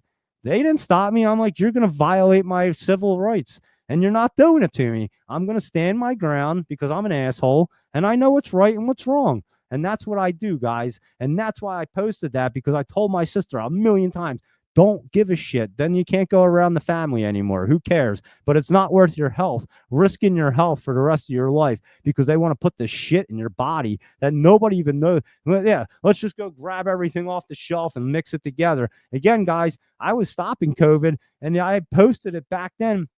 I made another tincture. I figured out, remember, people were having breathing issues, a lot of breathing issues. That was inflammation of the lungs. I created a tincture that stopped it immediately. Immediately. I'd given it to multiple people that caught COVID and that had issues. And immediately they were like cured. They were like, holy shit, dude, I think you have the drug here. And I'm like, I was tweeting out to the government, everybody I couldn't get in touch with anybody. No one wanted to listen or see it. I was offering it for free and it worked. I was testing it on people myself and experimenting with it. And yeah, guys, I had the cure for COVID back then. And nobody, do you think they wanted a cure for COVID? Fuck no. You know how much money Pfizer made on them shots and Moderna and shit? Holy shit, guys. They made fortunes. Them CEOs line their pockets and everybody else on the health of our American people. And it's so wrong. And that's why I absolutely despise Pfizer. So yeah, Michael Anthony, I know you talk about him a lot and you had it for a while and you said you just dumped it. But that is why whenever you talk about them, it kind of just, I wanted to explain it. I absolutely hate these companies. I would not care if they blew up tomorrow, to be completely honest with you. I really wouldn't. I really don't feel like any of their pharmaceutical drugs really do much. Yeah, antibiotics, yeah, they work when you get sick. Don't get me wrong. But these guys are coming up with shit, guys, that is just shit on top of shit on top of shit. And then somehow it all gets passed through the FDA somehow. And then 5 years later, you got a commercial on. Did you take this shit that Pfizer made or this shit? Because now you're going to have all these issues in life. Guys, it's been happening for what? The last 50 years? Has a pharmaceutical company cured anything? No, they haven't cured shit because they can't. They don't know how. They don't even want to. And that's why your endocannabinoid system in cannabis is going to wipe all these companies out. And I can't freaking wait. And that's why I might be more pro-Trump than I ever thought I ever would be, just because I know what he's going to do for the cannabis industry, guys. And he sees it. He's gotten the feedback. He knows what goes down. He understands. And not only that, the guy understands how businesses operate and looks at these cannabis companies and goes, there's no way in hell you guys could even operate like this and make a profit. It's basically impossible. And so, yeah, he's going to change the scheduling to one, and he's going to change it all, guys. He's going to make it so you can do the banking, you can do everything, and then he's going to make it so that seniors, this is amazing, guys. He's going to make it so that people are going to get covered under health care for cannabis. You know why it's amazing? Because guess what? Cannabis is going to help you way more than any pharmaceutical drug. And cannabis, when you look at it, look how much they charge. They got pills that cost you $10,000 a day. I never seen a strain that cost that much. I can promise you that. I can produce, I can give me $10,000 worth of chronic. I can produce a ton of medicine for people, and that will actually work. So I just wanted to say that, Michael Anthony, you kind of tipped me off on it when you had talked about Pfizer and selling it, and it just kind of came to my mind, and it drives me insane all the time about these pharmaceutical companies and stuff. Yeah, they should just go under. They don't really do much for anybody. And then look at their practices, guys, how they operate. They send a pharmaceutical sales rep to your doctor's office. Then they pay them to they give them all these fancy dinners. They pay them all this shit. They give them all these gifts. They give them whatever the hell they want, just so they prescribe whatever the pharmaceutical medicine is that they are dropping off that day. Does the doctor even know what he's prescribing? Do you think he was in the lab making this shit? Do you think he has any idea what the compound of this medicine is, or what they even did? Do you even think they even care to explain it to him? No, no one even gives a shit, guys. You know why? Because they're all making money off you. And that's what happens in this world. And that's why I stand up for my words and for everything for me. I don't care. I've said enough. I'm like, you know what? People aren't taking advantage of me or anyone around me. I will get up and say something immediately. You guys know I am definitely that way. And anyway, anymore after a brain injury, I tell you, I'm a little bit crazy. So I'm not the guy to mess with. And yeah, anyone that wants to challenge me on any time thinking that pharmaceutical medicine can outperform cannabis, I promise you, I will line up an entire auditorium full of people that I have had experience with, and they will all tell you word for word that there's no way that pharmaceutical medicine will ever do what cannabis did for them. And these are people that didn't even believe in cannabis before, thought that it was the devil, never thought they would ever even do it. My mom was that way, guys, and the only thing that ever helped her, and this is what really pushed me to start helping people, I used to make all my mom's food with cannabis.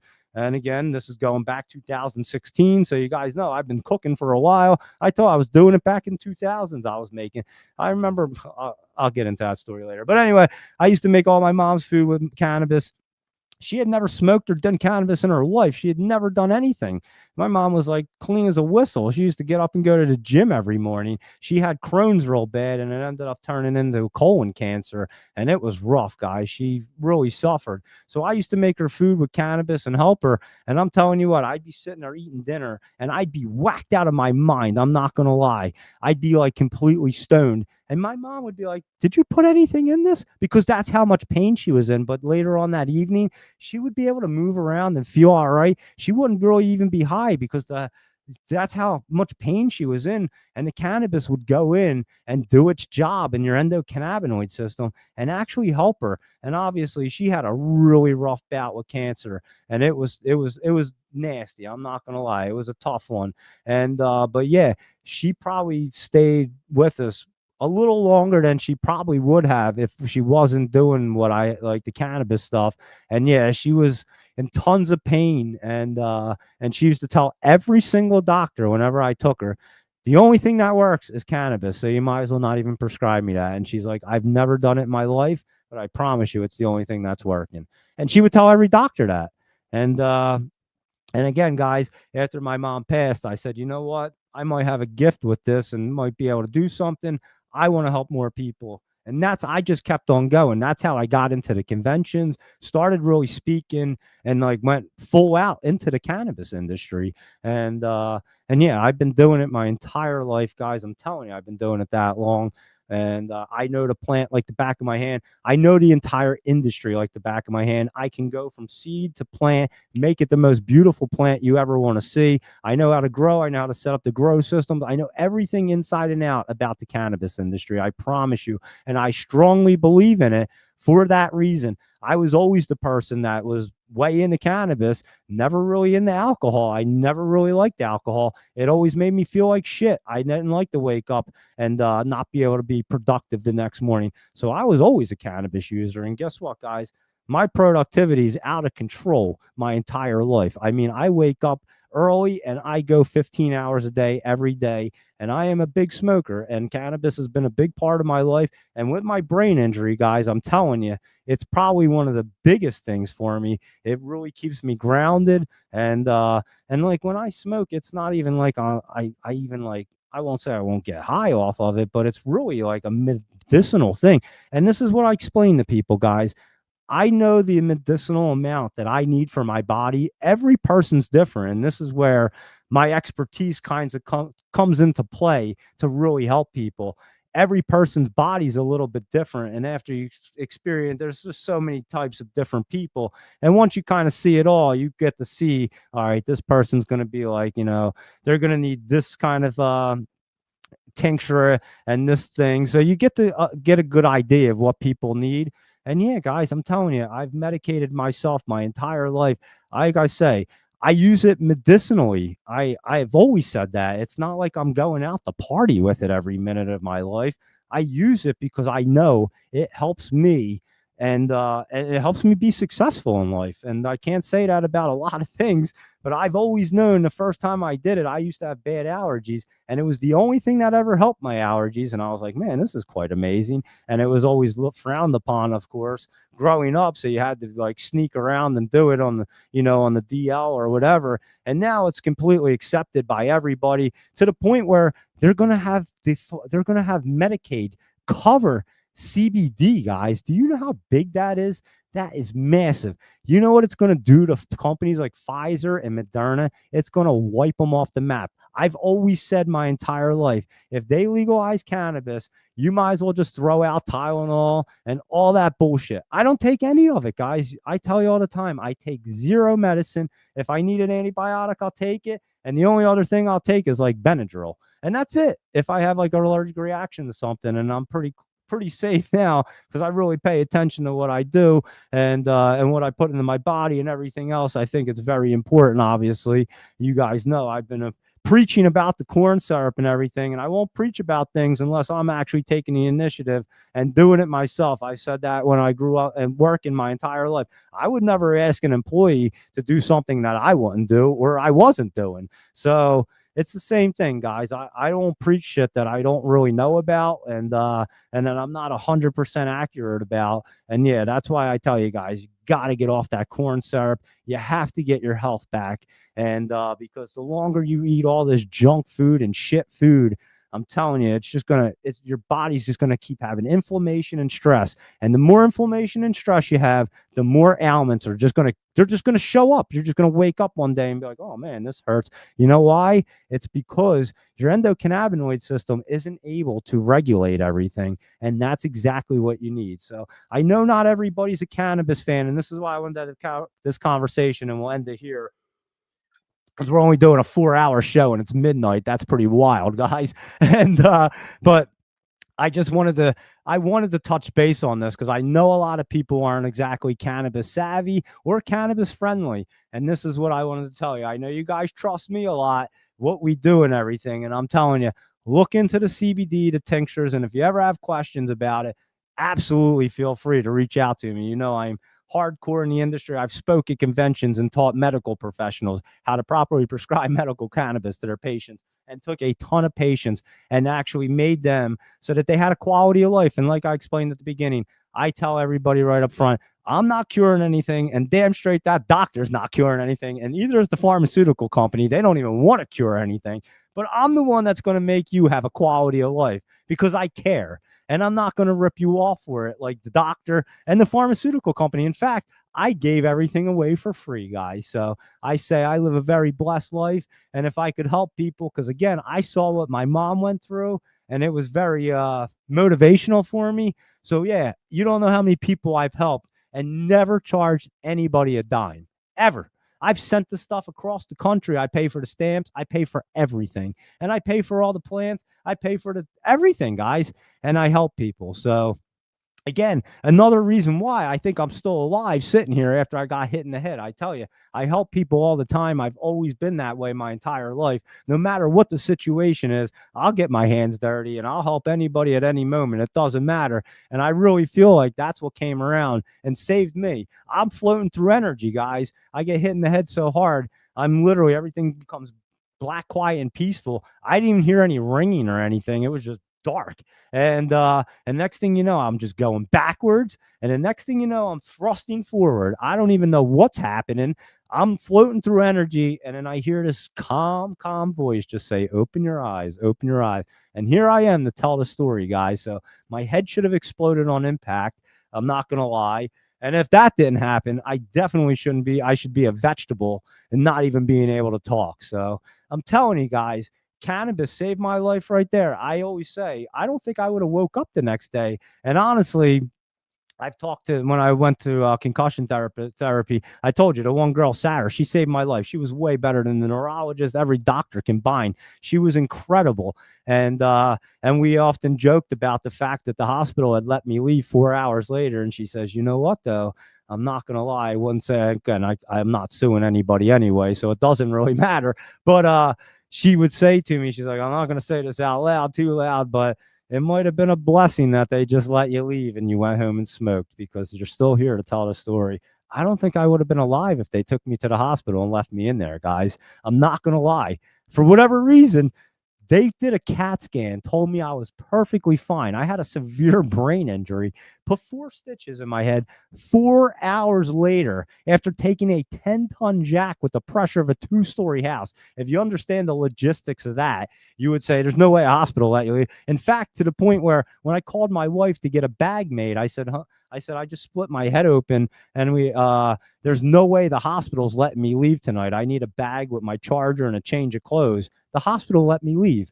Maybe it was a blessing, guys. I'm not going to lie. And again, I 110% believe cannabis saved my life again. Came home, smoked a couple bongs. I was in another galaxy, guys. I woke up the next morning. I didn't even know what was going on. Came downstairs, smoked again. And guess what? I just continued my life like there was nothing going on. And here we are today, over 2 years later. So crazy stories, I'm telling you. I have plenty of them, but I just wanted to touch on that. And Michael Anthony, you definitely kind of brought it to my, like, I wanted to speak about it before, but you were talking about Pfizer selling it. And for whatever reason, I was like, you know what, today's a good day to speak about it. So we did a little more extra time. No big deal, but I think it's very important. And again, guys, if you're not really cannabis friendly, you don't have to look at it like you're going out to party and getting high.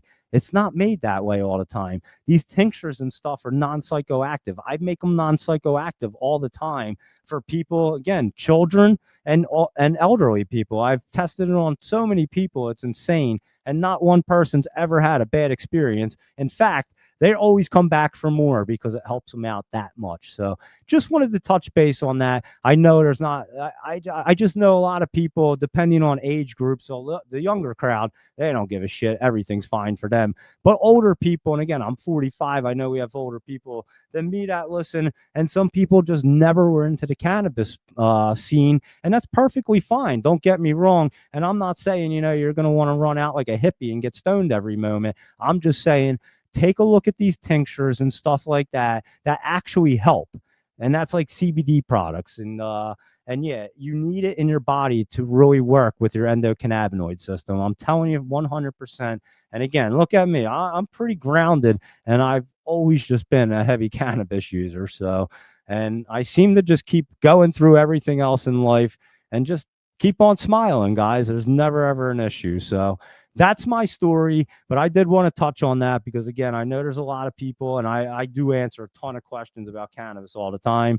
And so, yeah, there you go. And what about Pfizer, since we have it in? I hope they blow up. That's what I hope. Nah, it's dipping down right there, Michael Anthony. So if you did sell it, probably a good call. And it does look like it's pulling back. So will it bounce back up? It could very well bounce back up. But again, I hate these pharmaceutical companies with a passion, guys. Moderna, Pfizer, and the shit that they did during COVID drove me completely berserk. And like I said, my sister literally has health issues. I mean, they are so bad. She is really having a lot of issues. And 5 different doctors straight told her it was from the COVID shot. She never had an issue until she got a COVID shot. And I know multiple people that have had different things happen to them after they got that COVID shot. So for them to spread the fact that it was a vaccine was complete bullshit right off the bat.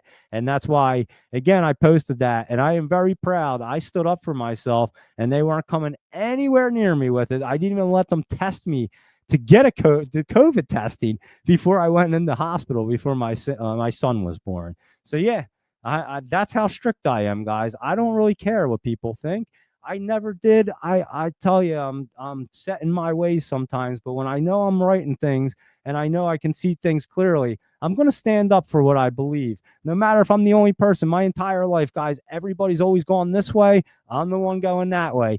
Look who ends up successful and always on top. I never followed a crowd. I'm never going to follow the crowd. In fact, when you give me something, I'm going to look at it completely different than everybody else. And it's perfectly fine. It's been like that my entire life.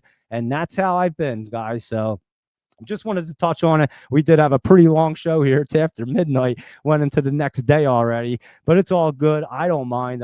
You guys know I love the show.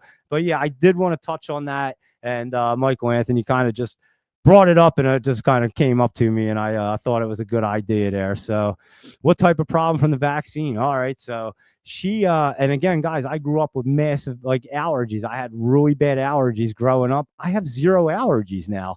I won't say 0, but my allergies really aren't bad. I used to not be able to touch an evergreen tree. I'd break out in hives.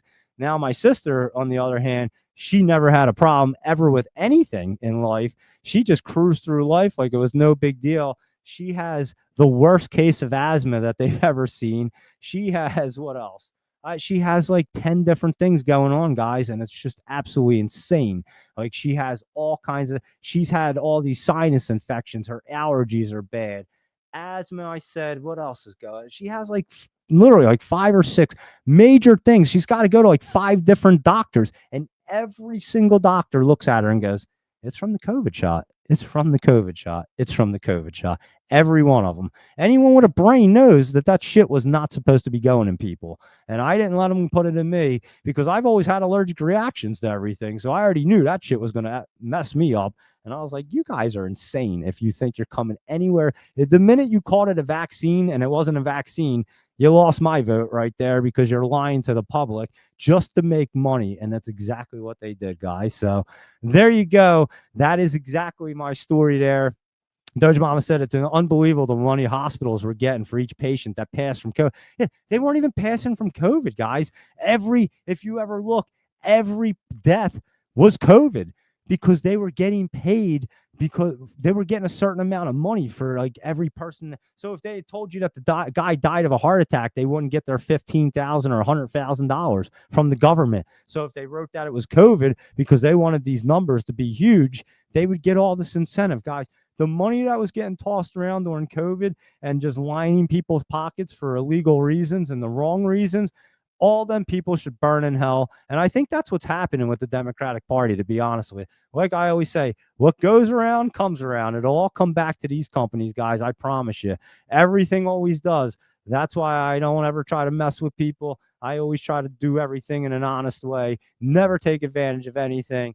Don't need to, for one, but I wouldn't anyway. What goes around will come around. Karma will definitely grab you in the ass and bite you real hard. And again, look at what happened to me, and I'm still standing here. So it must, and like I said, I think it's a test of just being a good person, helping others, and just being a positive human being. And sometimes you might be able to survive a miracle. And people that take advantage of others like this and don't treat people so well, And the slightest little accident might take you out, guys. And it happens a lot like that. Lots of death certificates out there are incorrect. Oh, absolutely, Doge Mom and I. It was absolutely insane. I knew people that work. I know people that work in the hospital systems. I knew what was going on. It wasn't a cover up. They were doing it out in the open. They were just all getting money for it. You got to just follow the money trails. And if you followed the money trails like we always do, we all knew that this shit was nonsense. The entire epidemic, to shut down the mask, the vaccine, everything was nonsense, and it was all money grab for people. And it was a power grab. That's what it was. It was about money and power. How far could they take it? How much money could they make? And they took it real far, and they made a shit ton of money. And look at all the health issues that people are having today. I'm telling you, it's just not my sister. There's a ton of people. I know multiple people that have health issues now since they got the COVID shot. So there you go. That's my story. And that is why cannabis is way better. It actually works. Look, I'm still sitting here perfectly fine. Like nothing ever phases me, guys. So I just tell you my story in life and what really happens. And Laptop Travels, just to end the show right here, here's your gifts from Laptop Travel. TELO and KOPN. Copen right there is going to be running some more good old S-Bet. We do love that one. And of course, our Tesla tomorrow. So there you go, everybody. I hope you enjoyed a nice 4-hour plus show this evening. We talked about a little bit of everything this evening, Michael Anthony. How about that? So thank you, everyone, for tuning in. Doge Mama 9, Michael Anthony, Laptop Travel, Luis Rodriguez. I know Robin, he's been long sleeping. He gets up early. He's been out cold. And who else is on here? A bunch of people are on here. Scroll up. And but yeah, everybody tuning in. Thank you so much. And I greatly appreciate it. We'll be on at 7 a.m. You guys know that. We'll see what's going to be popping. And we'll see what AMD wants to do. But I already locked them guys in. They may pop up again. That pullback there almost looks like it's a little healthy, to be honest with you. So we'll see. Maybe an Intel AMD thing will come out tomorrow or this week, and it'll pop right back up. We'll take a look at it. We'll see what's going on in the markets in the morning and go from there. There's your Laptop Travel. There you go. Them 4 right there, your gifts from Laptop Travel. And we covered everything else. So I hope you guys enjoyed a little cannabis talk at the end and the endocannabinoid system. Just wanted to explain all that and tell you guys that I'm telling you, it's not bad for you. It's actually really healthy for you. And again, I'm not telling you to go out and get stoned and smoke bongs all day. I'm just telling you, you can be medicated without even having any psychoactive, without it being psychoactive. So you won't even know anything even happened. It's like taking a Tylenol. But actually, this stuff will work for you. I do it every single day, guys. I promise you, I do. I make my own tinctures. I make everything myself. I don't even trust I don't trust anybody, really. I don't trust what they do out there. And so I just do it all myself. I'm not going to lie. I just do everything myself, at least try to. And then you learn a lot more in the process. But there you go, everybody. Thank you for tuning in. A great show this evening. Hope you can take that endocannabinoid system and cannabis talk, and I hope it helps out. And again, get rid of the soda and all that bad shit in your diet too. I'm telling you, all that shit is just causing inflammation, and then all your ailments and your stress and everything else. So if you want to feel better in life, cut out that junk and then start putting some like a tincture in your body. You will see the difference. I give it to people all the time, and I tell them, look, you're not going to feel anything. Just take it for a couple weeks, and all of a sudden you'll feel your body just feel more grounded. And everybody comes back and tells me the same thing. You're right, dude. I thought I was going to take it and get high. I was waiting to feel something. I'm like, I told you from the get-go it wasn't going to do that. It's non-psychoactive. But I bet after 3 weeks, because it only takes about 2 to 3 weeks to really get like the endocannabinoids back in your system and get them moving and fired up. And every single person comes back and goes, you know what? I do feel better. I don't know what it is. And that's what it is. That's the underlying thing. It's your endocannabinoid system. And they haven't told you that ever in your life because they never wanted you to have it, because they want you to have all this bullshit medicine from Pfizer and Moderna and all these other companies that have the biggest lobbyists in the world, guys. Pharmaceutical companies are the biggest lobbyists in the world. They have the biggest, deepest pockets for a reason, because look how many people are on pharmaceutical drugs in our country. Almost everybody. I mean, everybody's on something. You're on a blood medicine, or this, a cholesterol, or something. It's wild, guys. And usually you can get all of it under control with just diet, exercise, and and having your endocannabinoid system right. And again, some people, obviously hereditary reasons, yeah, I can see you have high blood sugar or whatever you have, high cholesterol, it runs in the family. You may take a pharmaceutical medicine for that, but you don't need 10 million things in your body. And that's what they'll do. They'll just keep prescribing you shit for everything. If you go into a doctor's office and just tell them you have anything wrong and just say, can I have like something for it? They'll prescribe you something.